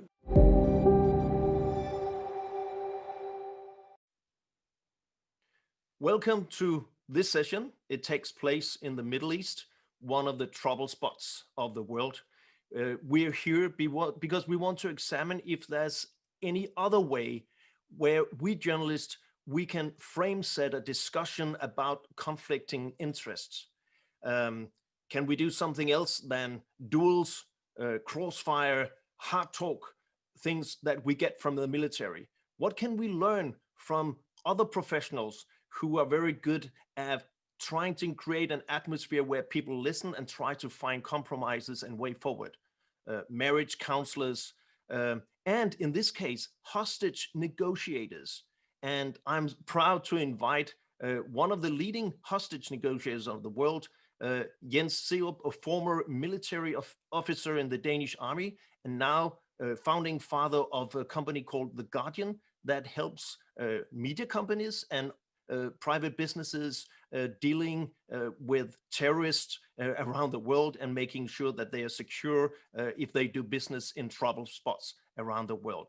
More than any, he knows how you can actually try to create this different framework of making people listening to each other. And welcome to introducing this session, Jens Serup. Thank you very much, Ulrik. It's a pleasure to be here, and I'm very honored to be allowed the opportunity to participate in your marathon. I will do my best to bring on my perspective into the framework of the important work that you guys are doing. Could you explain briefly what is it actually you do when you have, in this case, you have terrorists, they have taken a hostage, and on the other hand, you have the family or a government, and you basically you're the go-between, and you need to get these people to talk to each other to save the life of the hostage. That's a situation of conflict. What do you do? Well, I mean, there's of course not any case that is entirely the same, but there are some basic fundamentals around any kind of crisis negotiation, regardless if it's a hostage barricade, hostage kidnap, a major business deal whatsoever. And the centerpiece of it, not surprisingly, is naturally the ability to communicate and communicate where both parties are listening. And one of the I would say over the last 30 or 40 years, toolboxes that have been used, and I think originally they were invented actually by the FBI and Scotland Yard with the hostage negotiator cells, where they realized that often when you are dealing with these stressful scenarios where you have a competition, or not a competition, but you have competitors in one end with, from the outset, two very competing interests. How do you then create an environment or an atmosphere where whatever the solution might be, regardless if it's about money, if it's about concessions, or what it might be, how do you get from those two frontal positions into a communication where both parties are obliged and inclined to listen to each other?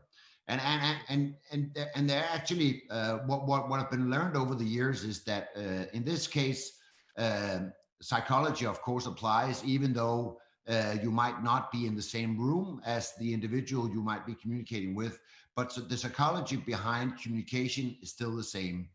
And I would think it's not new to the audiences or any of you guys that active listening skills, which is a phenomenon that I think have been around for quite some time, but which is basically a set of pretty much simple guidelines as to how do you communicate and how do you engage in the dialogue with the, I would use the word, opposition. Because from the outset, naturally, when you are dealing with these type of incidents, you have from the outset a hostility, and you have from the outset two very, very competing agendas often, where you have to find a way in the communication where you actually are obliged to listen to each other. And I know that we talked before this about you using the bridge as an analogy. And some time back, and I think that goes back 30, 40 years, the FBI invented what they called the behavioral change stairway, which is basically if you envision a set of stairways where you on the bottom of that stairway have the active listening skills. And they encompass things like minimum encouragement, paraphrasing, emotional labeling, mirroring, which are all basic standardized ways of when you are communicating that you relate to the one you're communicating with, that you understand and truly understand and listen to what the individuals are saying. That is the principle where you start from. And from there on, you go up the staircase where you, at the first step, if you are successful applying these tools, you will get to some kind of empathy. And the empathy is the first place where you actually open that room where both parties realizes that it's worth listening to each other. That will eventually lead you to rapport. And a rapport is like, and that might sound even weird when you are in the case of a hostility, but even when we are dealing with high tempo cases, we often end up with some kind of rapport with the individuals that we are negotiating with. And if there are no rapport, there are basically no will to actually engage in the subject that we're talking about. Again, whether it's the life of the hostage or the money that they demand, whatever it is.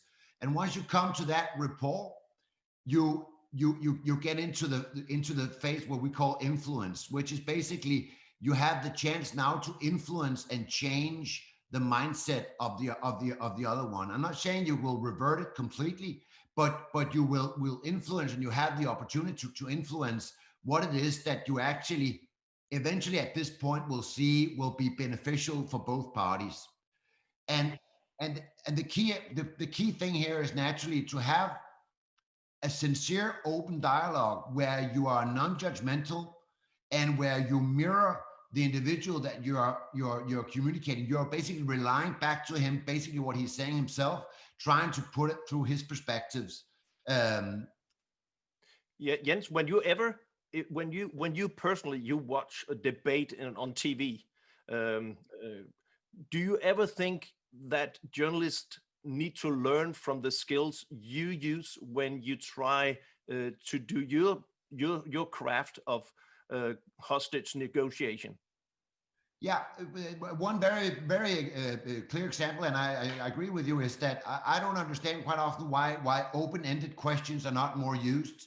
I see a lot of angled questions, closed questions that allows the individual being interviewed basically to only maneuver very narrowly within that framework that the question was asked. And I think there's a lack of open-ended questions, because open questions will allow you to learn as an interviewer a lot more about what it is that the individual you're sitting in front of, what other perspectives or what other content he might have that you could go with. So that's a good example. Open-ended questions. I need that a lot more in journalism, basically. So here's a close question. Would you agree that in the news media, we have a tendency to sometimes dig the ditch deeper instead of bridge build? Yeah, I would. You are leaving me no opportunity here. I know, but if I can show you, you mentioned before the bridge, and let's see a bridge here. It's Sydney Harbour Bridge in this case. Yeah. And the way we are looking at it at Constructive Institute is, can we find a way of conducting a debate saying there are three elements of it? First, you have the pylons. You need to understand what is important for this position. Why do you stand where you stand? Why do you stand where you stand? And only when you have that, you can start doing the arch, and it has to touch. That was your word of empathy, right? And only when it touches, you understand each other, you recognize each other in some way, then you can start to build the road towards some kind of solution. You can't jump to it. Does that make sense in your way of working? It makes very much sense, because I would very much say it's similar to the point that if you from an outset, if you're not even agreeing on what it is that you are disagreeing about, for first place, I think that to understand what it is that you're actually trying to debate, you need to have a clear notion of what stance are you coming from? What is it that you are? What is the fundamentals around it? And we have seen that a lot, especially with this whole fake news thing, where we are lacking facts. We're losing the facts. We're debating much more from a feeling, from a the emotional standpoint. And I think that's I know it does great TV, but in reality, for anyone watching it, you turn to entertainment to see feelings and emotions like that. It does not work when you are trying to achieve, I would say, things that matters in our society and things that matters for how we live as human beings. I mean, it's very interesting to see how people get upset by what they think is not a good argument. But in reality, what we want to see is that people are debating on facts. And I think a big thing of the bridge is that we agree on what is the facts that we are debating. And why is it then that we are not agreeing on how we see those facts, but at least we have to agree of what is the facts. It would be similar to us trying to discuss with a hostage negotiator why his demands is like he is. If they keep changing all the time, we will never find a solution.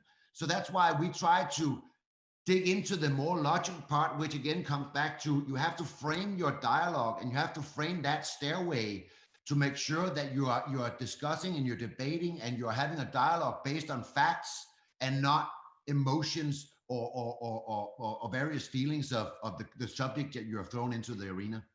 Thank you very much for teaching us all this. And now let's see if journalists on the ground in Beirut and elsewhere in the world can use these principles you just told us. Thank you very much. I hope so very much. And I hope that all your guys out there are staying safe. Thanks. We need it. Yeah. Thank you. So welcome on our virtual trip around the world. We have now come virtually to Lebanon. And my name is Henrik Grønnet. I am coming from the organization called International Media Support. This is an organization that helps media with development and capacity building. And beside that, I have also been a fellow at the Constructive Institute. And we are going to talk very much about dialogue, bridge building in journalism tonight. And I have been working with Lebanon for the last 10 years. And I have, when I was a fellow here, together with the American University of Beirut, we developed a curriculum and had young journalist students in to train them in actually doing constructive journalism as something new. With me here is a panel and very, very qualified people.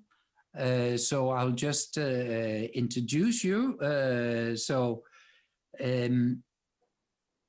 Right here, we have Eve Perlman.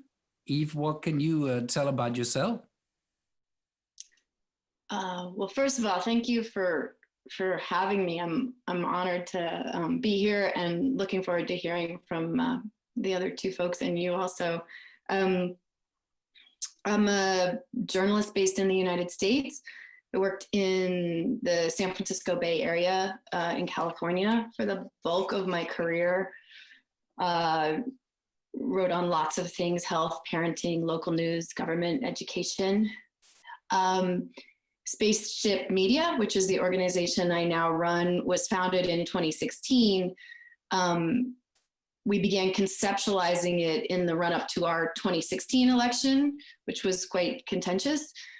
It came from my partner who I founded it with. We just started thinking about how we could interact differently with the public and take some of the standard approaches to coverage of conflict and maybe rethink them. And so we started to think about how we could go to places of conflict and instead of crafting stories that chose perhaps the most strident, most partisan voices, rather go to those hotspots, those places, and invite ordinary people into conversation and tease out nuance and think about that act in relationship to trust. Then we have Mikkel. Mikkel has just joined us here in Constructive Institute. And what else can you say about yourself, Mikkel? Yeah, again, I will echo what Eve said. I'm grateful to be joining this panel. I think we're going to have a very fruitful discussion about this topic. So yeah, my name is Mikkel Gudsø, and I'm from Denmark. I used to be a lawyer for 10 years, but in the last 15 years, I've been studying negotiation and conflict resolution. I'm also a trained mediator. I hold the position as honorary associate professor in negotiation at Aarhus University. And yeah, I was assigned by Constructive Institute to look into how we can use some of the principles of negotiation and conflict resolution, like mediation, use those into creating a toolbox that we call Bridge Building Toolbox, which is very much in the making at the moment, to see if we can draw upon the qualities and competencies of mediation and see if we can somehow integrate those tools into journalism and in that way enhance the communication. And then we have Alia Ibrahim. Alia, tell about yourself and why you're here, actually. Yeah, I'm Alia Ibrahim. Thank you. I'm very happy to be here. Just listening to you, Eve and Mikkel, and thinking about how much the situation in Lebanon could look like an interesting case study for you guys is already, I find it exciting. I'm the co-founder of Daraj Media. I'm a journalist. I've been working as a journalist for almost 20 years now. I started working at the English language newspaper in Beirut, the Daily Star, and after that I worked for a while at the Washington Post. After that I moved to TV in Arabic. I decided to change audiences, so I did TV at one of the main leading channels in the Arab world. And then part of what I did was covering the demonstrations of the Arab Spring for the network, which took me to all the protests and the beginning of the good days of the revolution until it started derailing. In 2016, and as the situation in Yemen was becoming increasingly at the humanitarian level and the political level complicated, I left the TV, and along with other journalists, we decided that we took the Arab Spring we were very excited about it. In the early years, we genuinely believed that good change was actually coming to the Arab world. Eventually, we realized that the media was part of the problem. It was not just on the side, it was part of the problem. And for us, the need for an independent media was very obvious. So, and also the possibility to start an independent media became possible because of digital. So along with other journalists, we started Daraj, which in Arabic means steps. And the idea was to try to get out of the hole we were in, just like step by step. The situation was really, really very bleak. I wish I could say that 3 years on, the situation is better anywhere around us in the Arab world. Mostly it's still a very intense situation. Where I am right now in Lebanon, we've been witnessing, I think, one of the biggest economic crisis. It's a full collapse at the economic level, paralleled by an explosion that happened just a few months ago in August, which is a historic explosion that came at a moment where the country is already bankrupt and cannot rebuild. All that is happening in the middle of a political stalemate. We're without a government right now. The situation in Lebanon might be too dramatic, but it's not also too far from what's happening in other areas, in other countries of our region. So the idea for this session is to actually try to look at possibilities, try to look at the bridge building instead of just media being part of the conflict, and trying to look how can we be part of the solution. So that's what we'll be talking about, and Lebanon is in, and the open question is that realistic, or is it just something we can do in the West, even with the problems we have here? I would actually like to start, Eve, again with you, telling about Spaceship Media, and starting with what was your background? What did you do up until then, and why did you decide to change? This is a really interesting question.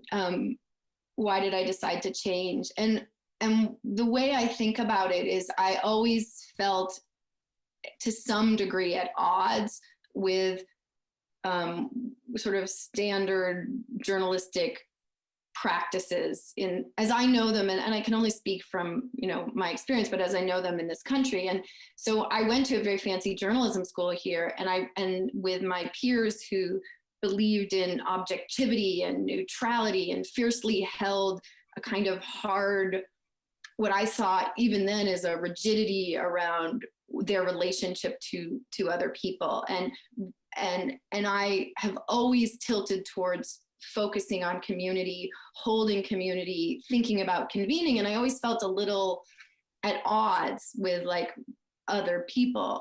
And so I really think of Spaceship, the practice we've developed for convening conversations, the way we relate to communities that are at odds, the way we relate to other journalists, as an expression of what I think was latent in me all the way through. I was always keenly aware that I have very strong political beliefs, very strong social beliefs, very strong ideas about society. I had my kids in public school. I very much supported funding for schools. I very much support, single payer healthcare. I have all kinds of views and beliefs, and I was a columnist for many years. And so it was always like that confusing to me that I would write an opinion and then write a straight news story. So I really do think of Spaceship as an expression of what I think journalism should be, which is holding community, supporting community, not just with the flow of information, which I think is vital and amazing. And I think I really want to say, I think there's lots of ways to be a journalist, and mine is just one way, right? There's amazing people doing all kinds of work in all different ways. But what has become increasingly clear to me over the time I've been doing this work is how facts aren't at all enough, and we have the facts. If you take the US context right now, we know Trump didn't win the election. We know COVID is an infectious disease that can be mitigated by certain behaviors, and yet we have a huge segment of our populace that doesn't believe that. And so these interlinked problems of relationship and trust and information are what fascinates me, and what is at the core of our practice, which is based, and I won't go on too much, but at the core, it's about inviting people through a structured process to see one another as human, right? To recognize our shared fate and our like interests. And we talk a lot about, we all, despite myriad differences, care about the health of our children, care about the health of our parents, want a better, safer life for ourselves. The vast majority of people. And we are in so many countries around the world trapped in states of anger and hatred and vitriol. And so our work is in that space of recognizing shared humanity, holding people in conversation, and interweaving information into that process, which is different than so many people that do great work around bridge building and dialogue. But we really think about information in relationship to dialogue across difference.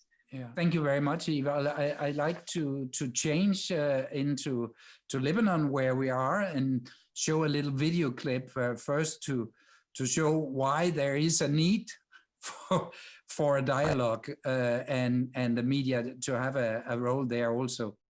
دكتور فايز ما رح نوصل لنتيجه ما رح نوصل لنتيجه. انا رايي بتمنى عليك كنت يا ريت بس انت بتسمعش. يا ريت تسمع الحديث الاخير رئيس الاسد. لا سمعته. سمعته؟ نعم. شو سمعت؟ سمعته ولكن انا ما بصدقه. لمين؟ لا بشار الاسد. ما بتصدق بشار الاسد؟ لا ما بصدقه. لك ليش انت مينك لحتى ما تصدق لرئيس الاسد؟ شرف حافظ على هدوء. انا محافظ على هدوء بس عيب عليك لا عيب عليك انك تقول عيب. لك عيب عليك تقول لا عيب عليك انك تقول عيب عليك تقول ما بصدق. عيب عليك ما بصدقه لانه كذاب. انت واحد كذاب ومعلمك كذاب. شرف ليك عيب عليك. ليك يا ابني. لك انت ابني. لا دكتور فايز. انا واحد صبي المخابرات ما بيقول لي هالحكي هذا. انا صبي مخابرات. انا صرميتي اجرف منك. دكتور فايز. دكتور فايز. معلم دكتور مصطفى. دكتور مش خطوطك. لا شباب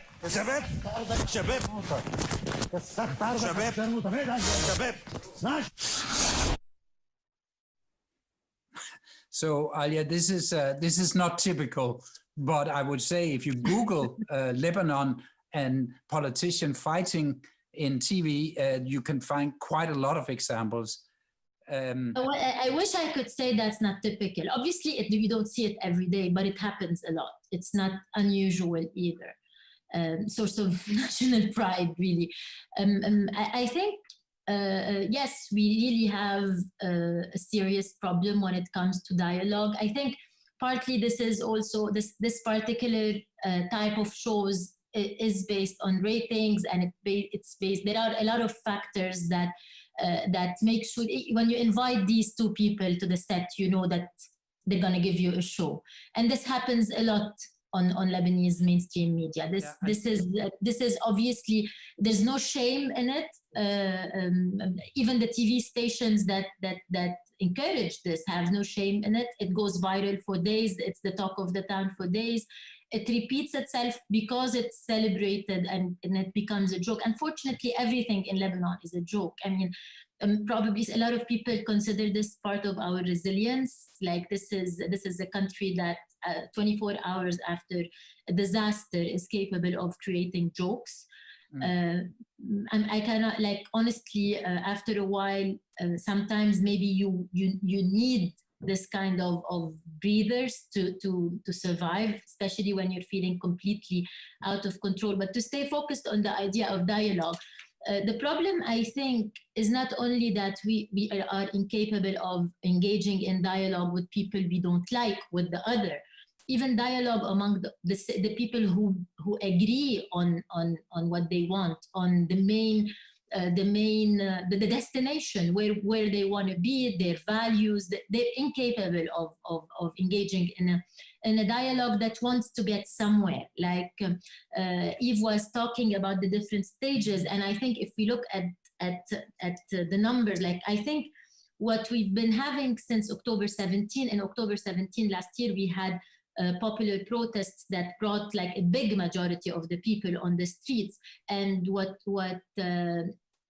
resulted was a lot of groups that were formed, WhatsApp groups, Facebook groups, like what would be the nucleus for political activities, etc. I think if I look at your roadmap, I think we stop at gather, like the possibility of engaging. Gather now. Yep. Yeah, I mean, people gather, they come together, they're capable of engaging in a social conversation that in a lot of cases actually involves a lot of accusation. I mean, I'm talking a little bit after agreeing on what generally they want.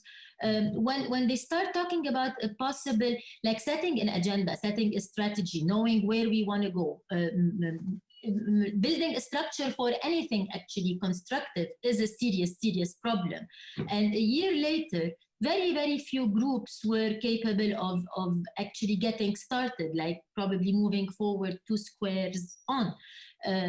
This is not justifiable, but it's understandable given the fact that we don't have a political life for the last 30 years. Like my whole generation, like all the generation I belong to, we grew up during a civil war, and after that we had the warlords taking over the political life in the country.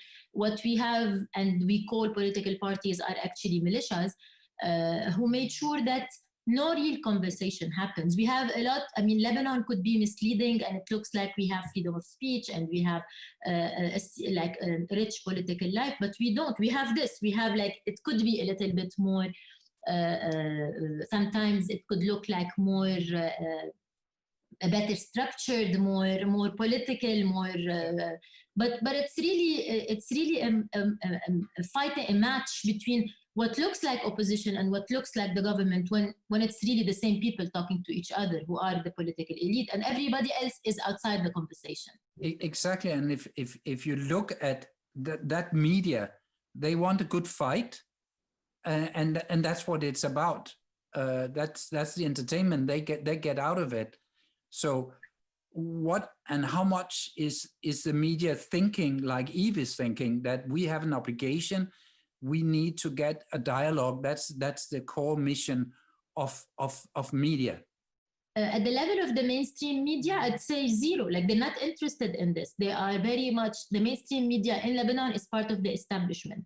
When we had the protests happening, we really needed the mainstream media, because unless you have live coverage of what's happening on the ground, you don't really have a coverage. The independent media alone, the majority of the people is on TV. And what happened is that the mainstream media could not cover the protests. Like, they would lose all credibility. But what happened is that they would do the live transmission, live coverage, use the language of the protest, say they're on the side of the protesters, etc. Like, get the credibility they need to stay on. And then they would, for example, give open airtime for the people representing the establishment. For example, we have right now a full economic collapse where the central bank and the banks are the main actors responsible for over 1 million depositors not having access to their funds, losing all their money. It's really a tremendous story. None of the mainstream media covered that story. Even more ridiculously, they gave an hour of open space to the central bank governor, unchallenged, like without, in a talk show that usually has an audience. They made the special case for him without an audience. Not one question was asked to him to actually tell him who's responsible for all these people who are now under poverty line, who were rich actually. Many of them were not even middle class. Many people who were rich overnight lost access to their funds, to the retirement funds, to their savings, to everything. And overnight this happens, and not one question has been asked to these people. In that sense, you find yourself, and after that, when we had the explosion, we had information that everybody in the government, the president, the prime minister, the judiciary, the security, everybody knew that there was on the port of Beirut, one of the most populated areas in the country, we have 2,750 tons, 2.5 tons of nitrate ammonia. Everybody knew about that.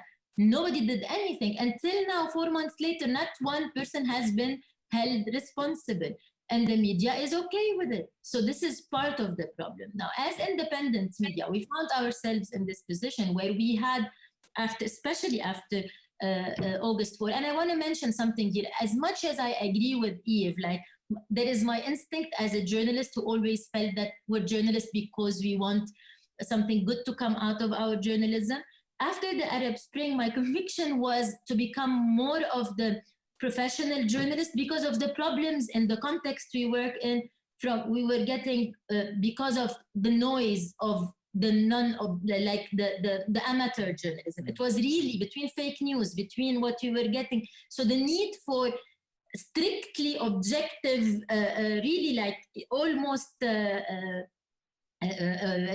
old-fashioned journalism was really very strong. I personally thought that we really need to go back to the basics, because otherwise it's just like, and obviously separate editorial from reported stories and the spectrum of what kind of journalism you're doing. Miguel, if we look at what Constructive Institute is trying to do now, and you have a background as a negotiator and a mediator, when you hear these two brave representatives from the media, from two different parts of the world, but still with some very similar things, what do you think? How can Constructive Institute actually form something for media with this?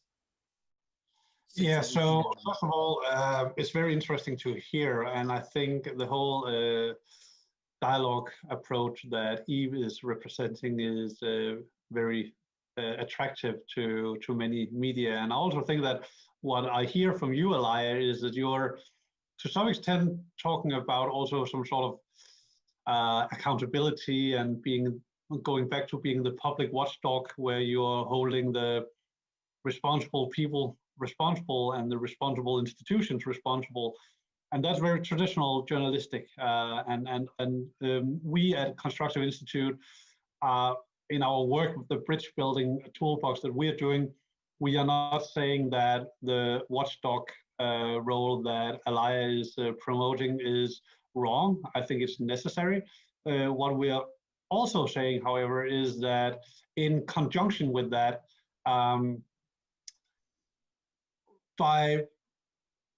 by displaying all the things that is wrong, all of the things that are wrong with when you expose the politicians and the banks, etc., you are also telling the truth and at the same time creating animosity and creating, or in the risk of creating a polarization in society. So I think what could be added to the investigative journalism and the exposure that I agree is necessary is to, when you do this exposure, when you do the investigative journalism, to not only put it out there for the frustrated to get more frustrated from, but put it out there, but at the same time, see how can we have a conversation between the parties involved that are more constructive to facilitate the dialogue in a better way. So the combination, yeah. I would like to show a video now, actually from what you call the gun control project, where Spaceship Media has been involved. It's Time magazine that shows this, and maybe then after we have seen that, you can talk a little bit about that, Eve. When I was a junior in high school, one of my classmates came to my high school with a gun and shot my history teacher and killed him, and shot 2 of my friends. 2 teenage daughters who were in high school, who were texting me. We're in a lockdown drill. Everyone else was given a baseball bat, but I only got a golf club. What should I do? And it infuriated me. Here we are again, and my kids are now terrorized. Do you feel safe that you have a gun? I sleep with my handgun on my nightstand, and that does make me feel safer. I'm just saying you in the house sleep. They'll get your weapon first. You need my fingerprint, it opens 2 seconds, right? Oh, it's in the lockbox. It's in the lockbox. I thought she was saying like, just sit down. Yeah, that's what I was saying. I practice. I can do it very fast. I was raised by my godmother. She's had a heck of a life. She was always the victim. I'm like, okay, that is never going to be me. All these laws, all these gun controls also apply to people like me. And I am just that girl living by herself in the middle of a big city. Today, I felt for the first time that I got to know someone who thinks very differently. I go, okay, I'm having a real conversation with a dues-paying NRA member, and I like them. I'm born and raised on the south side of Chicago in the Inglewood community. Growing up in my community, I saw a lot of gun violence. At the end of the day, when the conversation came to an end, everybody hit the same common thing. It needs to be safety. It's been almost 3 months since we were in DC. It was so exhilarating. I was very optimistic that we were going to change the world when I left DC. I thought, this is it, man. 20 of us, we're gonna go on tour, and we're gonna have these conversations all over the country, and we're gonna get everybody to do what we're doing and come together.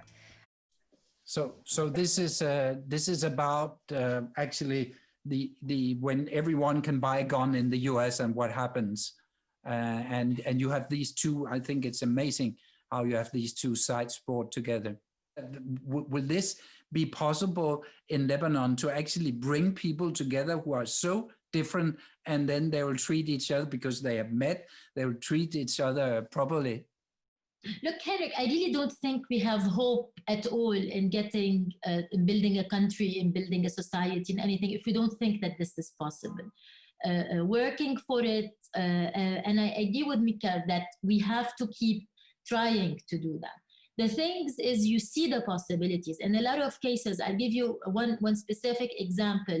One of the biggest problems facing Lebanon right now is that it is considered that the Shiite community, the largest sectarian community in the country, is supportive of the armed militia in the country, which is Hezbollah.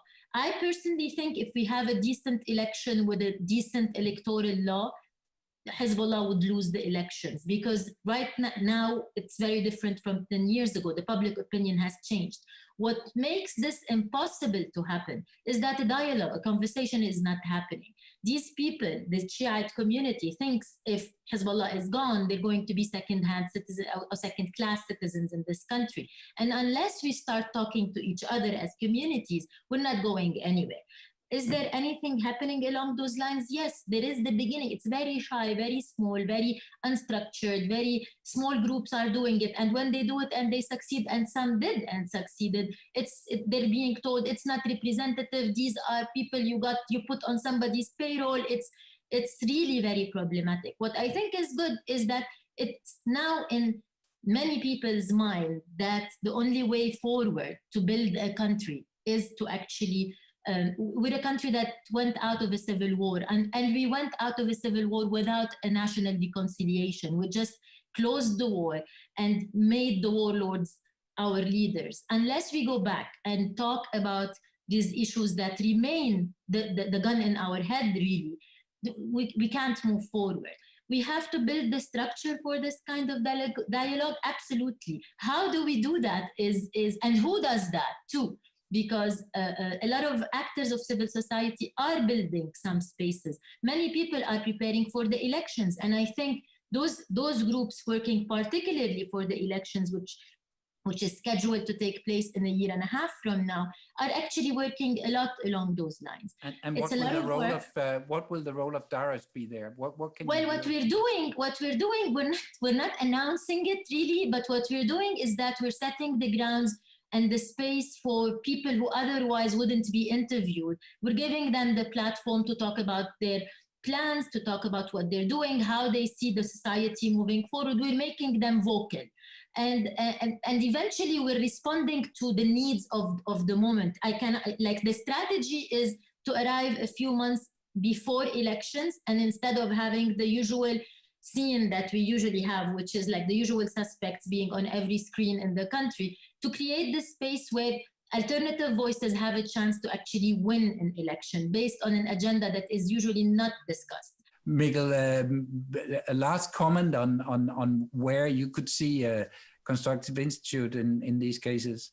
Well, thank you, Henrik. And let me start by saying also thank you to Alaya and Eve. I think it's very interesting to hear your point of views on conflict and the situation in general, and also with the things going on in Lebanon. So at Constructive Institute, what we're looking at is how can we improve the quality of how people handle conflicts? How can we enhance the conversations between conflicting parties? And as a journalist, we look into the profession as a very unique profession that has the opportunity to connect people. And it's not necessarily the role of a journalist to get parties to agree to solutions, but we think it's the obligation of a journalist to see if we can use the privilege of bringing people together to also enhance the quality of the conversation they're having. And I would like to share a couple of slides with you that will exemplify how we think about our bridge building toolbox that we are working on developing. So first of all, we're looking at this definition of what is a conflict. And well, a basic definition when you look at it from the dictionary of Cambridge is that we have an active disagreement between people with opposing opinions and principles, as you see on the slide. Meaning that there needs to be an active disagreement, meaning that I might be disagreeing with things that Donald Trump is saying, but I'm not in conflict with Donald Trump because we cannot actively prevent each other from doing what we want to do. Another way that we've been kind of attracted towards is the definition from transformative mediation, where they say that conflict is a crisis in human interaction and communication. And when we look at the stairs of conflict on my right, you can see that it's a very human basic thing, that when we have a disagreement and it is not easily resolved, which luckily most disagreements are resolved, but if they are not, we tend to escalate up to personification, and it can then expand and until dialogue is abandoned, and worst case, we end up in polarization. And what we see at Constructive Institute is that the media is very often, unfortunately, playing a role of enhancing the polarization rather than de-escalating the conflict. So they are actually,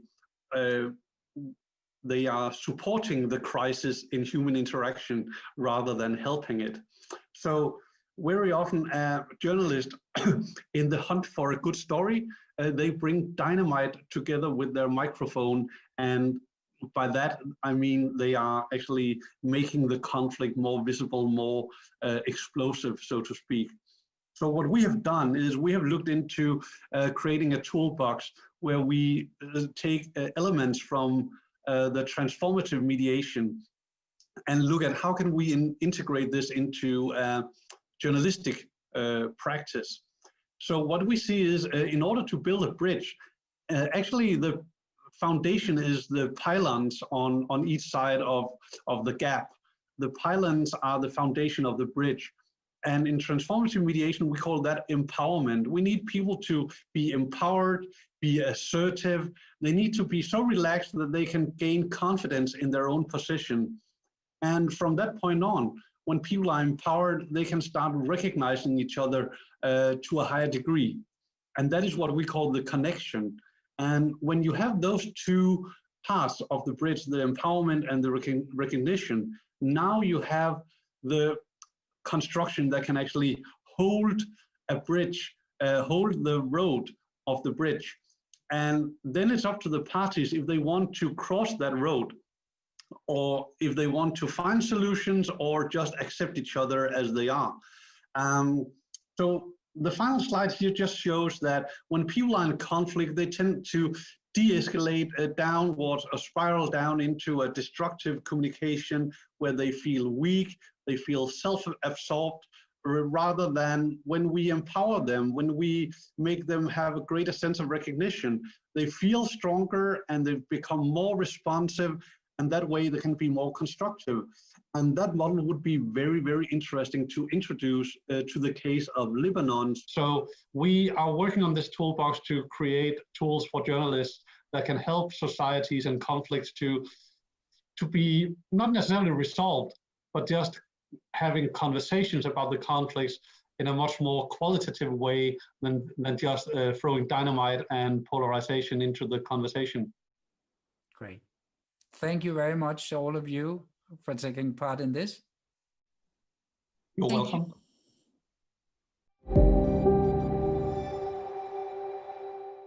My name is Fred Swanika, and I'm the founder of the African Leadership Group. We're a network of organizations on the continent of Africa that aims to address what we see as Africa's greatest challenge, but also its greatest opportunity, which is how do we develop a new generation of leaders for what will eventually be 40% of the world's population. As some of you may know, by the end of this century, 40% of the entire world will be African. And so where Africa goes is where the world will go in this century. And so we are on a mission to ensure that we have a good century. And we see that the single most important opportunity for Africa is to develop a new generation of leaders. And our goal is to develop 3 million leaders for Africa in the next 15 years by 2035 to provide leadership capacity for 40% of the entire world. We do 3 things. We select exceptional young people that we believe have leadership potential. So people with courage, with passion, with resilience, with imagination, and with good values. And then the second thing we do is we develop this potential through a series of institutions that we have. We have the African Leadership Academy, the African Leadership University. We have a lifelong learning system called ALX. And we bring them into as a mechanism that develops their leadership and entrepreneurial skills, and most importantly, enables them to become problem solvers, because we believe that leaders are people who solve problems, and they're not just there just to enrich themselves and to accumulate wealth, but really to solve problems.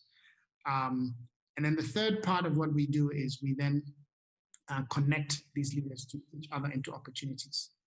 Because one of our beliefs is that no matter how good your skills are as a leader, if you don't have access to the right networks of mentorship, of networks that give you access to capital, networks that give you access to partners, you won't be able to have as much impact as you could.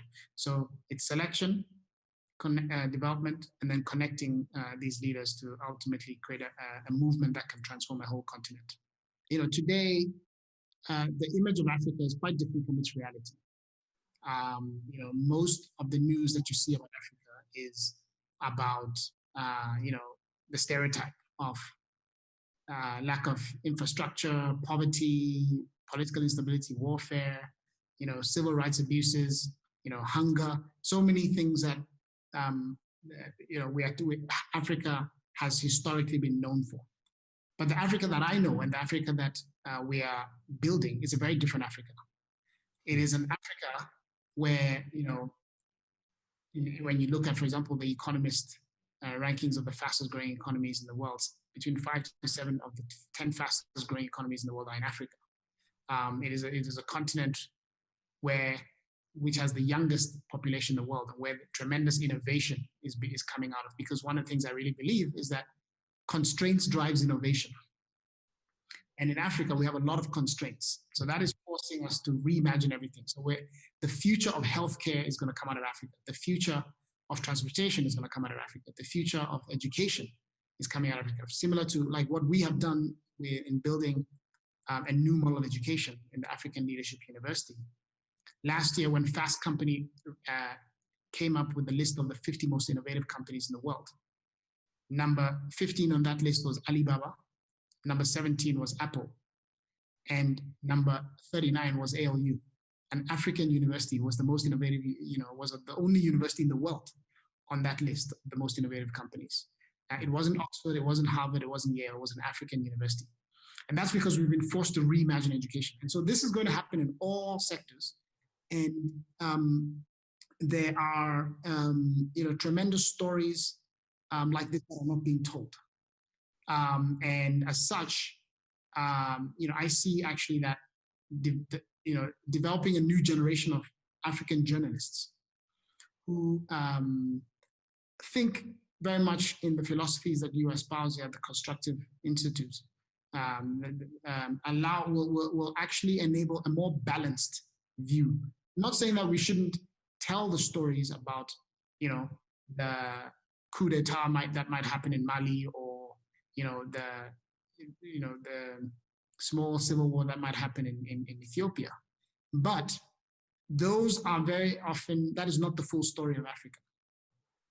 And so what we need is a new generation of journalists that are equipped to, you know, tell stories that are, you know, more constructive and that really highlight the problem solving that is taking place on this continent. And that is highlighting the innovation that is taking place on the continent and the promise of the youngest population in the world. You know, the average age of an African is 19. The average age of a German or Japanese is 47. So the vibrancy of youth and the innovation and entrepreneurship that's going to come out of Africa simply because of that is tremendous. And someone needs to be telling that story. And we hope to play a role in developing amongst the pool of leaders that we're developing, the next generation of leaders in journalism as well. Because of the way media portrays Africa, and I'm talking about both African media and global media, as this continent of doom and gloom. Very often people who are sitting on the continent where there are tremendous opportunities do not see these opportunities. And they then resort to desperate measures to get out of Africa, like, you know, emigrating to Europe. And as we see, you know, those sad pictures on TV of people dying, you know, on boats trying to get to Europe. And so this is ultimately even a human rights issue. It is about, because people are risking their lives because of the images that have been imprinted in their brains by what they are seeing in traditional. And so that this is actually why it is an urgent issue to solve. We need to again, I'm not trying to say we need to whitewash what is going on in Africa, right? But that's not what we're saying at all. We're saying we need to, report on both the challenges and the opportunities. And the opportunities are tremendous. Right now, especially with COVID, there's a whole new set of innovations that are coming up because there's yet more constraints that have been put into the picture.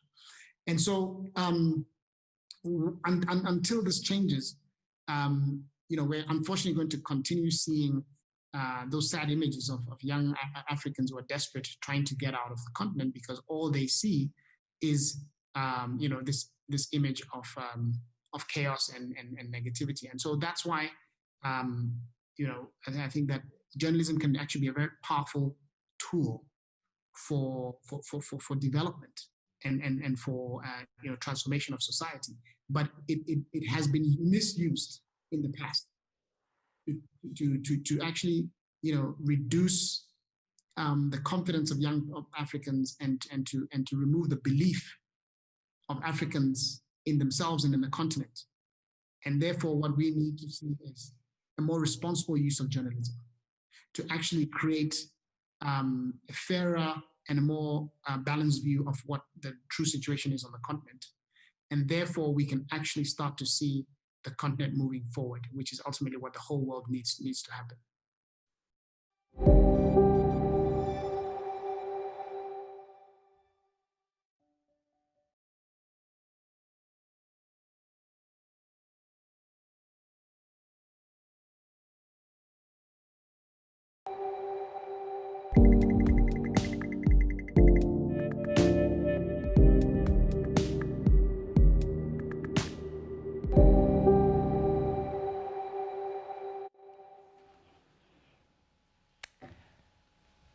This concludes the session in Lebanon, and thank you so much for a very good talk on a very important topic. And thanks to all our moderators that have been guiding us through our trip around the world, and thank you so much for hosting the breakout session. You've done such a good job. And what a journey it has been. Let's take a look at some of the highlights. First, a word from the former British Mr. News, who 30 years ago warned about the negativity bias in the news he presented. But that wasn't popular at that time. Half a century ago, while working as a journalist for ITN, I was responsible for thousands of reports on what was then the most popular news programme on British television, ITN's News at 10. The vast majority of those news stories were about things going wrong in society because those shaped the general editorial appetite at the time. But in reporting those, I became only too aware of what numerous people and organisations were doing to tackle society's problems. And I began to argue behind the scenes for regularly including those kind of stories in the news bulletins. Occasionally I succeeded, but on the whole my arguments were listened to with what I would describe as an almost amused tolerance, and then largely ignored.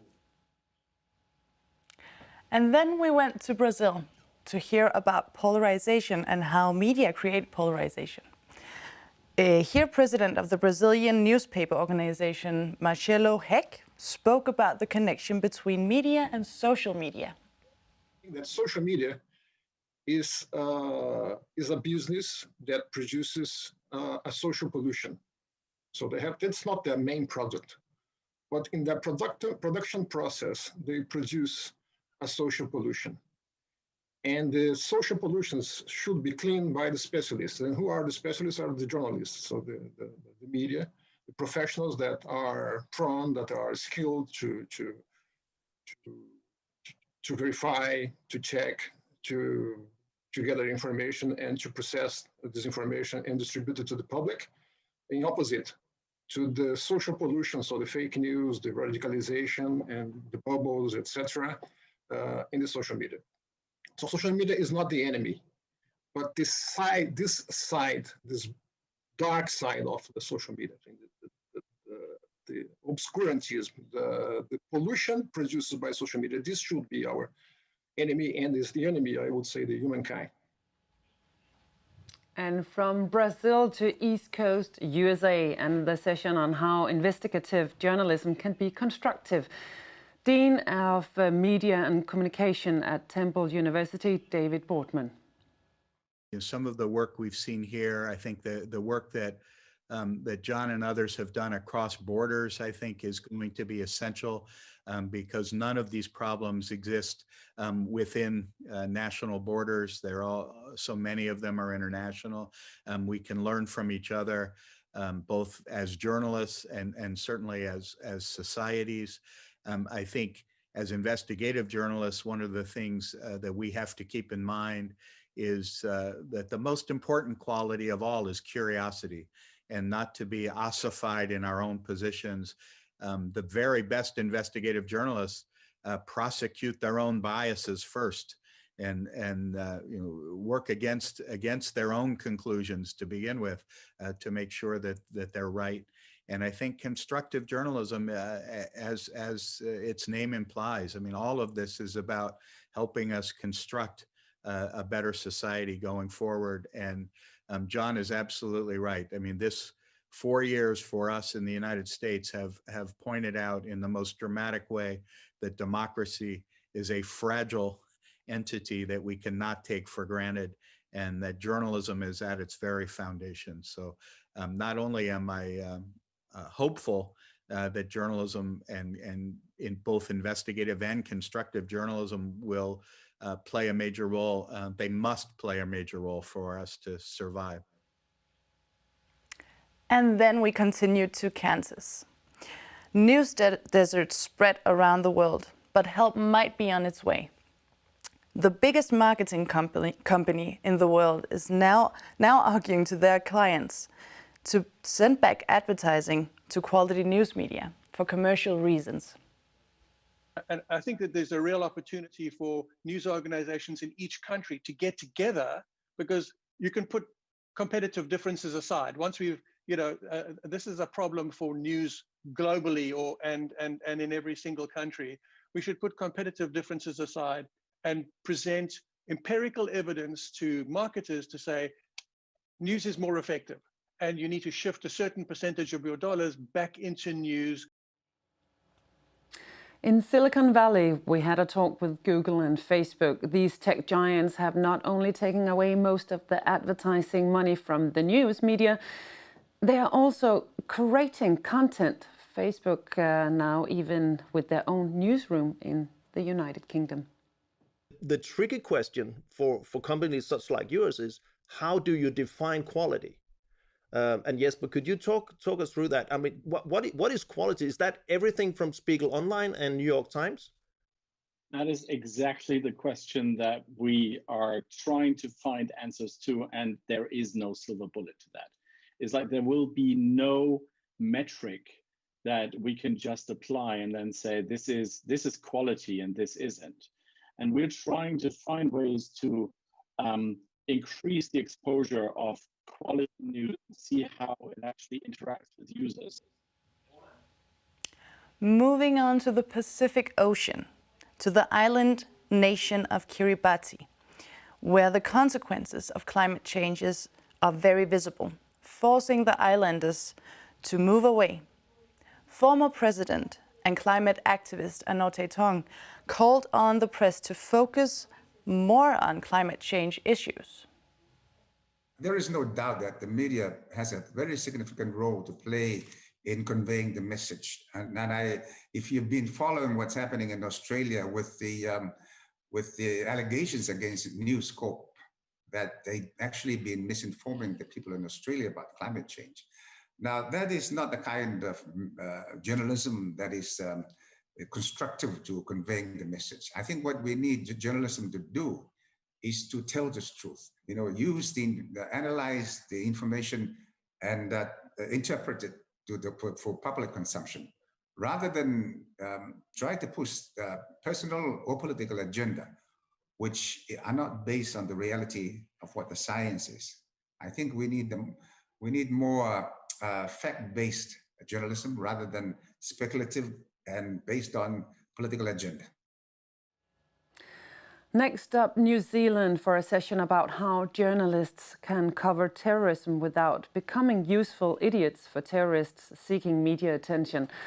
Joining us was Danish video journalist Daniel Rye, who was a hostage at Islamic State for 8 months. He confirmed how terrorists skillfully play the media. It was really strange to see how the propaganda media center of Islamic State, they knew how they could use a video like this to get attention, and they got attention. Suddenly, it was everything we talked about. And if we look at it from a branding perspective, you cannot, as a normal brand paying for advertisement and so on, you cannot get so much attention in such a short time as Islamic State got when they killed James, Stephen, David, Alan, and then Peter. And in the end, they started to do propaganda videos with John Cantley when they dressed him in orange jumpsuit, put him in front of a table, and made him act like some kind of TV anchor, some kind of reading their propaganda up, because they knew that everybody would be looking. Now a hostage is reading the news. So they were not stupid, but somehow they understood why and how our media is back in the West and back in the rest of the world. They worked, how our news criteria, how they are working. And that was somehow scary, that they used us as a platform, as a springboard to go on with their goal. From down under Australia, we learned how media focus on conflict leads to a political climate full of hostility and more conflict. Ralph Aston from the Australian Future Project put it like this. This conflict culture is discouraging good people who represent the diversity of Australia from entering politics in the first place and taking part in the national conversation. So we're missing key parts of society and great ideas.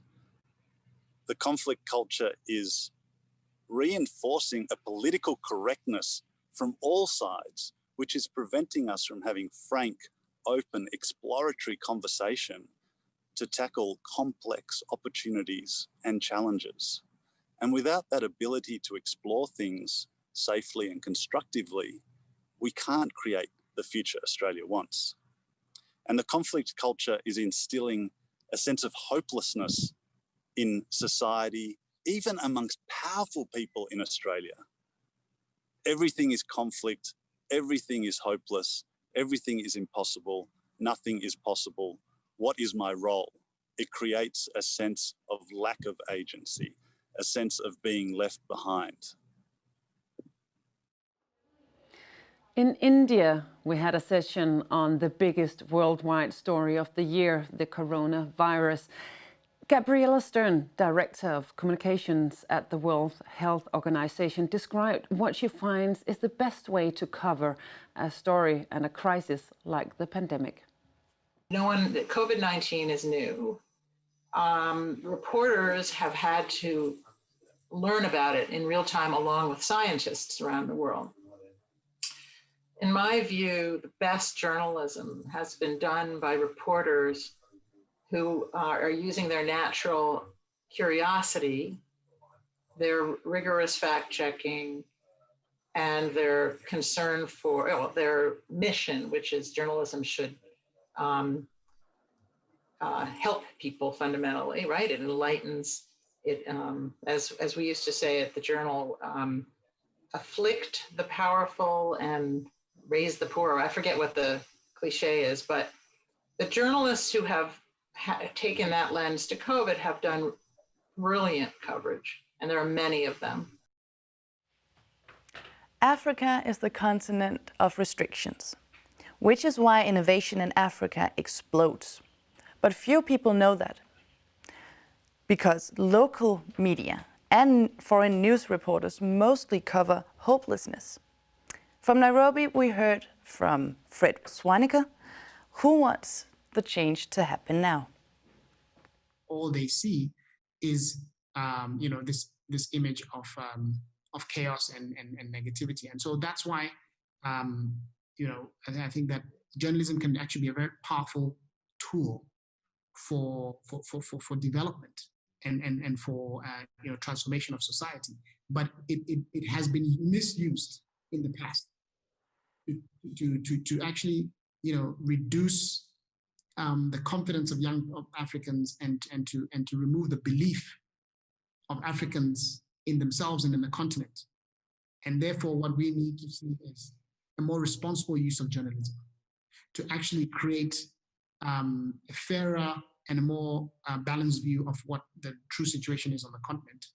And therefore, we can actually start to see the continent moving forward, which is ultimately what the whole world needs to happen. In the Middle East, we learned how journalists can avoid digging the ditch deeper between conflicting people.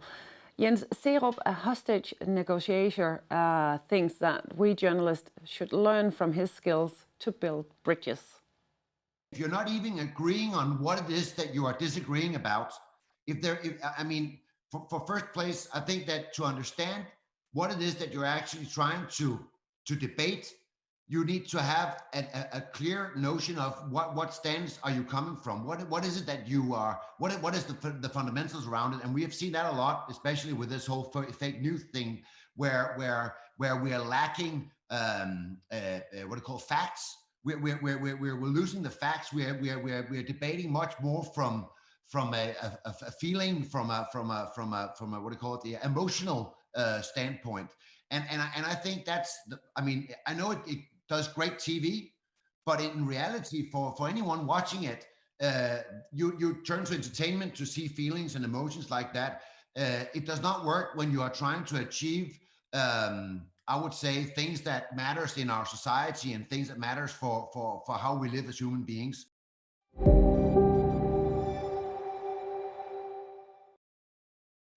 So this was a bunch of appetizers of all the stuff we've been through. Of course, you can see the full interviews and everything that has been said and done the last 24 hours, more or less, on our webpage. You can see it very soon. And there will also be a possibility in the days to come to hear it as a podcast.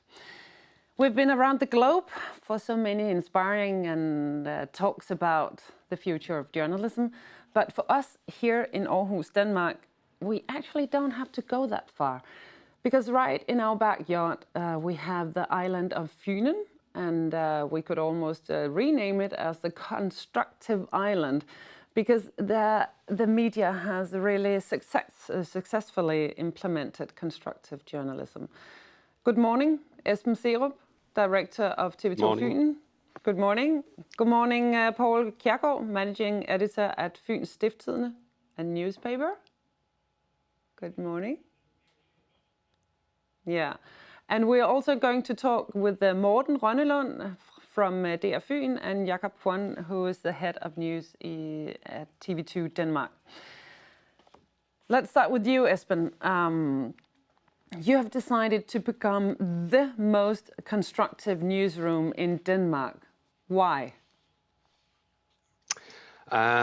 We need some goals to get where we would like to be. So we said 18 months ago, let's try to aim for being the most constructive media house in Denmark. And actually, we just finished our new strategy process last month, and we strive to be the most constructive news house in this country for the next 2 years. This is our goal, but it's more or less for ourselves to have something to strive for. You have given your employees courses, and you're really working with the constructive journalism on a daily basis. How has it been trying to get journalists to think and work constructively? We knew from the beginning this would be like a cultural change. So this is a very long-term strategy. So we started 18 months ago by a lot of debates, a lot of discussions in the newsroom, and then we started with a week-long course for each reporter, each photographer, each producer, whatever we have here. So we have in the beginning of this year, we had 74 people from the newsroom through these courses. And I think this has been more or less the key for us, because now we have the same language, we have the same kind of understanding, and we knew all the differences and nuances that there is in constructive journalism. So we are much further today than we were 1 year ago. How do you balance the constructive part and the more traditional news? How do you combine them? How do you balance it? Basically, the understanding that we have is that constructive journalism is another layer in news journalism. It's like breaking news or investigative news or critical news. Then you have constructive news. So it's not something instead of these other things in news journalism. It's just another layer. But when you start discussing it, you get another mindset. You get another tone in the newsroom when you discuss which stories to cover. And I think basically you expand your journalism, it becomes better. But it's still news journalism. It's this is the way we would like to do it. That the core is what is exactly the same as a breaking news story or a more traditional news story. You need to have a problem or something's happening, and then you just put on the constructive news mindset. Let's just see the video, because you've made a video about how you handle the constructive journalism at your place.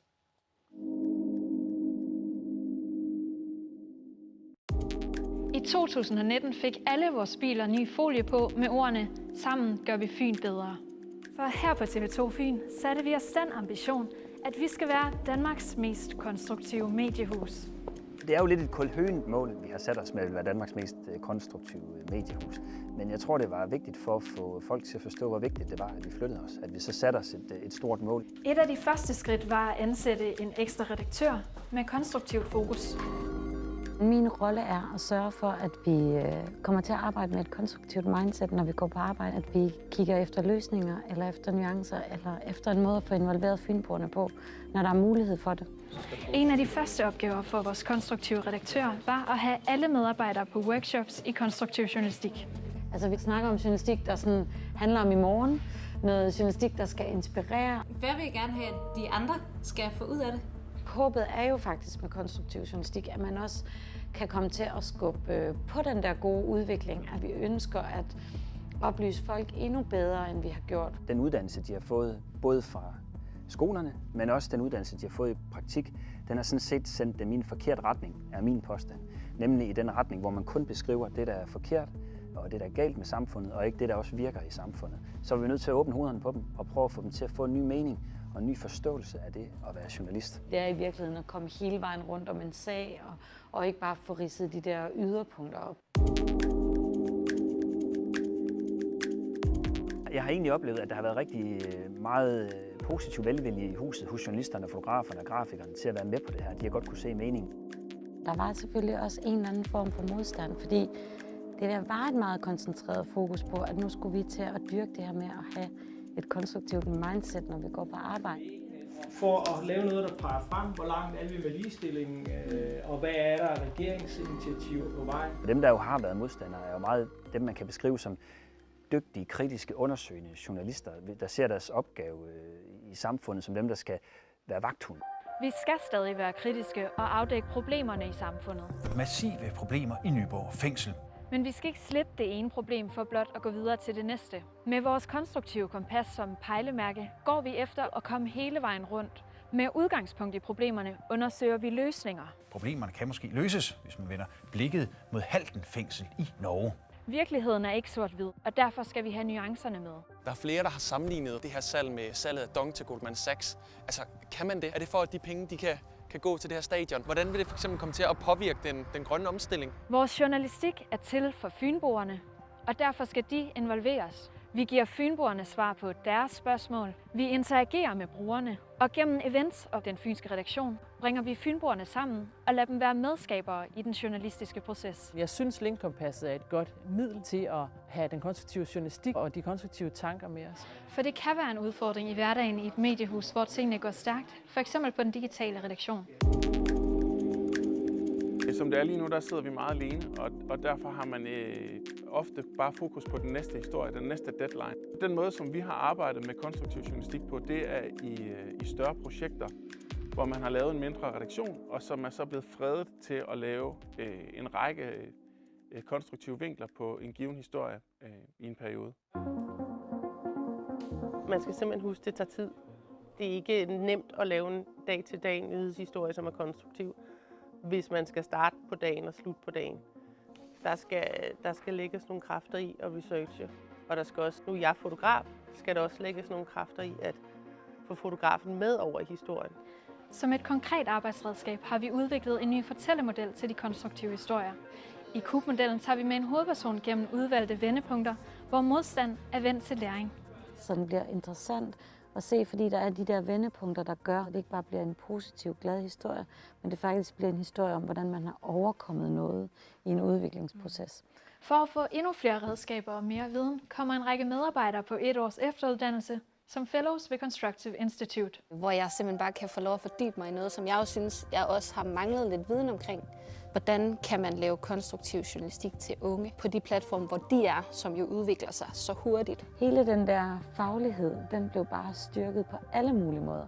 De vender tilbage med nyt input udefra, ligesom vi også har fået feedback udefra. Med nogle andre greb, så kunne man have gjort den lidt mere konstruktiv. Der kom ind og gav sådan en hudløst ærlig efterkritik og feedback på de ting, vi lavede, så vi reelt kunne flytte os. Men hvad er det for nogle udfordringer?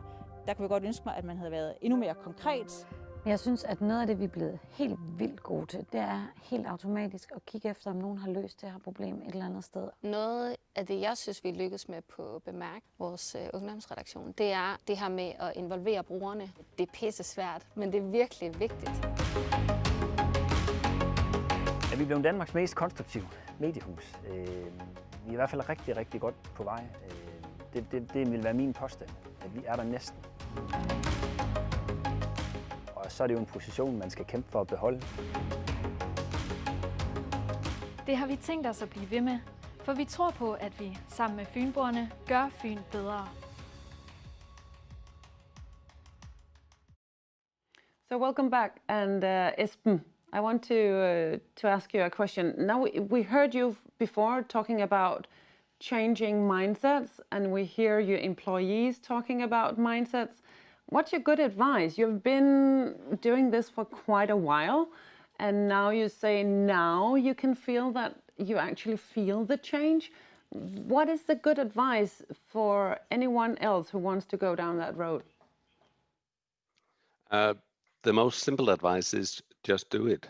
Just try today, and try at the next news meeting to take one of the stories and ask the question, how can this problem be solved, and then try and make some journalism out of that. Experiment a little, try again tomorrow, try again next week, and then you start getting some experiences about how will it fit into your news organization.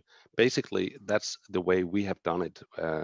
We have laid out the road that we would like to go, but we still today need to find a lot of solutions in the way we produce journalism. As you saw in the small movie, we are experimenting with new ways of telling the story. We experiment with tools, how to remember at news meetings. We have this compass. So remember to focus on constructive journalism. Basically, in my view, I think in our view here, it's not very complicated. It's just good journalism. It's good journalism. And then I think one of your advices also is to be patient as I hear you. Thank you, Esben, for now. We'll move on to Poul Kjærgaard fra Fyns Stiftstidende. Godmorgen. Good morning. What does constructive journalism mean to you in your organization?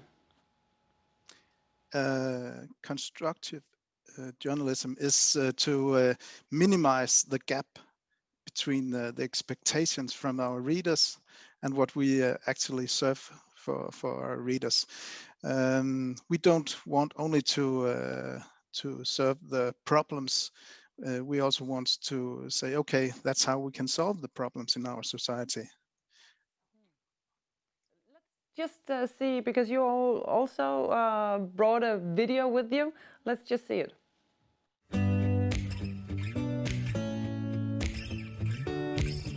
Since 1773, the regional Danish newspaper Fyns Stiftstidende has looked more or less like this.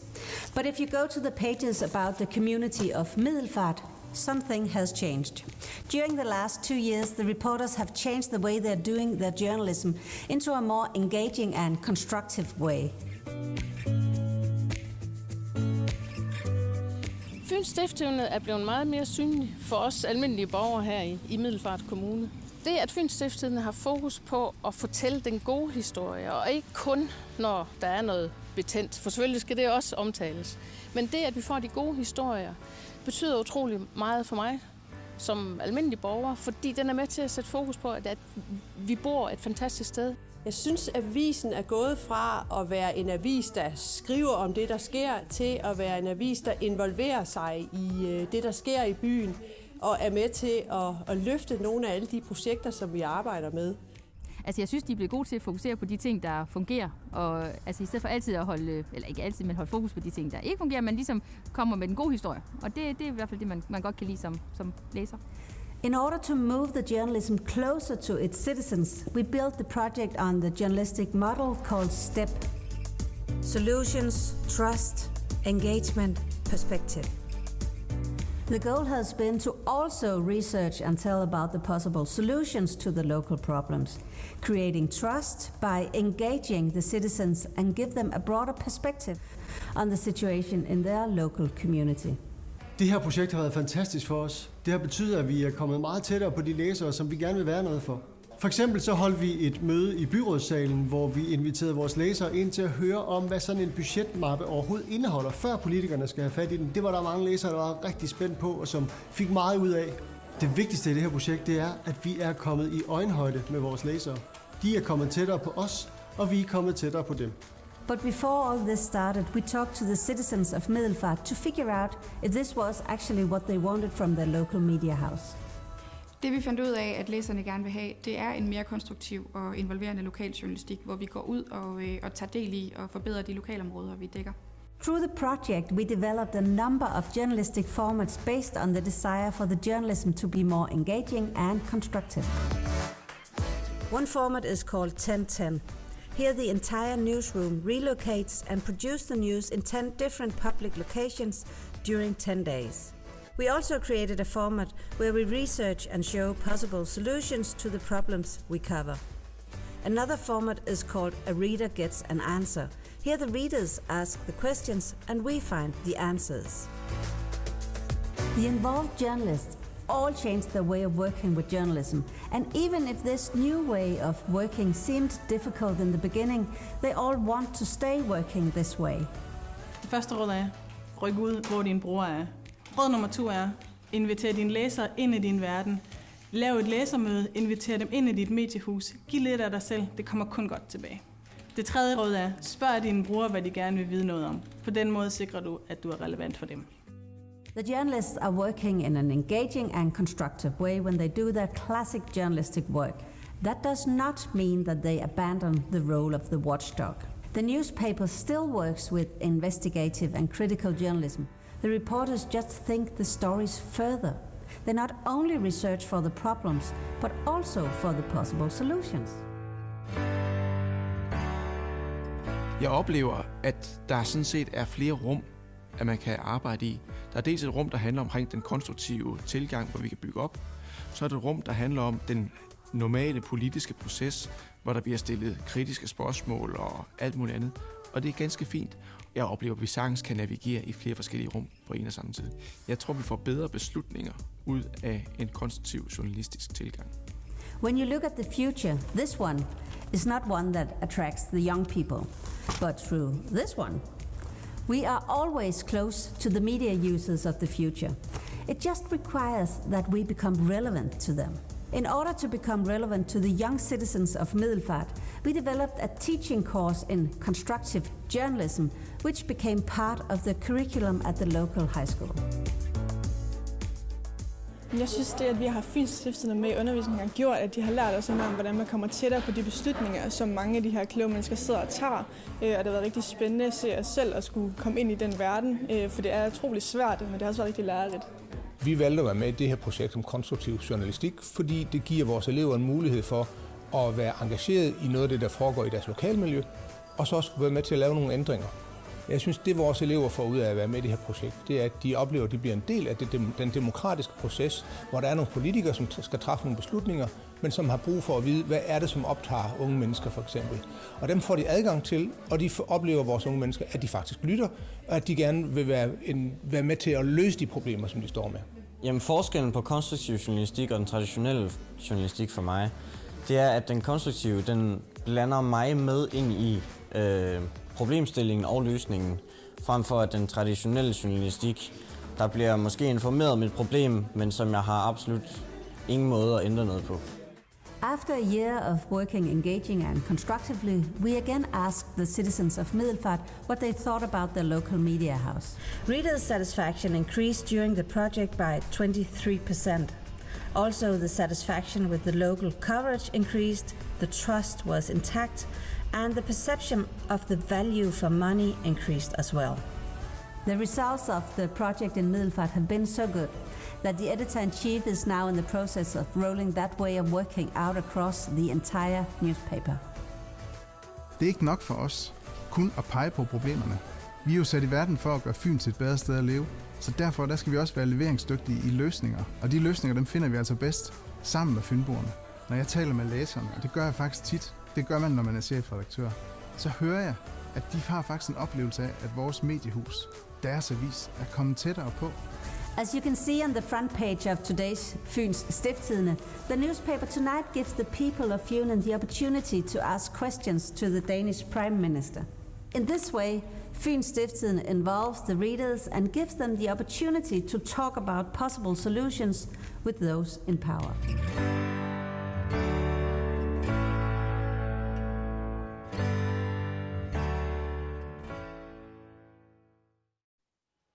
Paul Kjærgaard, you really involve your readers. You even invite them to your newsroom meetings, which is like a sacred place for many journalists. How does that work for you? I think that's one of the problems in the media, that we don't invite the readers inside our house. Actually, I think that they can help us make more relevant journalism. So that's why we invite them into our newsroom. We a year or two ago, we had we tried to cover how to live the good life. How do you live a good life when you are retired, when your kids are leaving home?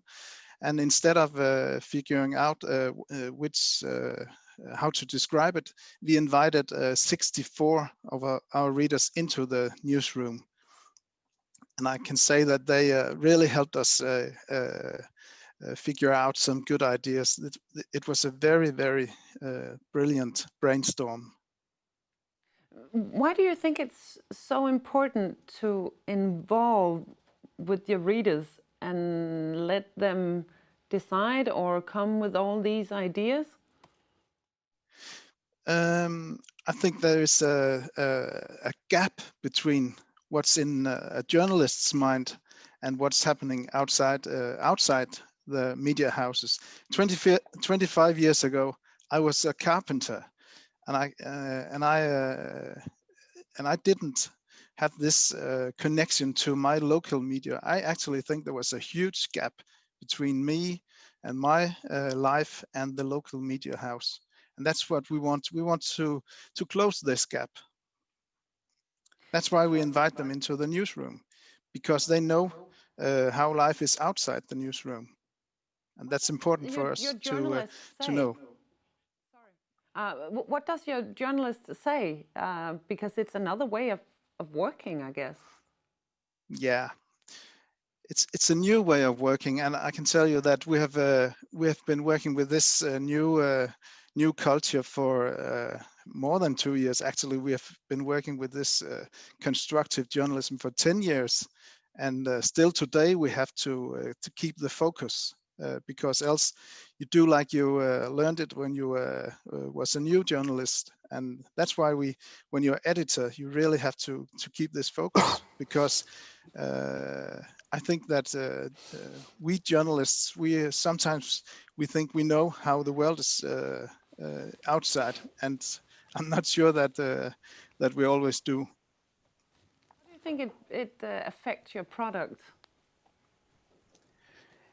I know that we are much more relevant today than we were 10 years ago, because 10 years ago we didn't invite our readers inside. We didn't go out. We didn't make this partnership like we were showing on the video at the local high school. Now we are having this partnership with the young people, because that's the way we close the gap between us and them. How does it affect your numbers? Yeah, actually, we can see that we have more readers on the news made based on involving the readers. Thank you, Paul Kjærgaard. We'll move on to Morten Rønnelund from DR Fyn. Good morning. Morning. This is primarily a radio station. You're also keen on involving your listeners. Tell us why. Because they're full of good ideas. Everybody loves a puzzle. And when we present problems, they go at it like it's a puzzle.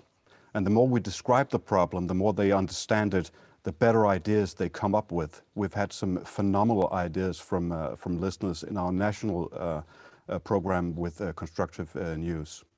Let's just see a video about this program. During this half-an-hour radio show, we had 30, 40, 50 messages in our mailbox. Our radio show, Public Service, is dedicated to constructive journalism. Spøgelsesgarn. Et stort problem i and for the host, that often results in a full inbox. The way we work with constructive journalism is when our listeners, for instance, ask us to do something about a problem, a real problem that they know of. So this story was about ghost nets, which is former fishermen's net that they lose in the ocean and never pick up again, and it's very polluting. Well, we started making this story because there was a listener who was a diver who told us about this problem. DR Fyn is a regional section of the Danish Broadcasting Corporation, the main provider of public service news in Denmark. Our section produces both local and national news for radio, web and TV. An important part of constructive journalism is taking steps. When we have talked about a problem, then normal news journalism would say, now our work is done, we have described the problem. But this is actually where constructive journalism starts, because then we move on to see what can we do about this problem. And we take steps to ask people, what can we do about this problem? We're looking for solutions, and we take steps by asking people who can actually do something about this problem and ask them, how can we solve this problem? When trying to reach the younger demographic, we adapt the method. We have a special focus on the 25 to 31-year-olds, and it's on our website. This comes across in our language, our choices of topics, cases, but also in the visual tools that we use. This is an example of how we use visual tools, for example, a GIF. We look for subjects that our young readers can connect with. The story that we're currently working at is about food wasting. It's important that the readers get inspired and we can leave them with solutions that they can take into practice. Back in the studio, Men mange af dem ved, at de er meget let. the story about ghost nets has taken a new turn. Now, the Ministry of Fisheries is in the process of mapping the problem. So the point in our way of doing constructive journalism is to make the listeners feel that what they do matter, that they take part in solving the problems of society. As we just heard here, they want to take part of the solution. They want to feel that they actually do the puzzle with you. Can you explain how that goes in the program? Well, we have a lot of listeners calling in with different ideas. In the beginning, maybe some of the more easy ones, but then as we expanded the problem and told more about it, nuanced it, some of the solutions, the ideas were rather innovative. From retired doctors, from craftsmen, everybody pitched in. And we had a small skew in our audience, where normally on the Danish talk radio, it's the well-educated. Our program just lifted the not so well-educated. Their ideas actually worked, and they resonated with that. So what is the feedback from the listeners? It's phenomenal. They love it, and they still feel we're critical. We don't get the mails anymore about being too soft on power or not being the watchdog, because we still are. But they like that things move, and it's what Jesper told us in the video. It's about taking steps. It's really about progression. We've been working with this for about, 10 years, trying to reduce it, make it as simple as possible. And what we've come up with is this progression. It's part of the puzzle. It's part of laying down the parts of the puzzle, and people love that. And they love being a part of building that puzzle. And you have the solutions then, and you bring them to the ones in power, or what do you do with the solutions you have? Yeah, sometimes we do, if they're viable. We pose them, these are solutions, and they may move along with them. Or some of the listeners actually do it. We had a segment on defibrillators, how many defibrillators to help heart stop cases out in the public. And some of the listeners called in, I bought one and put it up in my outside my house, so the whole neighborhood can use this defibrillator if someone falls over with a heart attack. Everybody reacts to this. It's a puzzle. They love it. They love progression. And it doesn't have to be positive. It doesn't have to be necessarily inspiring. The progression of it alone makes it inspirational. So you talked a little bit about before finding the balance between not being just a positive story, but actually also being able to have critical stories that develop.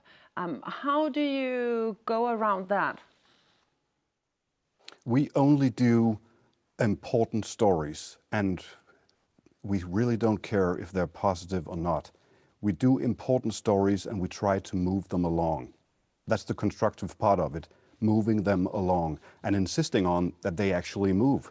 Not political punchlines regurgitated again and again, but actually moving the thing along. Understanding a problem better is moving it along. Moving the debate along, making people actually answer each other instead of just delivering punchlines, is moving it along. It's about the important stories and moving them, not about positive or negative. No. So it's actually the movement that's more important to you, and is the constructive part also because you're involving all these people, of course. Yeah, we've stolen a point from Andrew Stanton and his famous TED talk about storytelling. It's don't give them 4, give them 2 + 2. And they love that, moving stuff along. Morten Rønnelund, thank you so much for now. Let's move on to Jakob Kwan. Hello. Hello, Jakob. You're from TV2. the national TV2.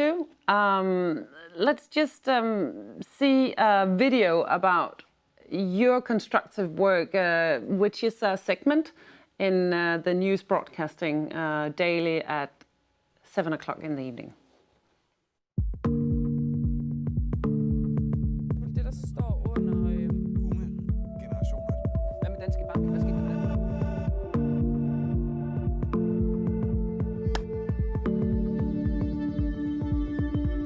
Der er ikke gennemstilling til nyhedspoint.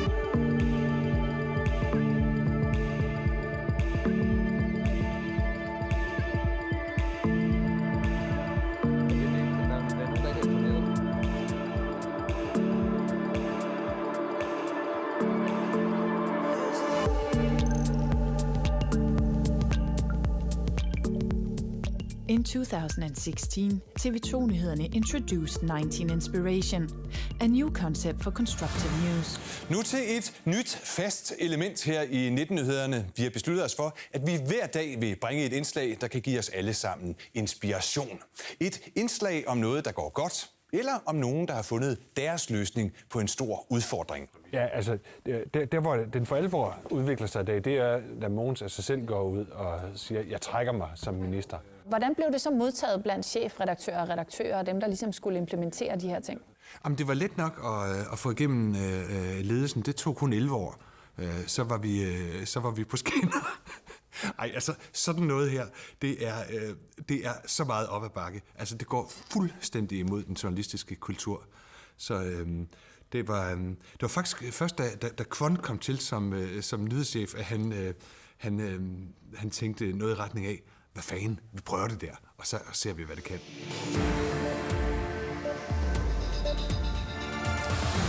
I denne uge sætter Trygfonden, Alkohol og Samfund og vi her på TV2 fokus på danskernes alkoholvaner. Og med det til dagens 19 inspiration om noget, som går i den rigtige retning herhjemme, nemlig kampen for at nedbringe forbruget af antibiotika.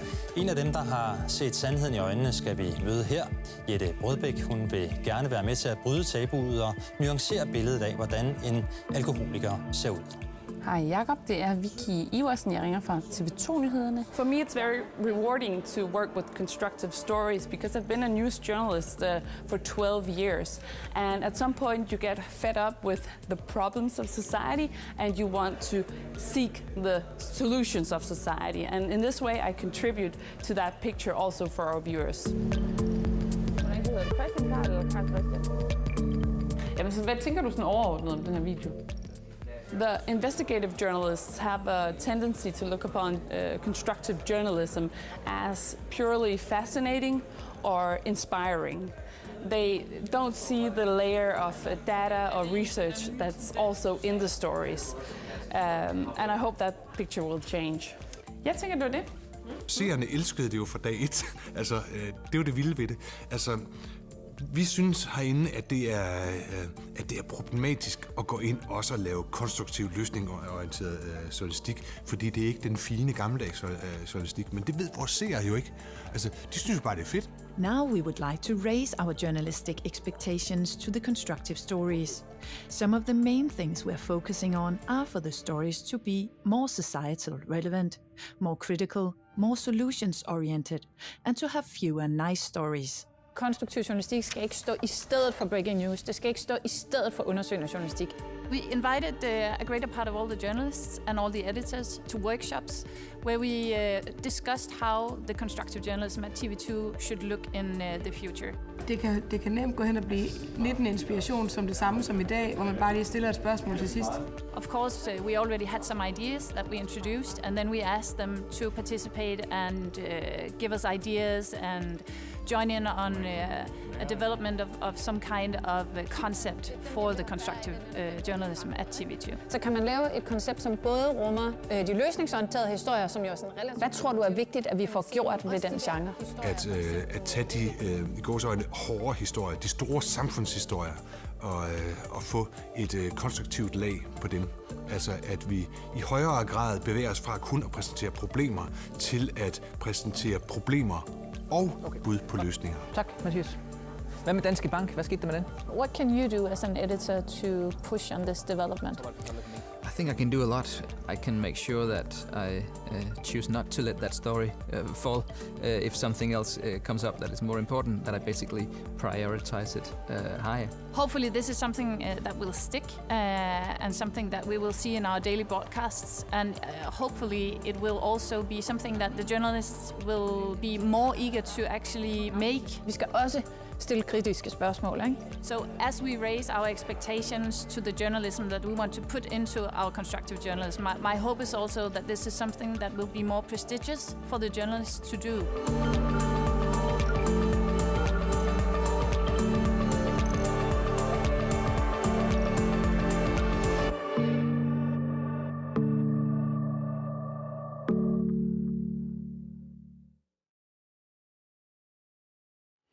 Jakob, as we just heard, has been some resistance in implementing this. Tell us, what kind of obstacles have you had?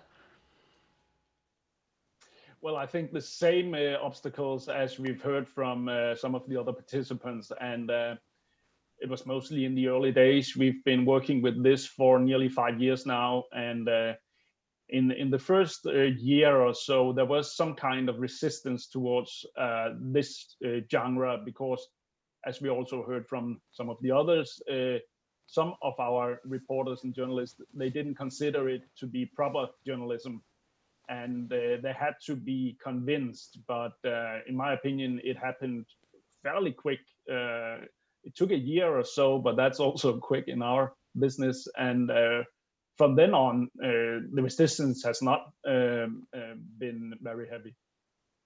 We're quick at breaking news, but we're not so fast when it comes to changing our mindsets.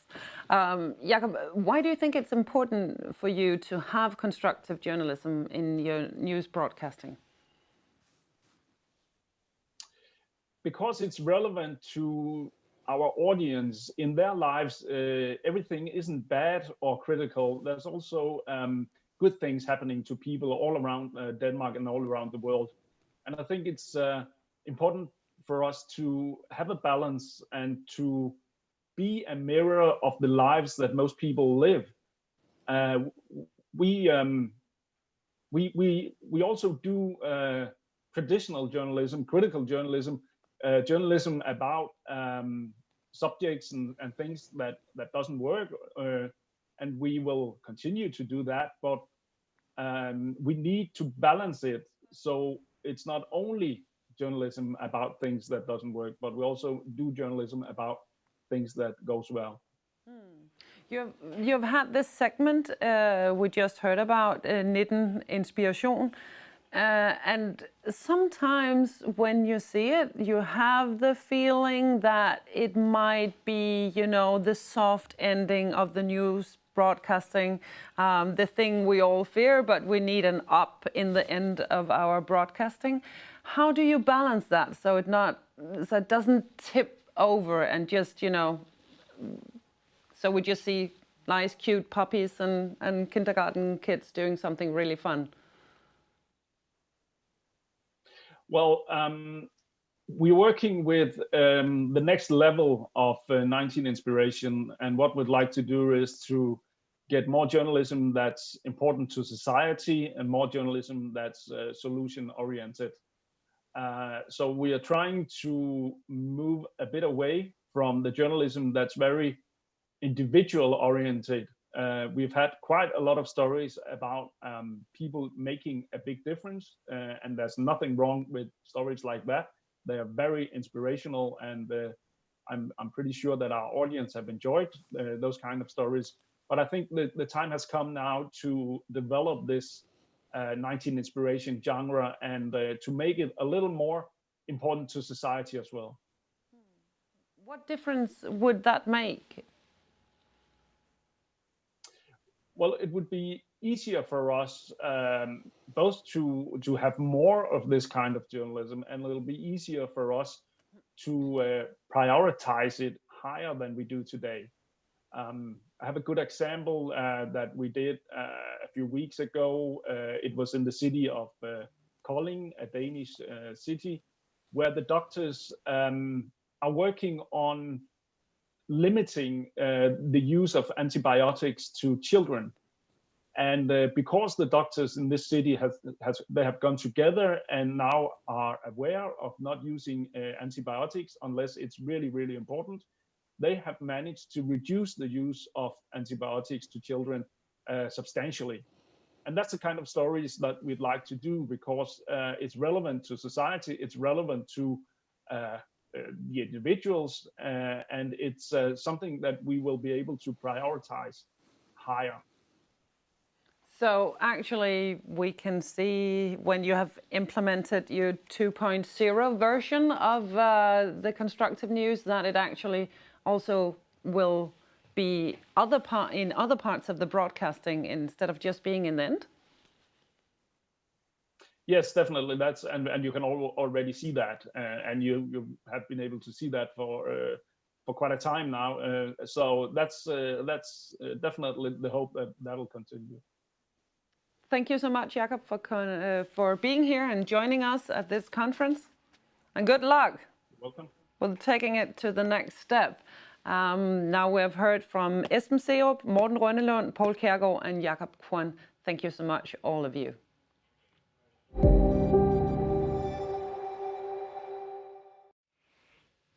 This has been 4 very exciting and inspiring stories about media that really believe in constructive and nuanced journalism.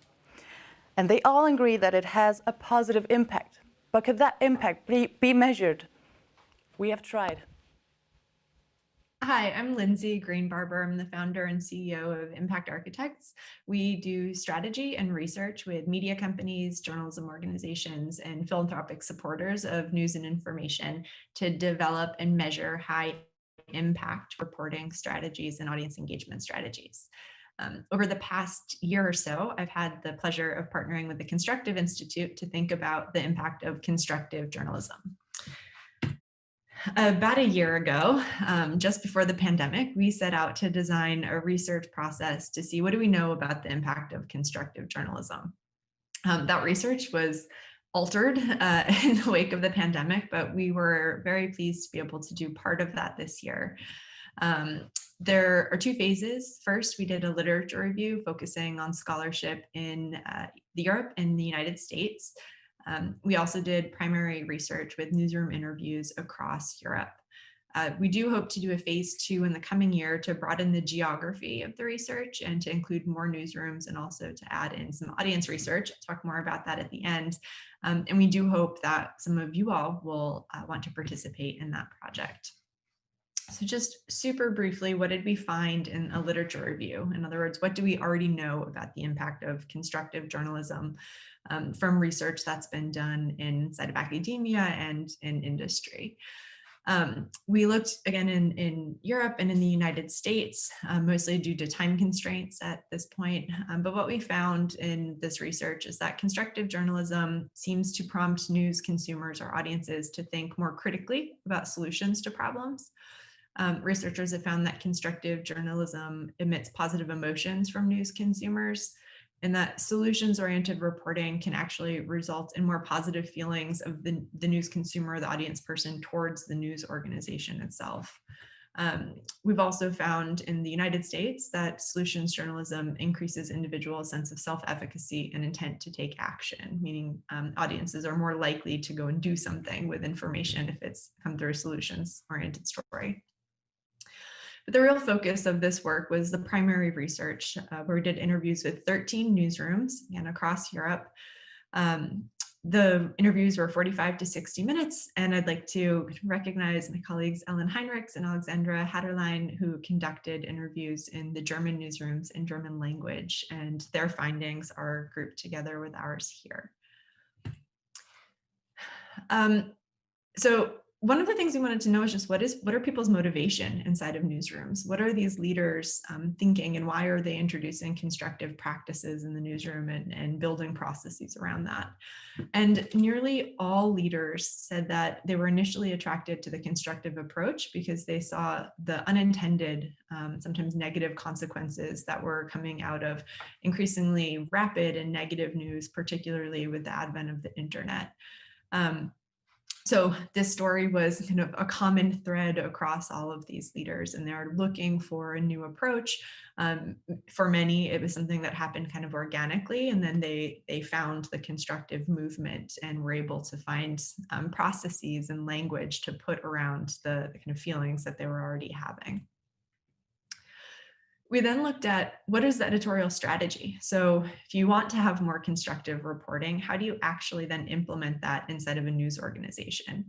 And we had news organizations that are large and small, public media, publicly funded media, private commercial media, nonprofits. So it really ran the gamut. And we heard kind of three main ways that constructive journalism is integrated into editorial strategy. One, it's programmatic. So particularly for larger newsrooms where you have many programs, think TV stations, there may be one program or one segment of a program that is consistently constructive journalism. There's also periodic reporting. So rather than it being, every day this program runs, or every day this segment runs that's constructive, it may be more, we're doing a story, and as we report it out, we recognize that it would benefit from a more constructive or solutions-oriented kind of lens. And these two things aren't mutually exclusive. You can, of course, have both of these happening at the same time. And then there's the pervasive approach. So when constructive journalism is part of all reporting and permeates the organizational culture. This means it's integrated into meetings. It's the structure actually of reporting within a newsroom.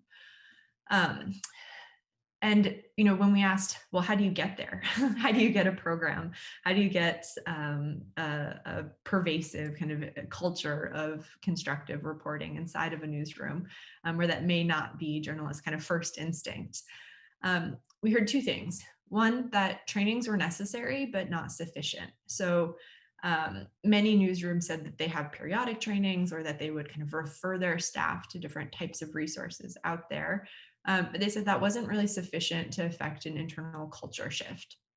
So in addition to the trainings, these leaders said that they really needed to shift the whole approach of the newsroom.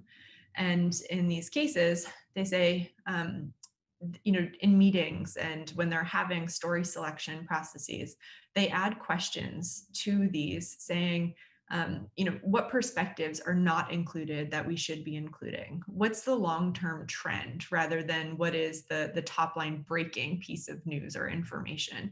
This is particularly, cited when thinking about things like crime, climate. We get lots of kind of bad top line news when research comes out, but if we put it in a longer context, we might have a different story. And they also ask questions like, what solutions have others developed to the challenges that are being uncovered in reporting, particularly in investigative reporting? One thing to note here is that in terms of culture shift, most of these newsroom leaders also said that they don't explicitly use the word constructive journalism, slightly less so in the German context, where they said that language and the words were used a bit more frequently.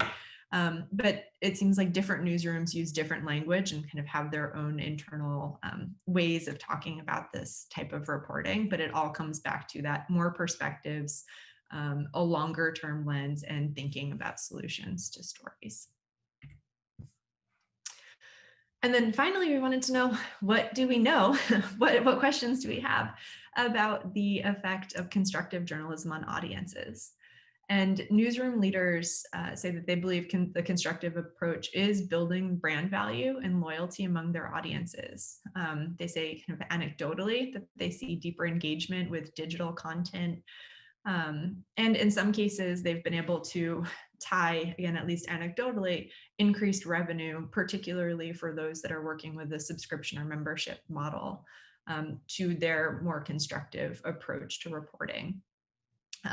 Most newsrooms are not actually labeling stories as constructive. They say it's more about, giving a holistic view of what's going on to their audiences, and that it doesn't have its own separate kind of vertical or a label that goes to it. Instead, it's integrated in content across the board. And while newsrooms use all kinds of different analytics to think about audience reach and engagement, based on the platform and based on their own audience behavior. None that were interviewed for this project have explicitly compared constructive stories, the analytics with constructive content compared with non-constructive or daily breaking news content. There were some who were able to say, well, we had a big constructive project and we did kind of pull out those analytics and compare them, and we saw how there was more engagement with that content, but it was either in that kind of one-off case study or very anecdotal. And beyond that type of thinking about audience behavior, no other newsrooms had done any kind of explicit research or audience research about the effects of constructive journalism in their audiences.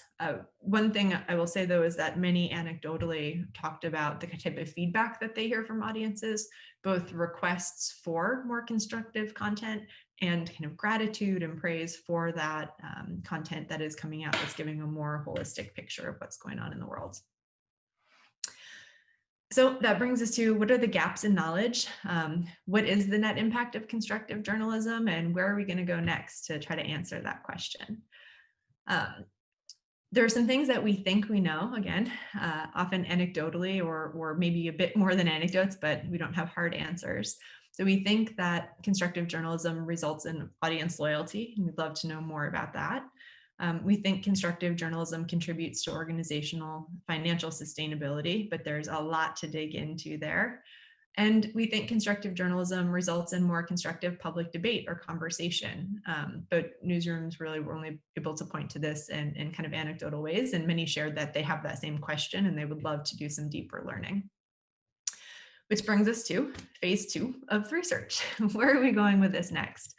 Our hope is to broaden the geographic scope outside of Europe, and also to broaden the scope of newsrooms within Europe that participate in this project.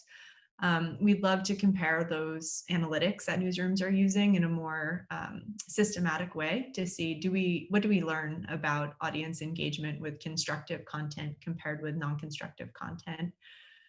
We'd love to do some more audience surveys or focus groups, especially among paying members and subscribers of newsrooms, to just better understand what is the effect of constructive journalism in those audience people, and how does it affect their relationship with the newsroom.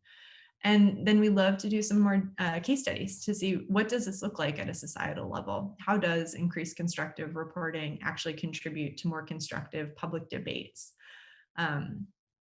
So those are our plans for 2021, hopefully. And if you or your newsrooms are interested in participating, please reach out to the Constructive Institute or to us at Impact Architects, and we would love to include you in this work. Thank you so much for your time.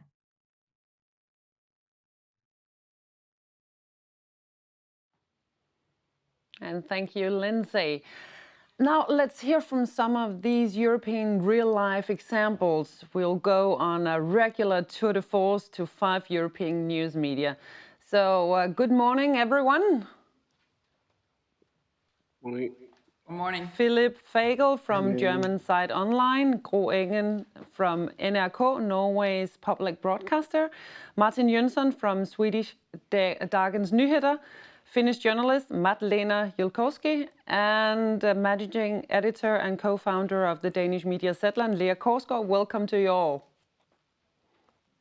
Thank you. And thank you for joining us. Philip Fagel, we'll start with you. You have developed this very special software. Tell us, what does it do? Our project started in 2016, 2017, and so we were very impressed by the developments like the election of Donald Trump, Brexit, the German immigration discussions. And our feeling was that open political discussion became more and more difficult, and that people would rather stay in their bubbles, talking only to people who think like they do. So we felt it was time for a change, and we want to be part of that change. So we asked ourselves, how can we get people to talk again?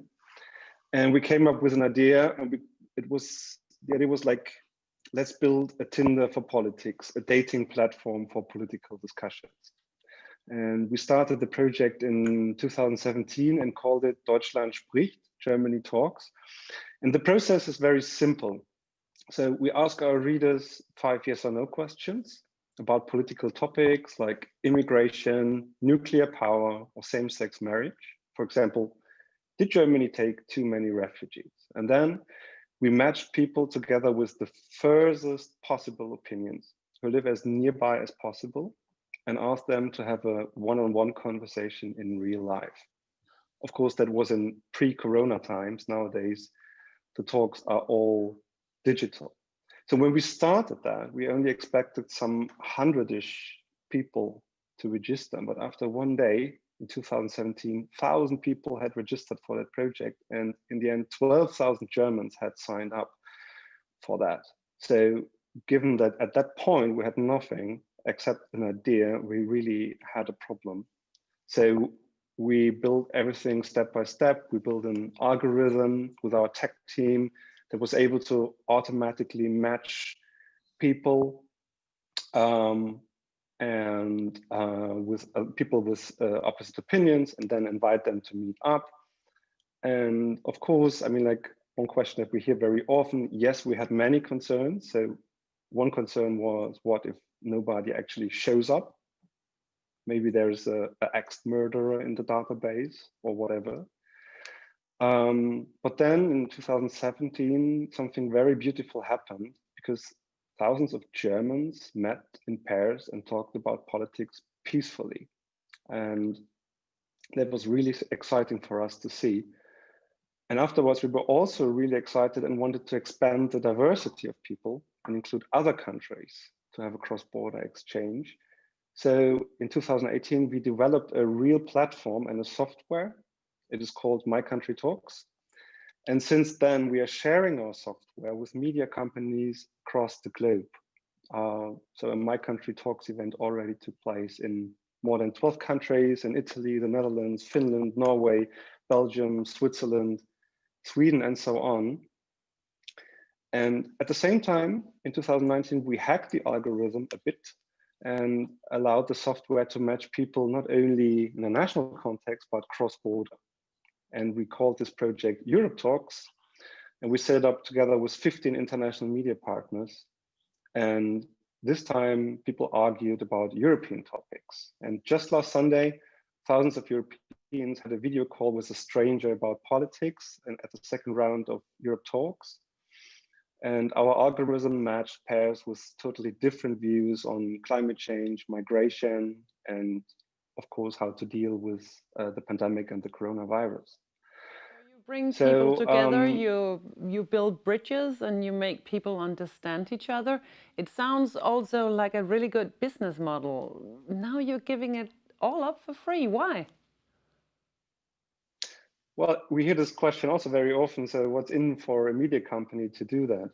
First of all, I have to say we're sharing the software for free with everyone who wants to use it. So who's watching us now, contact us. You can do it in your country if you like, and we will help you. So what's in for a media company? So the honest answer is there need not necessarily be anything in it. So in our case, we just wanted to provide as a newsroom resources to society, because we believe that we as a media house are a perfect host for an open debate. And we think that is crucial. An open debate is crucial for a society to thrive. But I think in the long run, however, there is something in it for the medium as well. So we as journalists depend on an audience that is open for new arguments, new perspectives. We depend on an audience that is curious to learn about the world from a multitude of angles. And every step that leads in that direction can help to create a community that is open in this way. Philip Fagel, thank you so much for sharing not just your ideas here, but also your software everywhere in the world. Let's go to Norway. Gro Engen, good morning. Good morning to you. You produce a debate program for TV and you have a constructive take on that. Please tell me, what is it you do? Well, what is it we do? We have a debate show with politicians and also people engaged in the theme that we discuss, and we put them together with some certain rules for the debate, which are very different from a traditional debate. We don't have a host, and it's not allowed to interrupt.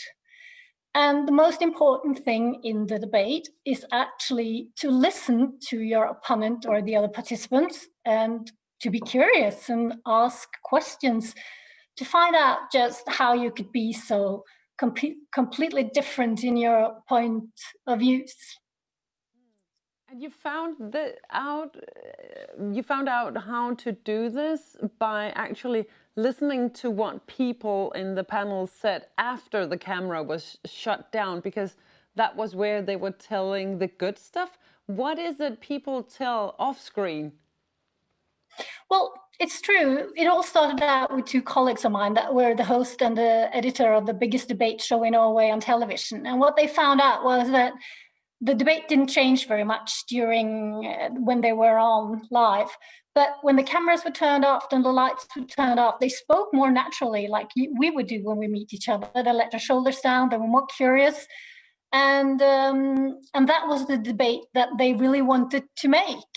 So that's what we did, really. And we thought of a low-key studio, and we spent a lot of time researching to make that debate. And the thing is, it's for politicians, it's almost a bit hard to be natural, if you know what I mean. It's the traditional debate is very constructed in a way.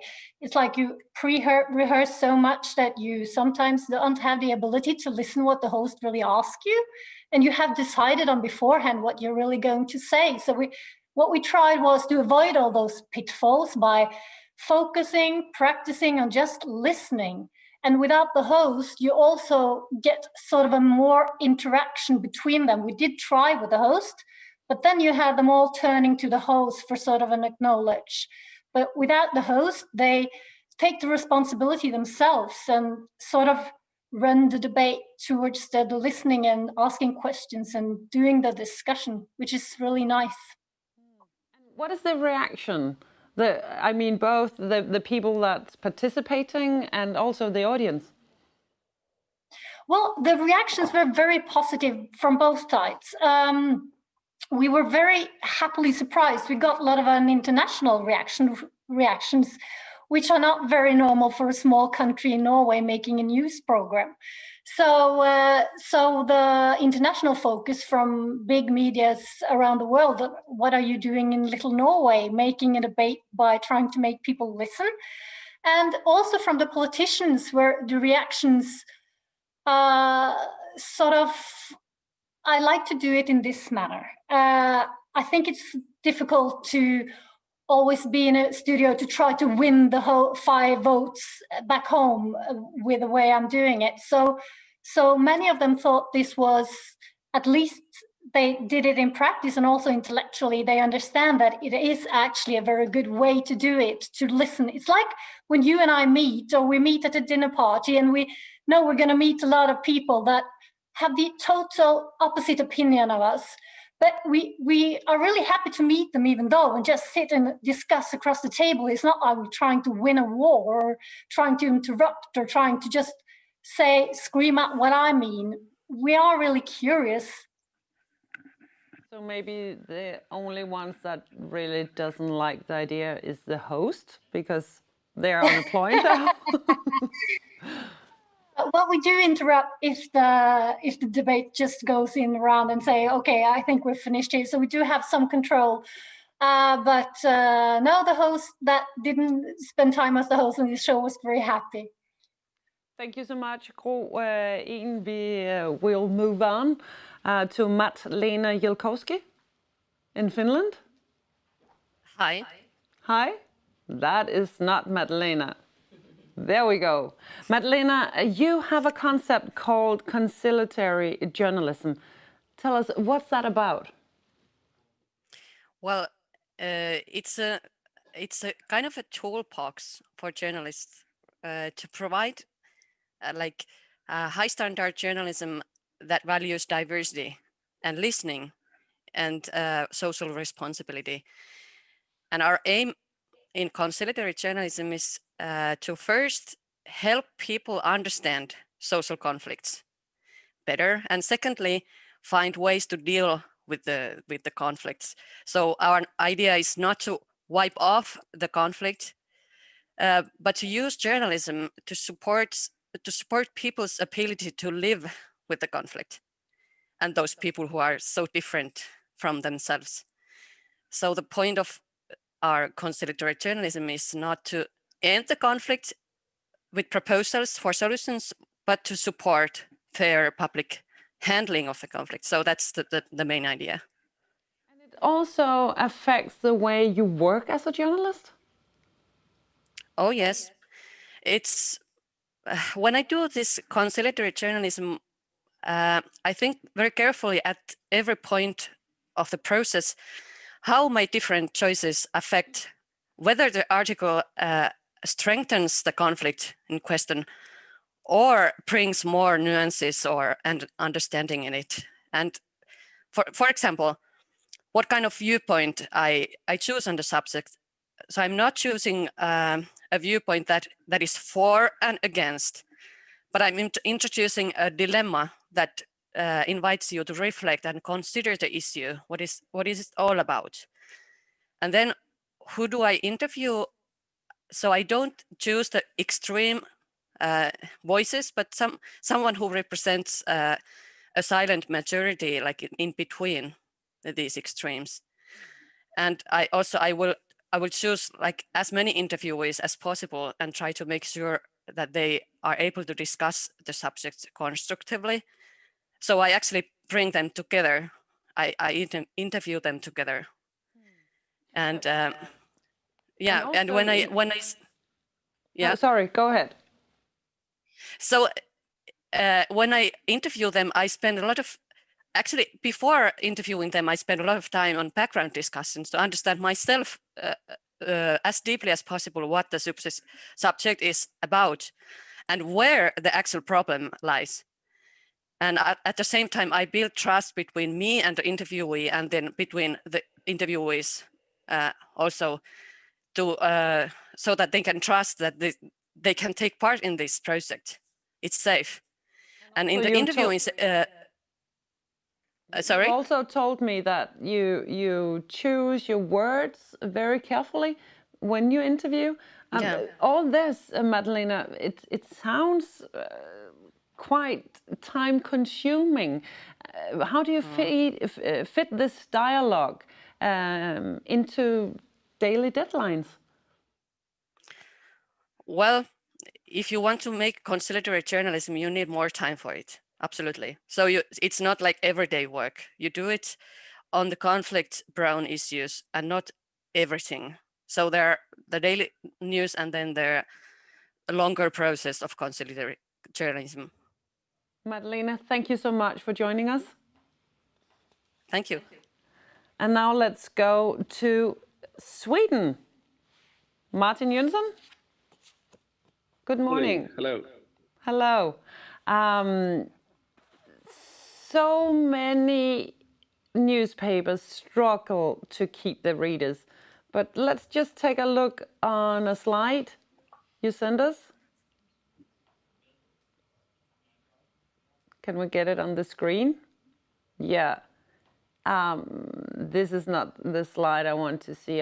Yeah, exactly that one. Explain us, what is happening here?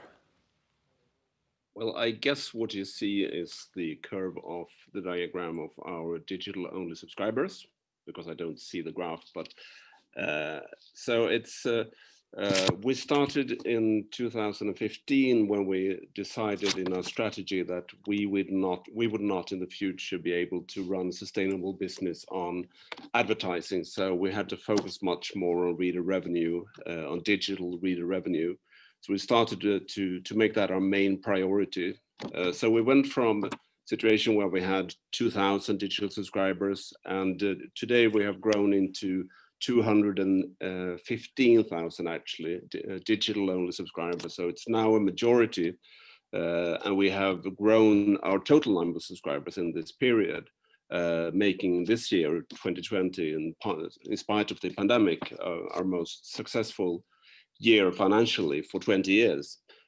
So It's a total change of strategy, but it's also a change of audience. We have reached new audiences, more widespread within the country, younger, more female, by focusing very much on a different kind of journalism that works better for digital, works better for that audience, which much more focus on moving from news to knowledge, to focus on our original journalism, which is the one that people will be willing to pay for.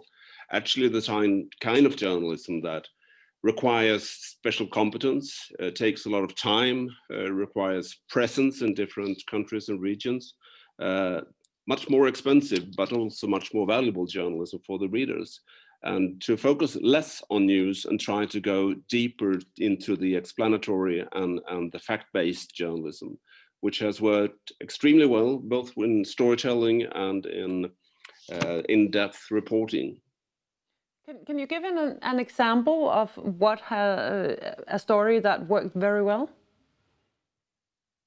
Well, we started, for instance, in the Swedish general election and also for the European election, a series called Facts in the Matter, where we looked into the most important topics for the voters and started to ask the question that the voters and the readers were asking, and trying to find the answers in the official statistics, in the latest science and research.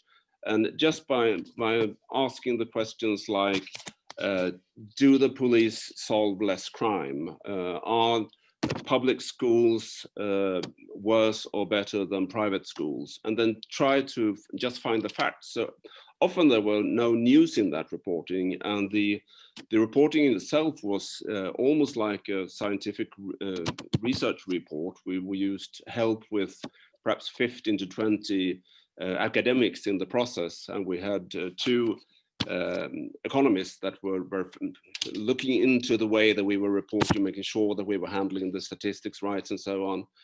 So it was very dry, very fact-based, and the readers loved it because it was actually answering what they needed to know. There was no news angle on it. There was no take on it. It was just by going deep into the facts. And those kind of stories in very different topics, from foreign reporting on how the US election works, into more regular life-centric stories about exercise or sleep or raising your children or whatever, to base it on the knowledge and the facts and the explanatory way of telling it, is working very well among our readers. Do they like to report on stuff like that? Do they like the change you have made? Yes, partly because they see that it's working very well, that we are growing in the number of subscribers, and people are spending much more time on the stories, and they're getting a lot of good feedback from the readers. Because I think that we sometimes, as journalists, overestimate the interest in news, in breaking news. We think that people want updates all the time. Actually, they don't. They want to understand, they want to feel, they want to make sure that they realize the relevance of the stories. So by focusing more on the evergreen content, giving it more space on the website and in the app, and making it easier for people to find those longer, perhaps more complex stories in the more the gray zone, has, I think, built a stronger trust from the audience, and they spend so much longer time and being more loyal users now than they used to do. And we stand out from our competitors by having the kind of content that no one else has. Martin Jönsson, thank you so much for joining us. Thank you. And that was more or less a cue to you, Lea Korsgaard. Good morning. Because that's more or less the same you have success with you're somewhat a pioneer in the slow news business here in Denmark. What is it that works for you? Well, three things. Zetland is a bit digital-born news magazine. So we publish only very few stories a day, but they are well reported and well told. So our promise to our readers and members is to cut through the stream of noise and news buzz that's out there and only give people what you actually need in order to understand what's going on today and in the time we live in. And we have a sort of a finishable feature. You can actually finish with Zetland's content in a day, because we only publish 2-3 stories and a news podcast, which people like. You know, they pay for us in order not to get too much information, but just the right information. So that works for us. And then we, as I like to say, we are a community-built media. So we use our community of readers and members to research, to get insights, we invite them to share their knowledge and their ideas and their perspectives so that we can make better journalism. And then finally, I think what works for us is that we are we think of journalism as a force of good, but we also think as technology as a potential force of good if we use technology well. So we are a media company, but we also a tech company that uses tech in order to sustain a experience of Zetland as a place where you can focus, where you use your attention well and not spend it on ads and stuff like that. And we are only funded by our members, so we have no ads, and we just turned an important corner, having now 20,000 paying members in Denmark. Which is really good. And a huge part of those members, they're young readers, a group that hardly anyone can get a hold on. What is it that's so popular with the young ones? First, just the numbers. 70% of our paying members are below the age of 45, and 30% are below the age of 30. So we have a very young demographic. And I think what works for them is perhaps two things. First of all, we don't take knowledge for granted. Like Martin said before, so much news, so many news stories today are written to people that we think constantly update themselves and are well into a story. So we don't have to give them background before we tell the story. For us, it's different. Maybe because we know that we have young readers. For instance, if you tell a story about Olof Palme's murderer, the murder case, you can't take for granted that young people actually know who Olof Palme is. You have to tell them before you tell the story, and then you also have to tell them why is it important. So we don't tell our stories by help of the traditional news triangle. We give them background and tell the story from the very beginning, actually. So that's one thing. And also I think they really like our mission. Our readers want to know important stuff about the world, but they don't want to consume tons of news that makes them news fatigue and makes them depressed about the world, because they don't know if it's actually important what they're spending their attention and time on. So they like our mission. And then finally, I think the tech component is also key here. It's a group of people that are used to the best of technology in the world. They're used to Spotify, they're used to Netflix. We have to compete with that digital experience in order to take their money from them. And I can just add, it works very well. For example, if you read an article or you listen, you can stop at a sentence, like you're drinking coffee, you're reading some of the article, and then you need to go on your bike, and then you can continue listening to the same article, the exact spot where I stopped. So it's very practical. Yeah, so that's important as well. Just everything that we publish is published in written word, but also in an audio format. And the transition between audio and text is seamless. So as you said, you can listen to half a story while on your bike, and then if you want to read the rest, you can just click on a button, and our app will find itself where you stopped. So we are a text news magazine that you read through your ears mostly. 80% of our usage is through the ears. But we're still text-based, which is interesting also, I think. Lea Korsgaard, thank you so much for participating. Sure. And thank you all for this grand tour de force around Europe.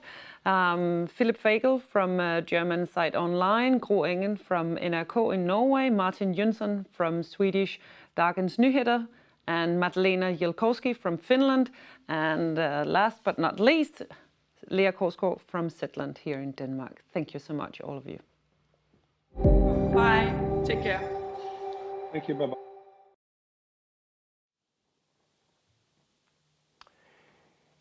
Wow. We have heard from a lot of great news people from around Denmark and surrounding countries doing great stuff. And there's a reason for that. And you'll now hear more of great people, because there are two ways to lead change. You can either criticize bad behavior, or you can praise what you want more of. At Constructive Institute, we love experiments and people who are more eager to succeed than afraid of failure. What worked? What didn't? Why did they do it? And what can we learn from that? That's why now, for the third time, we're giving out the Future of Journalism Award. This little beauty here, designed by the Danish designer Hans Christian Bauer. And we handed out the first one of that in 2017. So the brave team of the Swedish radio for the series of 10 million, 10 miljoner. It was a remarkable voyage with a microphone listening to Swedes and their problems as the potential solutions to the challenges across the country, which now has more than 10 million inhabitants. At our conference in Geneva in 2019, we gave the Future of Journalism Award to Sarah Bosley from The Guardian for an upside story on how local people had fought against a deadly illness deep inside the Democratic Republic of Congo.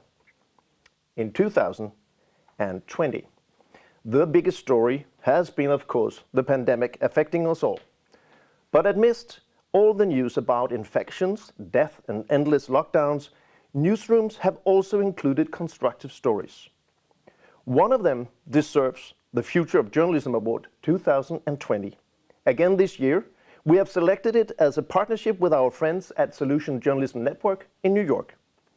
To present the winner, I proudly introduce the head of the European office of SJN, the fabulous Nina Fachot, in the French city of Bordeaux. Take it away, Nina. Thank you, Ulrik. I am really honored to announce that the winner is KXN TV, a local investigative TV station based in Austin, Texas. The KXN series we are awarding today is called Pandemic Pass or Fail, and is part of a larger project of Nexstar stations across the US.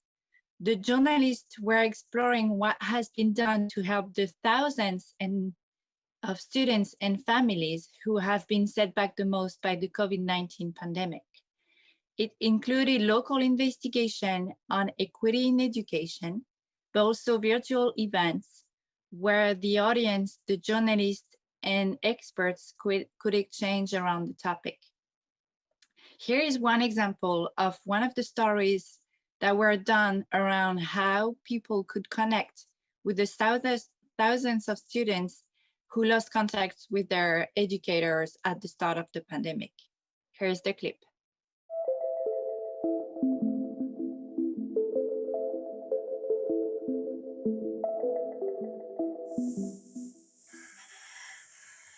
Just west of Cedar Park, in a remote area of the Leander Independent School District, is the Cherry Hollow neighborhood, home to the Franco family. Tengo 4 hijos.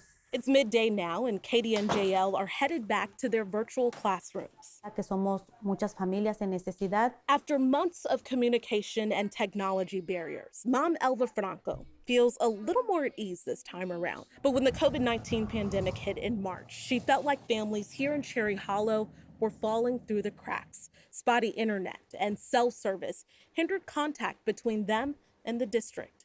Como padres sí tenemos miedo, pero los niños también, de no vamos a regresar, si vamos a regresar, vamos a perder todo el año. ¿Qué va a pasar con nosotros? ¿Ya no vamos a poder seguir yendo a la escuela? Yes, we're going to make sure that students can get these. That's when she started working with Carolyn Slavin, a bilingual librarian who works at Reed Elementary, where Franco's children attend the dual language program. The pair developed a trusted relationship because Slavin works closely with English language learners, which is about 7% of Leander ISD. 26% are classified as Hispanic, some of those families living in Cherry Hollow. So when in-person learning stopped, Slavin and Franco went door to door in Cherry Hollow to find out how they could help families transition to virtual learning. They also had parents fill out note cards showing how many children lived in the home, all to make sure no child was left behind. The work of the Nexstar project has been remarkable in many ways. It proves that you can do rigorous reporting on solutions to the biggest drama of 2020, the pandemic, while also engaging with your audience and producing short and yet impactful TV programs. I'm glad to pass the word to Josh Hinkle, Director of Investigations and Innovation at KXAN TV, who receives the award on behalf of his team. Thank you, Nina, and thank you, Constructive Institute, for this award. I'm Josh Hinkle, Director of Investigations and Innovation at KXAN TV, the NBC affiliate in Austin, Texas. KXAN led the Solutions Journalism Project, Pandemic Pass or Fail, coordinating with several other Nexstar stations across the US. More than 90 journalists worked to produce nearly 50 stories on air and online and launch a major digital project, along with 13 live engagement events. That content was utilized by 115 stations coast to coast in various ways. I know that's a lot of numbers, but I wanted to share with you the scope of what we're trying to accomplish, really open up a conversation about some difficult topics, coronavirus and its disproportionate impact on certain students' learning. The pandemic has also revealed some longstanding problems in that area that need solutions now. Perhaps they're related to race or poverty or language, but every community in America is experiencing it to some degree. Storytelling like this, company-wide, would not be possible without the support of Nexstar's corporate leadership, along with the leaders here at KXAN. It also wouldn't be possible without our partners at the Solutions Journalism Network, who provided support, guidance, and funding along the way. Thank you to the many journalists and Nexstar staff who have been part of this project, which just launched another round of stories this week and a special section in Spanish. Perfect timing for this recognition from the Constructive Institute and the Solutions Journalism Network.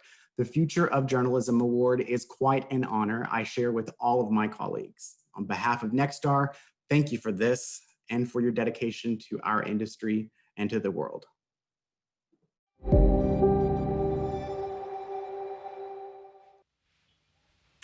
Now we're moving into the last session of this 24-hour journalism event.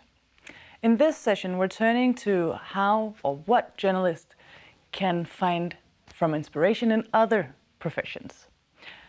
Journalism is about storytelling, and so is art.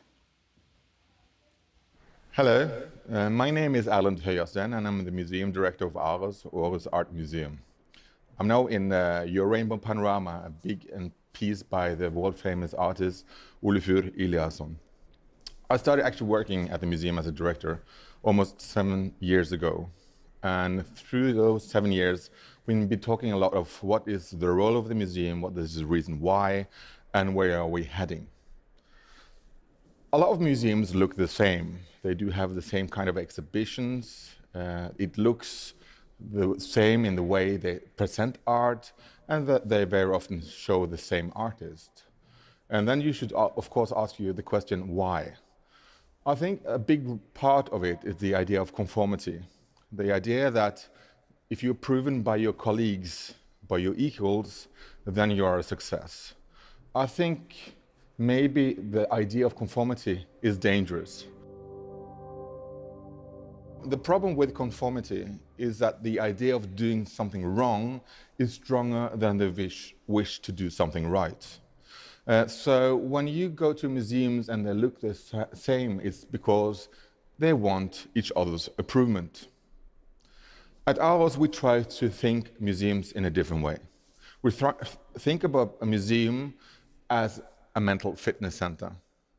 So what do I mean by that? Well, first of all, if you go to an ordinary fitness center or gym, so to say, you train your abilities, you try to do maybe some new tricks, or at least you try to run faster, or maybe sometime try a heavier weight.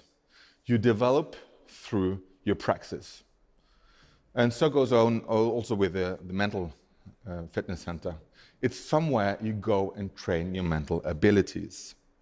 So when I talk about museum and art museum as a mental fitness center, it's not only about creativity or your ability to look in a different way, etc. It's also about trying to understand the others, trying to develop your sympathy, your social skills, your empathy, but also try to see the world in slightly different perspectives. Sometimes when people ask me, what is it about the rainbow? And I say, well, I think the rainbow, which we're working in right now, is a good example of how art works. First of all, it adds some color to your daily life. But the other thing is that everything you know, you see in a different perspective because you are able and willing to move yourself. And that's the whole reason why we're talking about ours as a mental fitness center. It's somewhere you do need to participate. You can't only be passive recipient, you have to be active participant. You have to lift the weights yourself. You have to do the running yourself. I can't do it for you. When you're running a museum or, for example, a newspaper, when you're trying to communicate to a bigger audience, I think it's really important to believe in what you're doing. And believe in your own integrity and your own ability to tell stories. I think a lot more museums could be better of telling stories, and I think also newspapers should be concerned about telling stories. Not only about the breaking news and extra, but also about the idea that there are stories out there that can be really interesting if they are told in a good way. Because if we look upon the world and we always think that the world is in crisis, that does something to us. It does something to how we think upon our possibilities, our abilities, etc., etc. And I think a lot of museums and special news media could be more constructive and be able to create the debate, not by polarizing, but also try to find the middle ground where to discuss and try to find a better way. Because if we are not participating in the task or the quest of finding a better way, then why should we do what we do?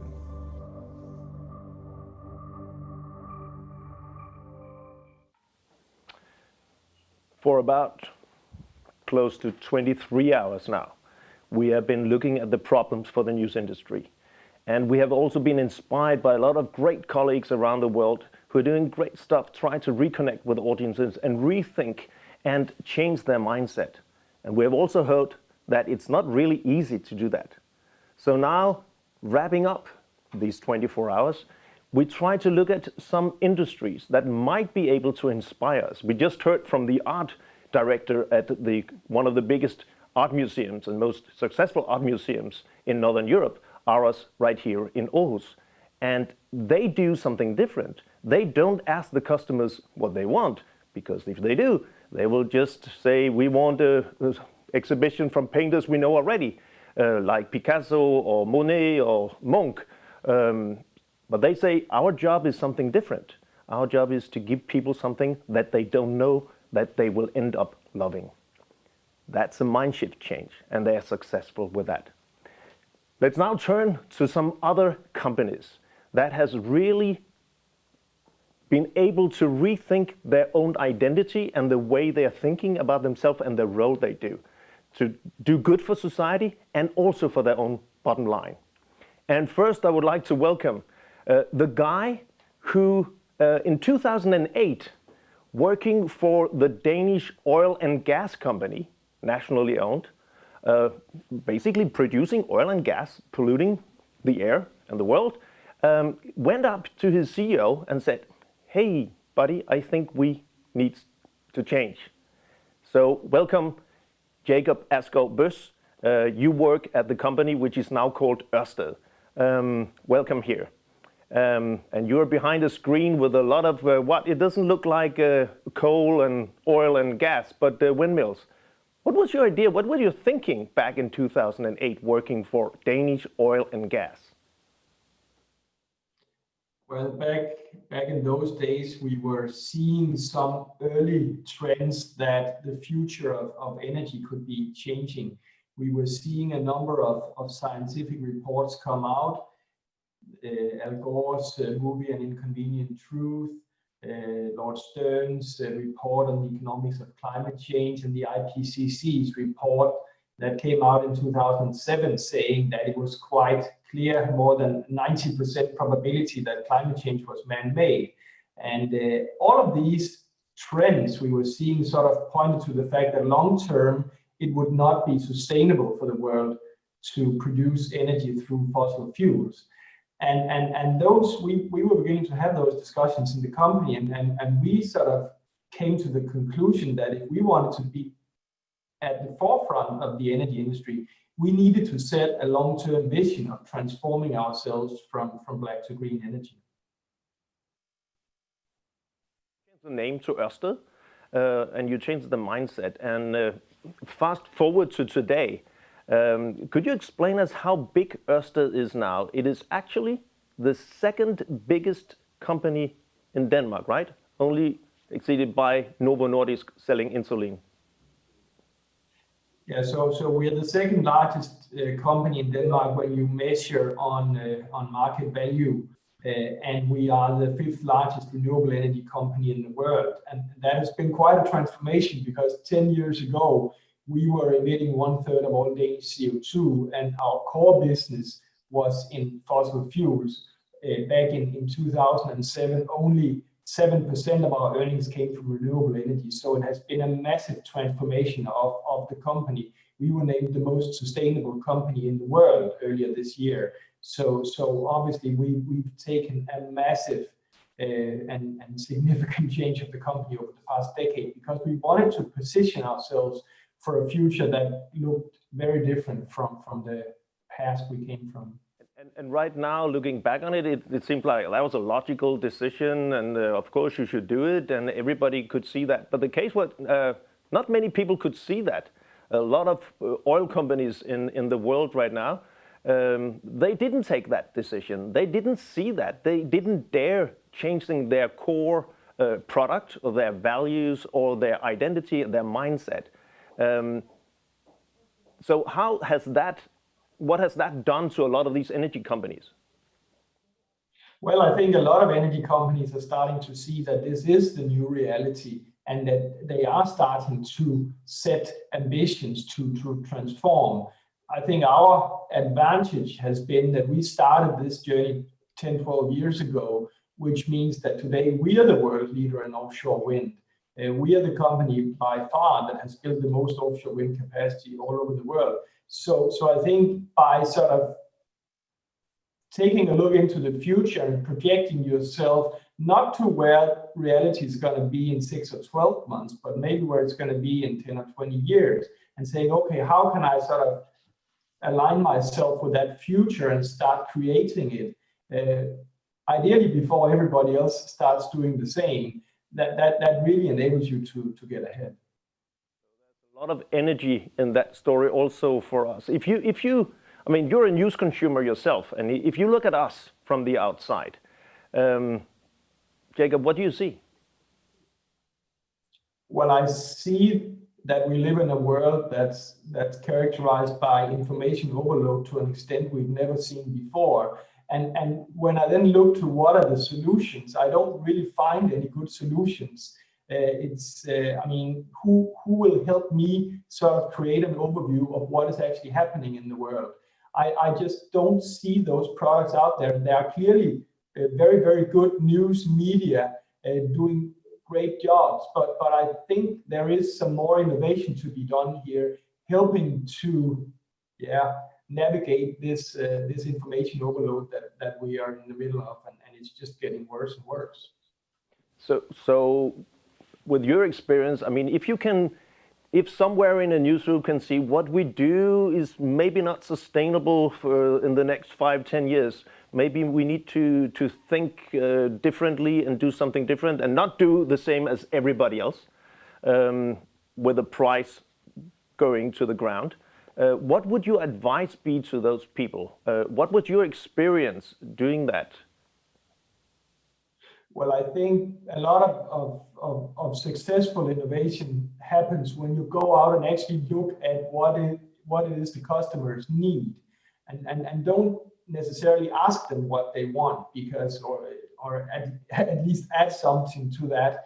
But I think what you shouldn't do is sort of start to tinker on the margins and say, okay, we did it like this, we'll do it slightly differently, and then we've sort of reinvented our product. I think you sort of need to start from what is it that people will need to navigate this this information overload. And I mean, news media serve many different purposes. I mean, that we need to stay updated, we need to get smarter, we need to sort of navigate the whole world of identities and so forth. So there are so many different purposes, and I think you sort of need to go back and really sort of reinvent yourself around those different purposes, because people want these different things, but they probably want them at different times.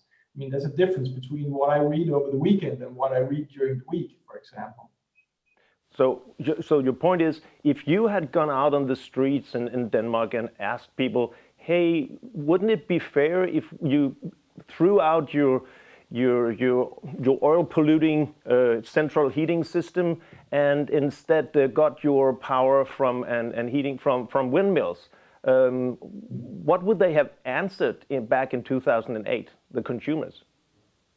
They would have said, are you crazy? Those things that you see in the background here, they're 3, 4, 5 times more expensive than the way we produce energy from coal and natural gas.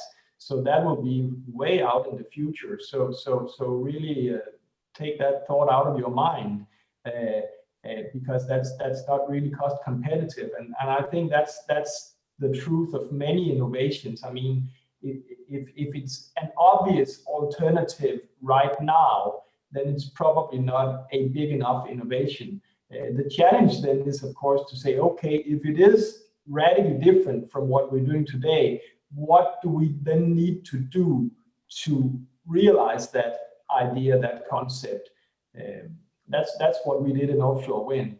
Over the past 6-7 years, we reduced the cost by 65-70% on this product, and today it is cost competitive. It is cheaper to produce green electricity from offshore wind than from coal and gas-fired power plants.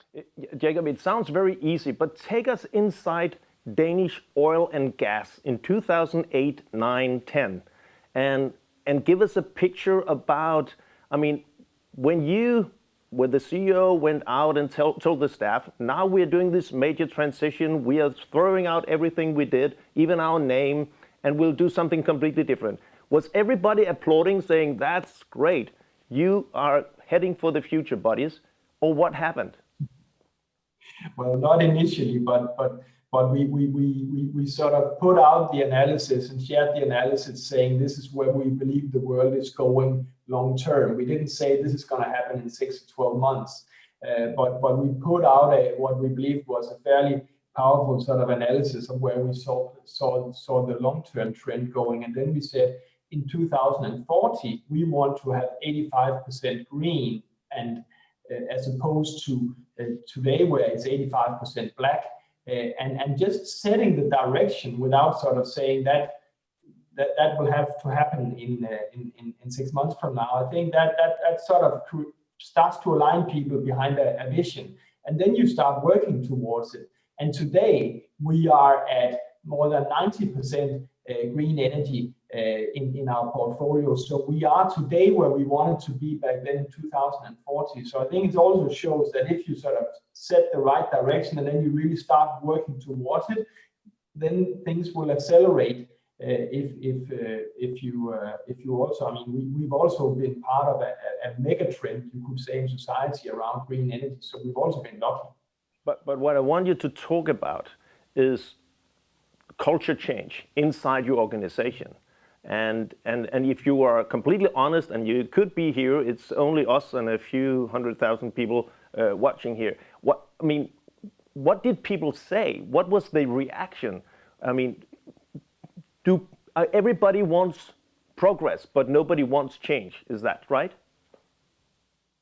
Yeah, and I think a pretty practical approach is to start establishing sort of the Department of New Things. I mean, we established a renewable energy division, and then they started working on it. And what we said over time, we allocated more and more of our capital to that area, and we stopped funding some of the existing areas. So it's also a question of sort of boosting the ones who are developing the products for the future. And then saying to the ones who are struggling, I mean, that was the fact of the fossil fuel business. It was struggling. So that was a lot of restructuring, a lot of cost reduction, a lot of reducing the investments in those areas. So the culture change happened sort of as a portfolio transformation. The new parts grow and the old parts sort of shrink. And at some point, the new parts are the company culture. I mean, we didn't change the name back then. We changed the name in 2017 when we had more or less completed the transformation and when the majority of the company was on the green side. And to be fair, we should also mention your owners, which is the Danish government, the state of Denmark, it would also be fair to say that transformation was not without its controversy, right? Yeah, I mean, we came to a point in 2012 where we came into some very significant financial issues. Basically, we had too much debt relative to our earnings, so our capital structure went pretty sour, and that's sort of when the banks and the rating agencies start calling you and say you better rebalance your earnings and your debt, because otherwise we will basically do some not so nice things to you. And that led to a very famous capital injection in Denmark where Goldman Sachs came in with and bought 18% of the company, and that was absolutely needed to get fresh equity into the company in order to continue our transformation and really have the capital to develop all the offshore wind farms that you see behind me here. And that almost... But it took, I would say, 3-4 years of really sort of a lot of public debate around, was this a good idea or not? And I think today it's been settled. It was a good idea. It really was one of the key things that helped the company on this critical transformation path. But it almost killed the former social democratic or left-wing government in Denmark. Here at the very end, try to repeat if one single advice to a publisher or editor-in-chief in a newsroom, looking in the horizon and say, this is not going the right direction. And having this idea on changing, but being doubtful whether the owners or the newsroom culture will be able to do it. What would be your single advice be to these people around the world? I would go out and I would find 10 best trends about where this industry is going. And then I'll take those and I'll say, okay, what does that mean that we have to deliver in the future?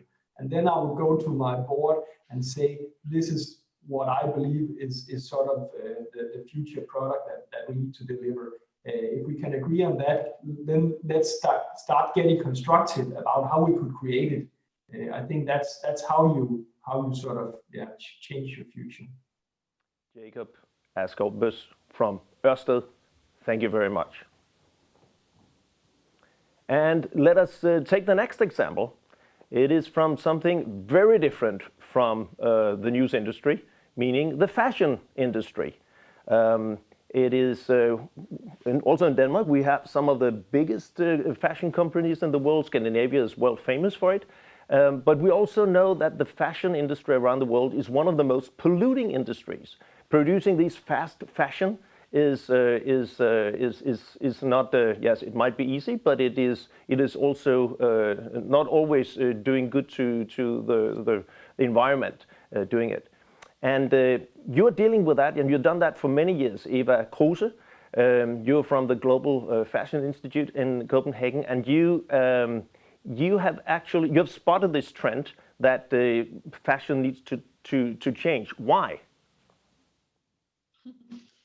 Funny that you call it a trend, but yeah, I mean, to zoom out, fashion globally is one of the world's largest industries. It's a huge driver for economic development and growth and job creation. That's all on the positive side, right? But to your point as well, it's also one of the world's most resource intensive, because it's not only about pollution. Fashion is accountable for 4% of all of the world's CO2 emissions. We're accountable for 20% of wastewater, industrial wastewater in the world. 22.5% of all pesticides are used in fashion production. And that's because we sometimes forget that fashion is actually very closely linked to agriculture. So we're growing cotton, we're cutting down forests, we use so much land and natural resources to come to where we are right now in producing what is way too much fashion and clothes than what the planet needs. If we look at the growth trajectory that the fashion industry was on, and our latest surveys, I have to put a disclaimer out, say they came from 2019. So obviously the curve has broken a little bit during COVID, but the growth trajectory that the industry was on was going to lead us to a growth of 81% in volume towards 2030.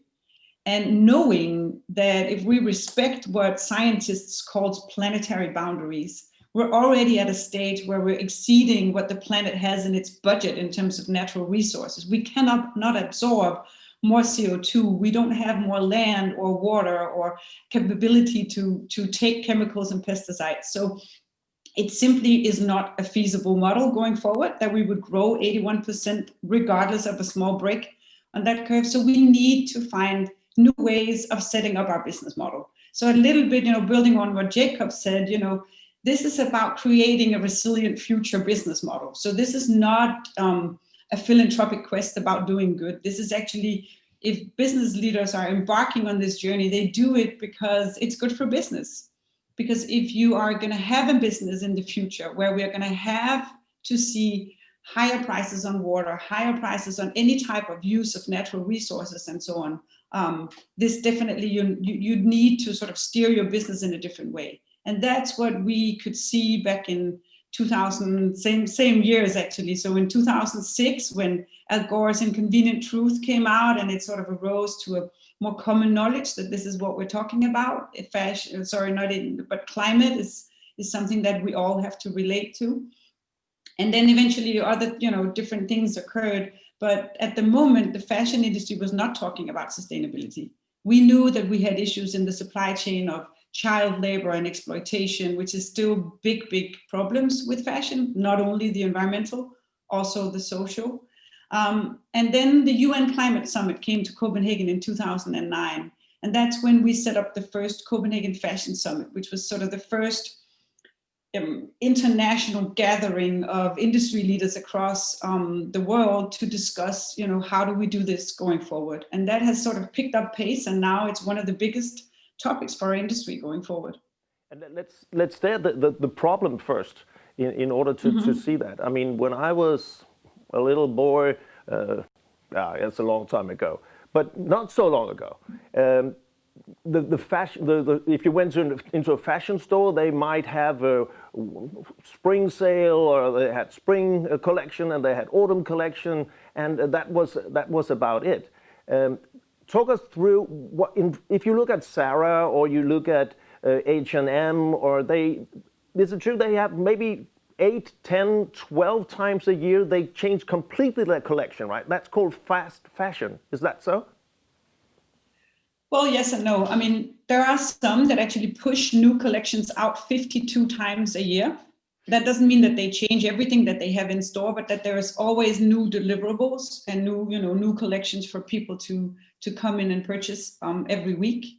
And obviously that pace has somewhat also scrutinized the old system in our industry. When we, to your point, when I was a kid as well, in January we had the sales of the winter clothes that the stores had to get rid of, and in August you would have sort of the summer sales. Nowadays, and this is mainly pressured by online retail, there's sales every other moment, right? So there's mid-season sales and whatever sale moment, because people are pressuring the market down. And I think this is a big part of what has created an issue in our industry. The fact that it's still a good business model to overproduce and mark down your product, which has developed an attitude from us as consumers to fashion being a commodity that we just use a little bit and then throw away. So it's become wasteful.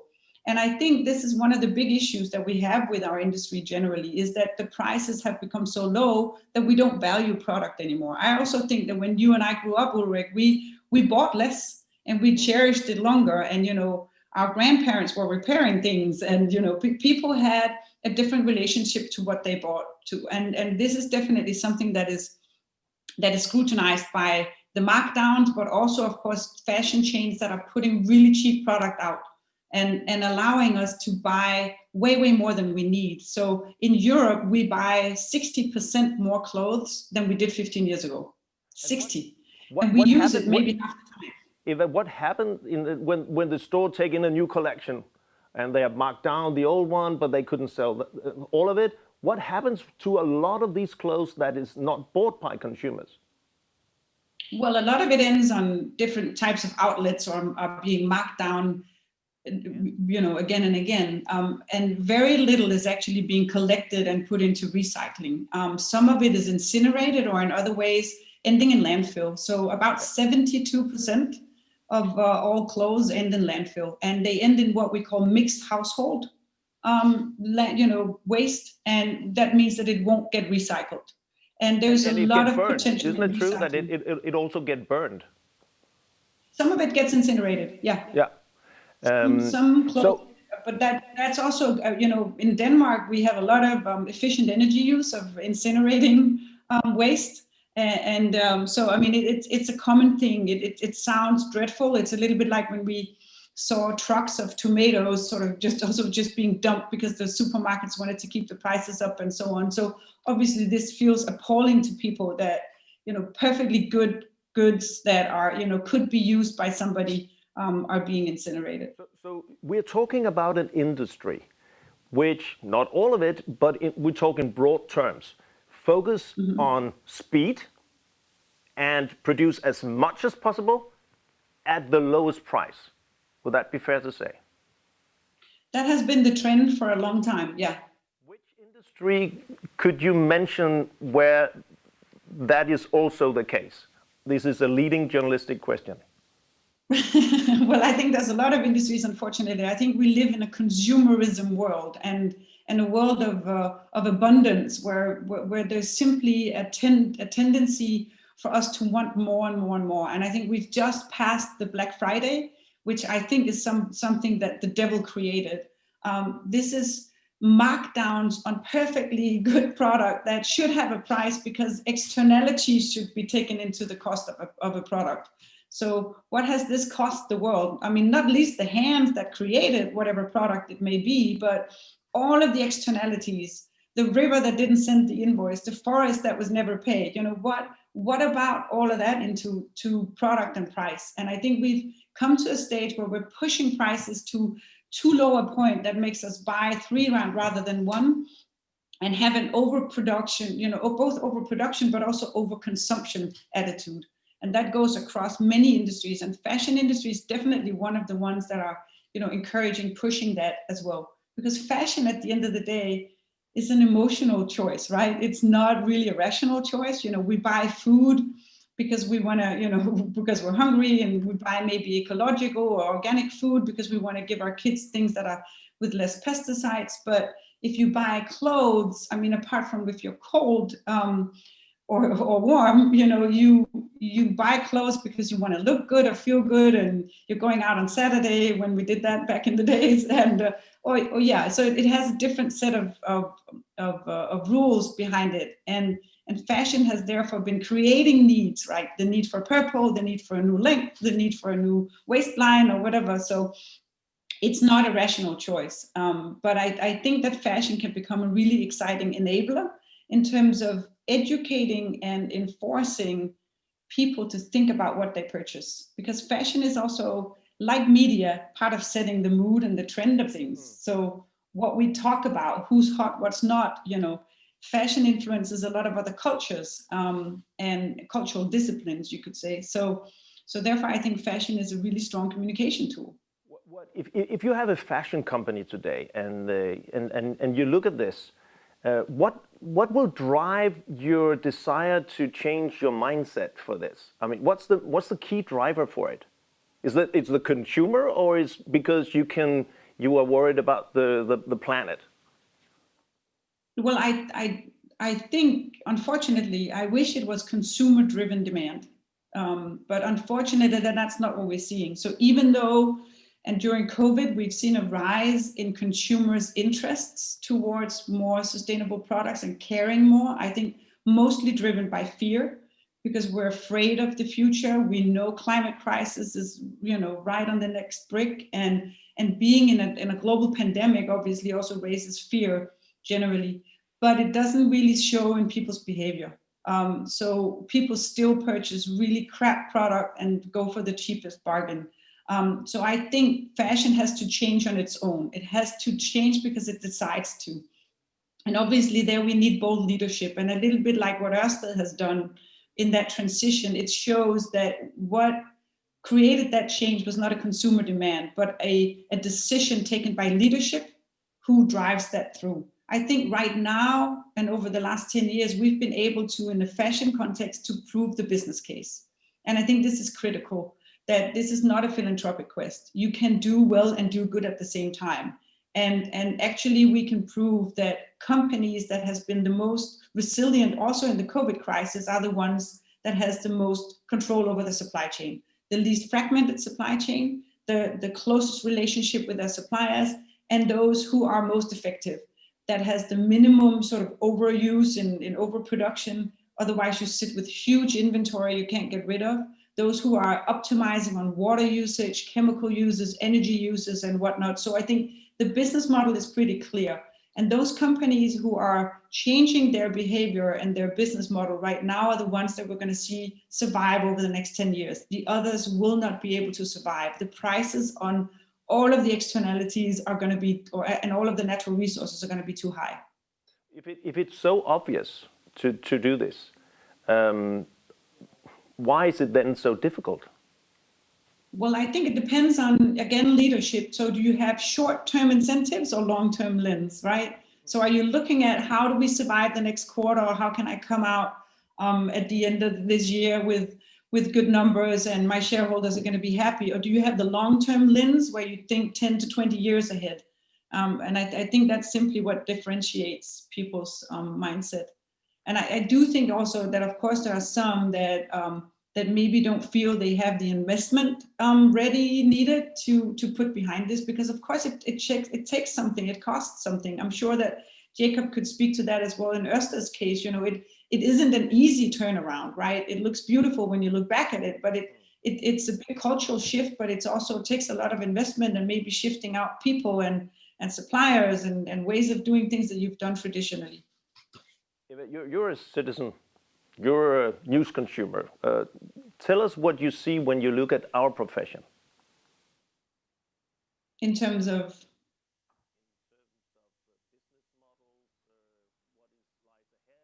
On our incentive structures, what do you see? Well, I agree with Jacob on the fact that we live in an information overload, and I think good journalism is about helping us decipher that and bring out the good stories and the true stories as well. And since now that everybody has become their own media on social media and have multiple channels that are not necessarily educated or informed, but more personal, is interesting. It's an interesting era, but it's also somewhat scary that so much is floating around that isn't validated or checked. I think, I mean, when we look at the coverage that media does generally on sustainability and fashion, we see a trend towards sort of creating headlines that has a lot of clickbait, and I think, yeah, that sometimes minimizes the information level. It's more about, you know, pulling the pants down on people, or, you know, showing the greenwashing stories and not helping provide the positive stories about what innovations and what the solutions are, and the good cases. And so we actually organize something called Media Masterclasses, where we invite media to join some masterclasses and educate journalists and reporters on how to understand the complexity of sustainability in fashion. So what is circularity about? Who's implicated? What system shifts are we looking at? What does biodiversity in fashion mean? And you know, to understand the depth of it, because we think that the more informed journalists are, the better reporting they give. Eva, you just got a new job. Congratulations with that. Will you tell us what it is? You're moving to London. Yeah, I am. Eventually, I'm joining a material science and innovation brand called Pangaia that works with the innovative and sustainable solutions for fashion and textile industry, and also showcases how to do an actual sustainable fashion brand. Good luck with that, and thank you for helping us out here. Thank you very much, Eva. And if you imagine back in the 70s in California and even also in Denmark, some hippies ran around and looked at the way we produced food. And they started wobbling about that it might be wrong, that we were not treating the animals right, and maybe we did not do good for the earth. And not many people paid a lot of attention, but laugh of these people. So our next guest has been through that journey. I'm not saying he was a hippie, but he was among the first people looking into this new trend of thinking, can we do this differently in food production? So let's welcome Paul Petersen. Paul, you are the CEO of a very successful ecological, organic dairy company called Tise in the western part of Denmark. And welcome here. You even have your milk bottle behind you. Can you take us through what we're thinking about? We could produce food in a different way back in the late 70s. How was that? Yeah, I have to admit I have never been a hippie, but I like hippies, of course. But I'm coming from a traditional family where my father was a dairyman, and he has been working in the dairy industry his whole life. And he was in charge of the factory, dairy factory in Tise from 1955 until when I bought it in 1992.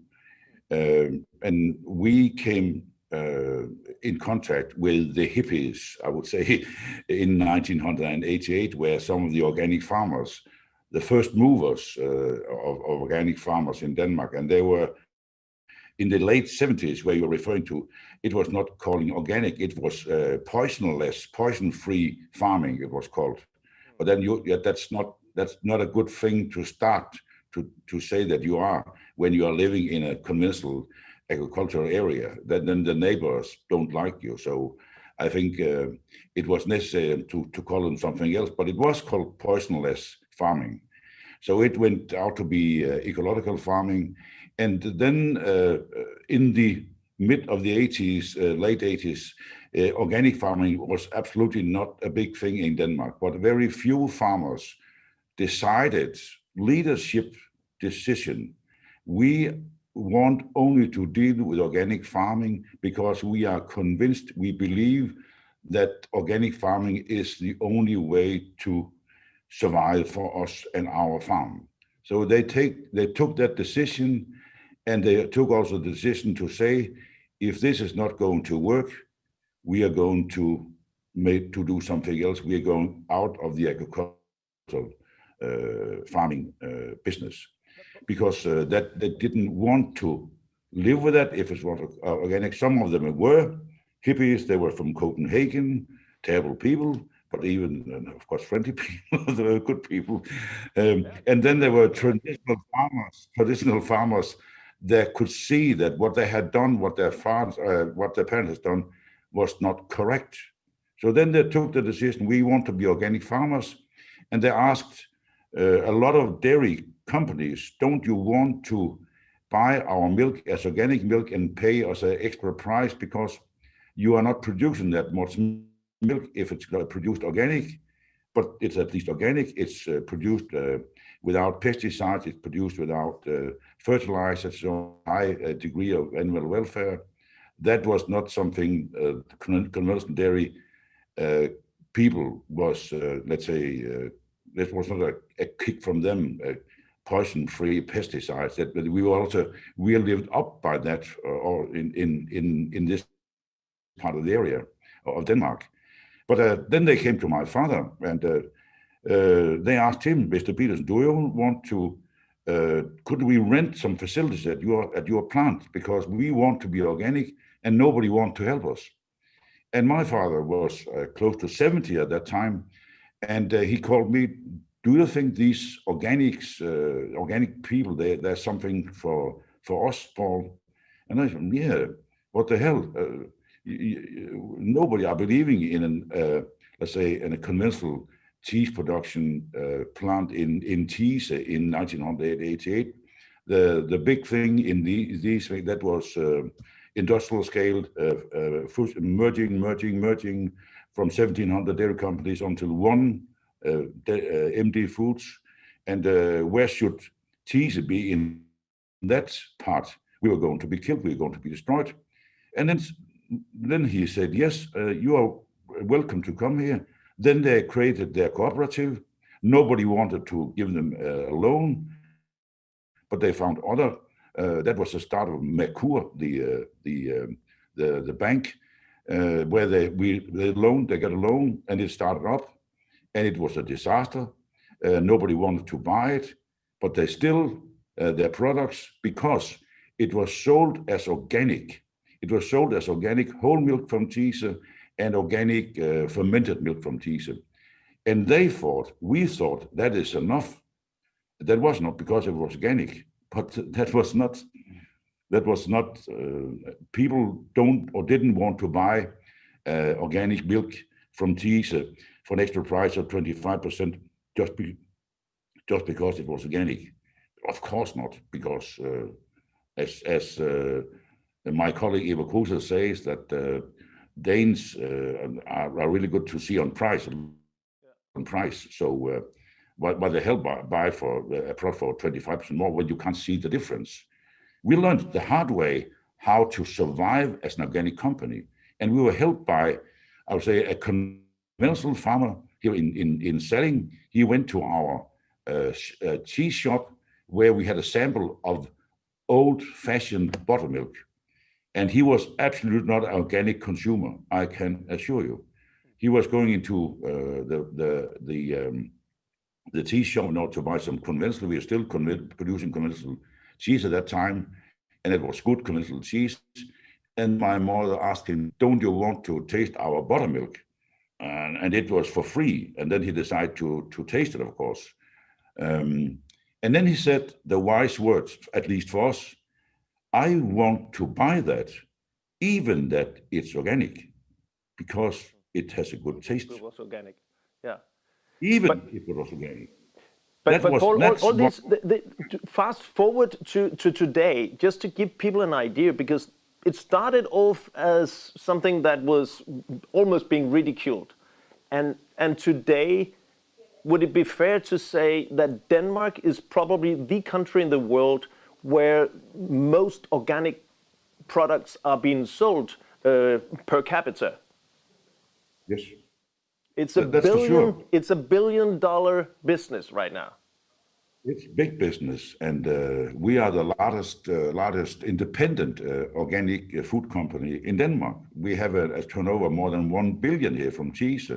We're the biggest company in cheese. That's also the only company in cheese. But that's today. Cheese is big business. The organic is big business in Denmark, and why? Because agriculture in Denmark is in fact very changeable. They are willing to change if there's some money in it. Plus that there has been taken political decisions for many years that organic farming has to be a part of Danish agriculture, for sure. There have been substitutes for that, and then it has gone on. So the situation from your industry is the same one as in the fashion industry. The focus for so many years has been to produce as much as possible, as fast as possible, at the lowest price as possible. And then some people come in and change it, and it was not driven by consumer demands. It was driven by, we want to do it differently because we feel it's wrong, right? Yes, that's for sure. Never ask the consumers what they want. Give them what we think they need tomorrow. So, Paul, if you look at our industry, and I know you do because you watch the news, you listen to the radio, you have an iPhone, and you read the paper. What do you think we can learn from your story about the organic movement? You have to be fast, you have to be efficient, and you have to be price competitive, but please do it in your own speed. And only deal with what you feel that is correct to do, and do it. Then you are sure that what you're doing is correct. And I have just heard your journalist colleague from Sweden. He said that people, they want to be able to understand, and they want decent information. Go for that, for sure. And don't go for the fast speed, all these sensations. It's simply too much.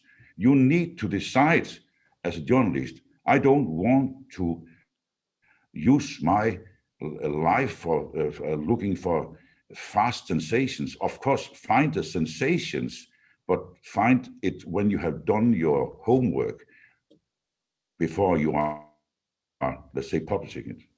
But don't you, if you do something different, don't you risk failure, and don't you risk being ridiculed by your peers, as the first organic farmers was? Once again, please. The first organic farmers were being ridiculed by doing something different than the rest of it. Don't you risk being ridiculed, and don't you risk failure if you do something different? Yeah, but yes, of course, there's also a risk. But if you have to begin to love that the wind is sometimes going in your head instead of in your back, and that's a good sign, because then there's not that many followers. If too much wind from in your face, then you are changing something, and it's nice. It's necessary that somebody are changing something, because what we are in and what we have been in is not what is sustainable.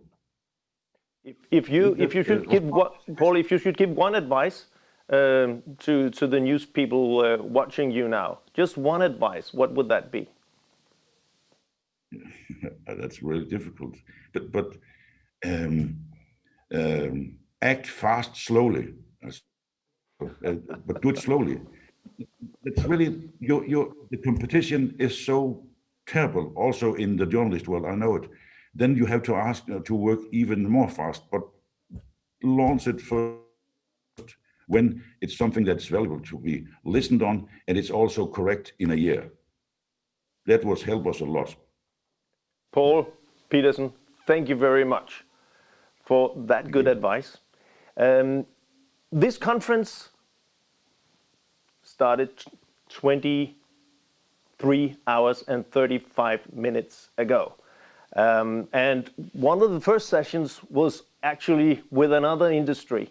It was the CEO of probably the world's most famous restaurant called Noma in Copenhagen. And he was talking about going for purpose, about changing an industry that at that time was also focused on speed, amount, and price. And then a chef came and did something different and revolutionized not only the elite restaurants, but the food industry. Let's watch it again. Someone who is not really a normal guest at journalism conferences around the world, a man who works for the restaurant business, actually one of the leading restaurants in the world, the Danish restaurant in Copenhagen, Noma. And joining us from our studio in Copenhagen, we hopefully have Ben Lipman sitting there. Ben? Good morning. Good morning. Good morning. You're there. You look good. That's very nice. I've been told I had a face for radio, so you can say that. And I have a face for, I don't know, a language for ballet. but your language is better than mine because you're a native Australian. But you live now in Copenhagen. You and I, for the next 15 minutes, we have the task, which is quite difficult, to somewhat make it relevant that a guy from the food industry is talking to journalists, publishers, and editors around the world. So Ben, let's see if we can do that. You are the COO, the Chief Operation Officer at Noma. So let's try to go back and talk about the food industry back in, let's say, 20 years ago in Copenhagen and basically around the world. Could you describe that briefly? How did it look like? Well, I mean, as you said, and you can tell by my accent, I'm not in Kansas anymore. So I was in Sydney at that time. But as I'm told by the team here at Noma and the team in Copenhagen, that the restaurant scene was quite similar to other international cities around the world, where you really had a very strong top tier in dining, predominantly based around French cuisine, heavily influenced by the masters of French and European dining. And then you had this lower tier down the bottom, which was much more driven by price, much more driven by speed and accessibility. Not to say that one was poor in terms of quality and the other was not, but you really had those two extremes. And that was similar here as it was in places like London and as you say, other places around the world. Yeah, can I make the journalistic version of what you just said? And back at the time, there were basically some elite restaurants which tried to copy French cuisine. And then there was a bulk of restaurants basically competing on delivering food to people as cheap as possible, as fast as possible, and as much as possible. Would that be right? That's true. That's true. And here's another leading journalistic question. If you look around you, do you see any other industry today that looks like that? Of course, media and journalism, which is why we're here today. Exactly. So let's talk about that in a moment on and how's that. But let's go back again 18 years ago.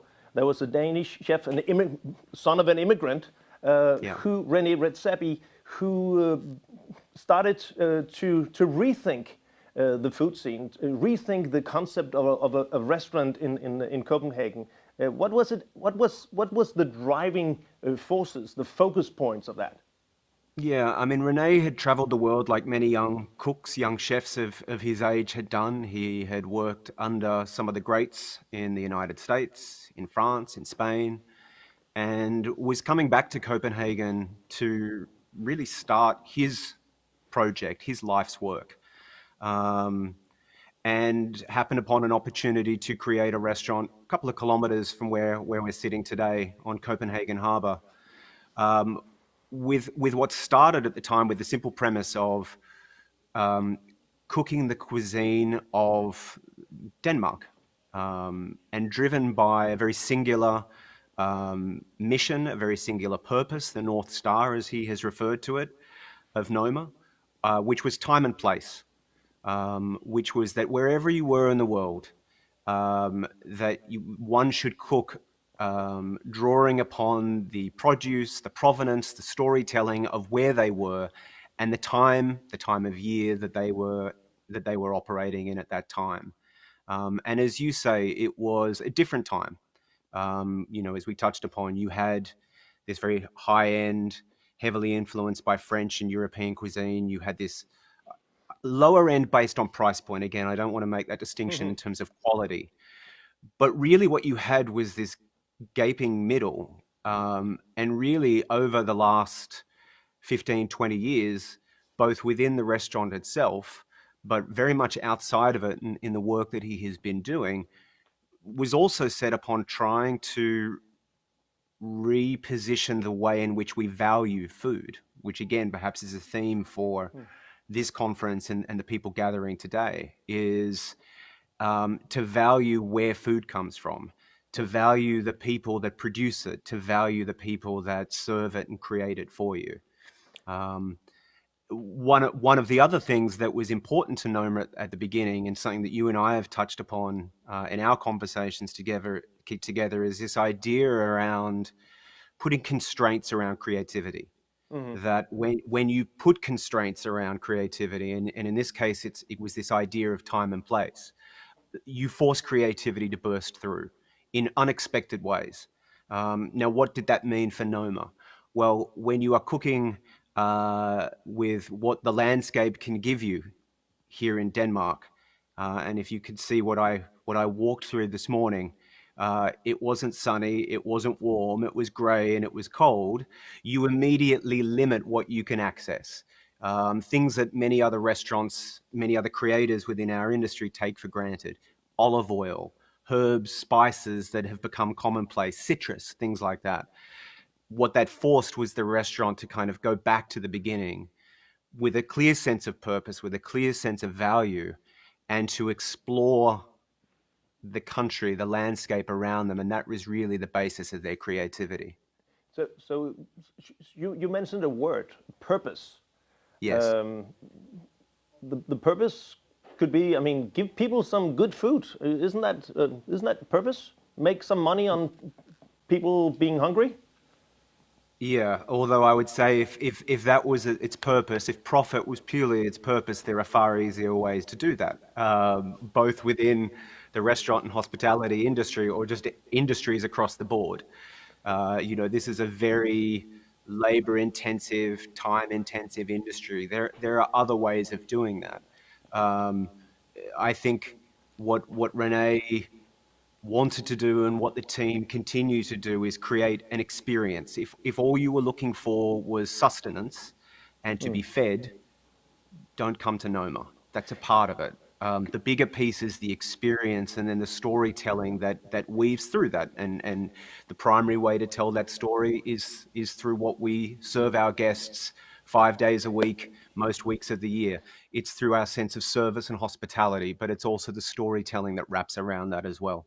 And fast forward to today, and let me, besides the fact that the restaurant is closed down like any other restaurant in Copenhagen due to COVID, the situation for Noma is probably that is one of the leading Danish brands around the world, maybe only exceeded by Lego, Carlsberg, and maybe the royal family. But besides that, could you say how big, what has the influence been on this new way of thinking? Has it only affected the elite restaurants for the very rich people? No. I think the influence of Renee and the entire team of Noma is really like a pebble being dropped into a lake. The ripple effect is enormous, both immediate, delayed impact, but also direct and indirect. As you say, he and many of the restaurants that came up around that time and were inspired by the work of Noma, including by former chefs who had worked alongside Renee in the kitchen, helped put the Danish dining scene and hospitality scene on the map, and helped establish that scene as a key reason why people come to Denmark.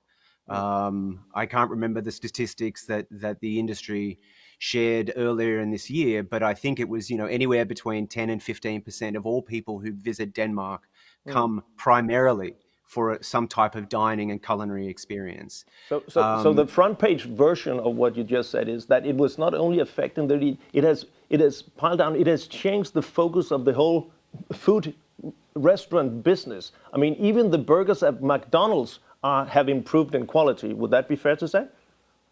Yes, it may be a leap on our behalf to take credit for that. You know, I'm sure there are other factors and considerations that have driven that. But I think to your point, you know, Noma has been very fortunate to have hundreds and hundreds of, over the years, probably thousands over the years. It's approaching its 20th anniversary of people that have come from around the world, me included, to work with the restaurant. Many of them have left to pursue their own dreams, their own life's work. Some of that is in the kitchen, some of it is not, you know, in other adjacent areas, including non-profits. But even inside the culinary industry, they have left to pursue their dreams, perhaps with the same sense of purpose, perhaps with the same values, perhaps with the same mission, but they have applied it in a way that is true to them, whether that be opening a taqueria here in central Copenhagen, or going back to the United States and opening a barbecue restaurant. You know, their iteration on the same purpose and the same values is what binds the two together, but not in the same kind of everybody who comes and leaves Noma at some point goes on to want to recreate fine dining. No. But Ben, you come out basically also from the media world. Your parents worked in the media business. You worked there yourself before entering this industry. Yeah. So when you see our profession, journalism, the news industry from the outside, what do you see and what can we learn from people from Noma? It's funny, as you say, father was a journalist. I started my career in the music industry and then moved into television, primarily in the television production side, working with the likes of Fremantle Media and the Shine Group. And now we as Noma are starting to make our foray into that space as well, establishing a new company to tell thoughtful, purposeful stories with social impact at their heart. And perhaps borrowing some of the language from the restaurant industry, we talk about wanting to tell stories that are perhaps higher in calories than just those quick burn, energy inefficient stories. You know, you and I have talked about, perhaps for all of us, but certainly for a fledgling media company here in Denmark, the challenges to compete in the attention economy or the speed economy. And really, I think where we want to focus our attention and where I would encourage as best as we can, everybody who is joining you over the next 24 hours, both on screen and in the audience, to think more around the intention economy. That, you know, yes, the news will report where it bleeds. It will report the fire. Journalism, like much of media, does now have a profit imperative. But profit without purpose, as a former boss of mine said, is a recipe for disaster. And profit and purpose do not have to be mutually exclusive. In actual fact, where those two things can come together is really where that special rub is. That is where true impact can be felt. Ben Liebman, thank you for being inspiring. Keep up the good work. Thank you for being here. Thank you for having me. It's a pleasure. Thanks.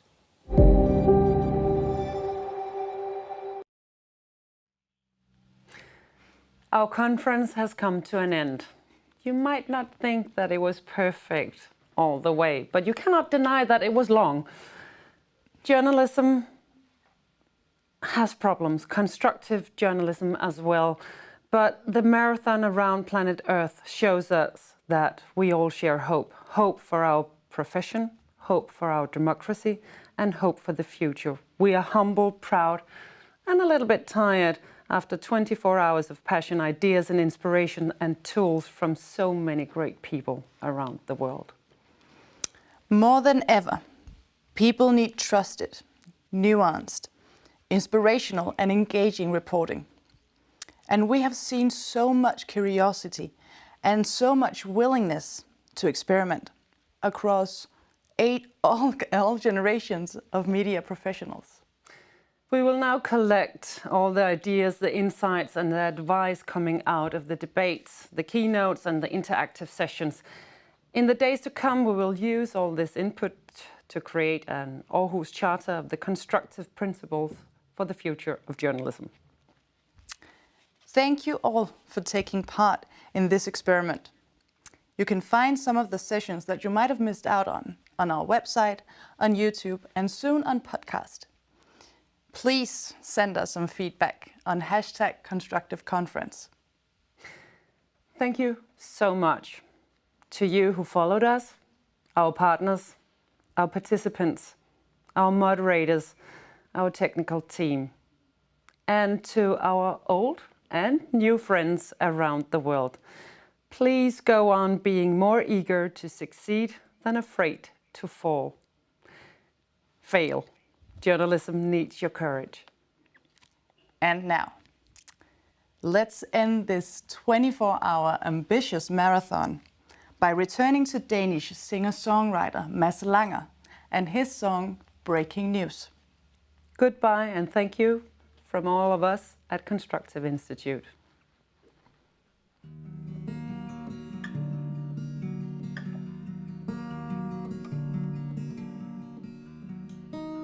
When you find yourself alone, counting chaos on the phone, trading stories from the headlines, in a culture fed on fear, where they claim the end is near, it seems hard to keep a clear mind. This is the breaking news. You really don't lose by trusting your neighbor. Hope is not fading away, despite what they say in all of the papers. Yeah.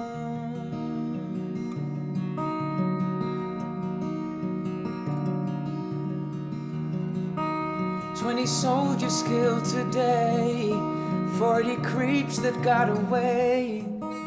It's front page fascination. Whoa. But I saw a mom and child picking daisies with a smile. Was it my imagination? This is the breaking news. You really don't lose by trusting your neighbor. And hope is not fading away, despite what they say in all of the papers.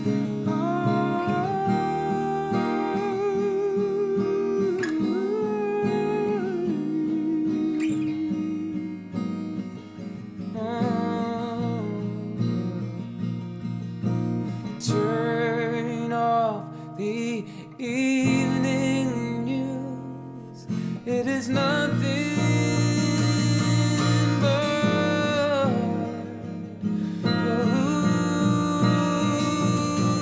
pollution. Reclaim your right to choose and find your own solution. 'Cause this is the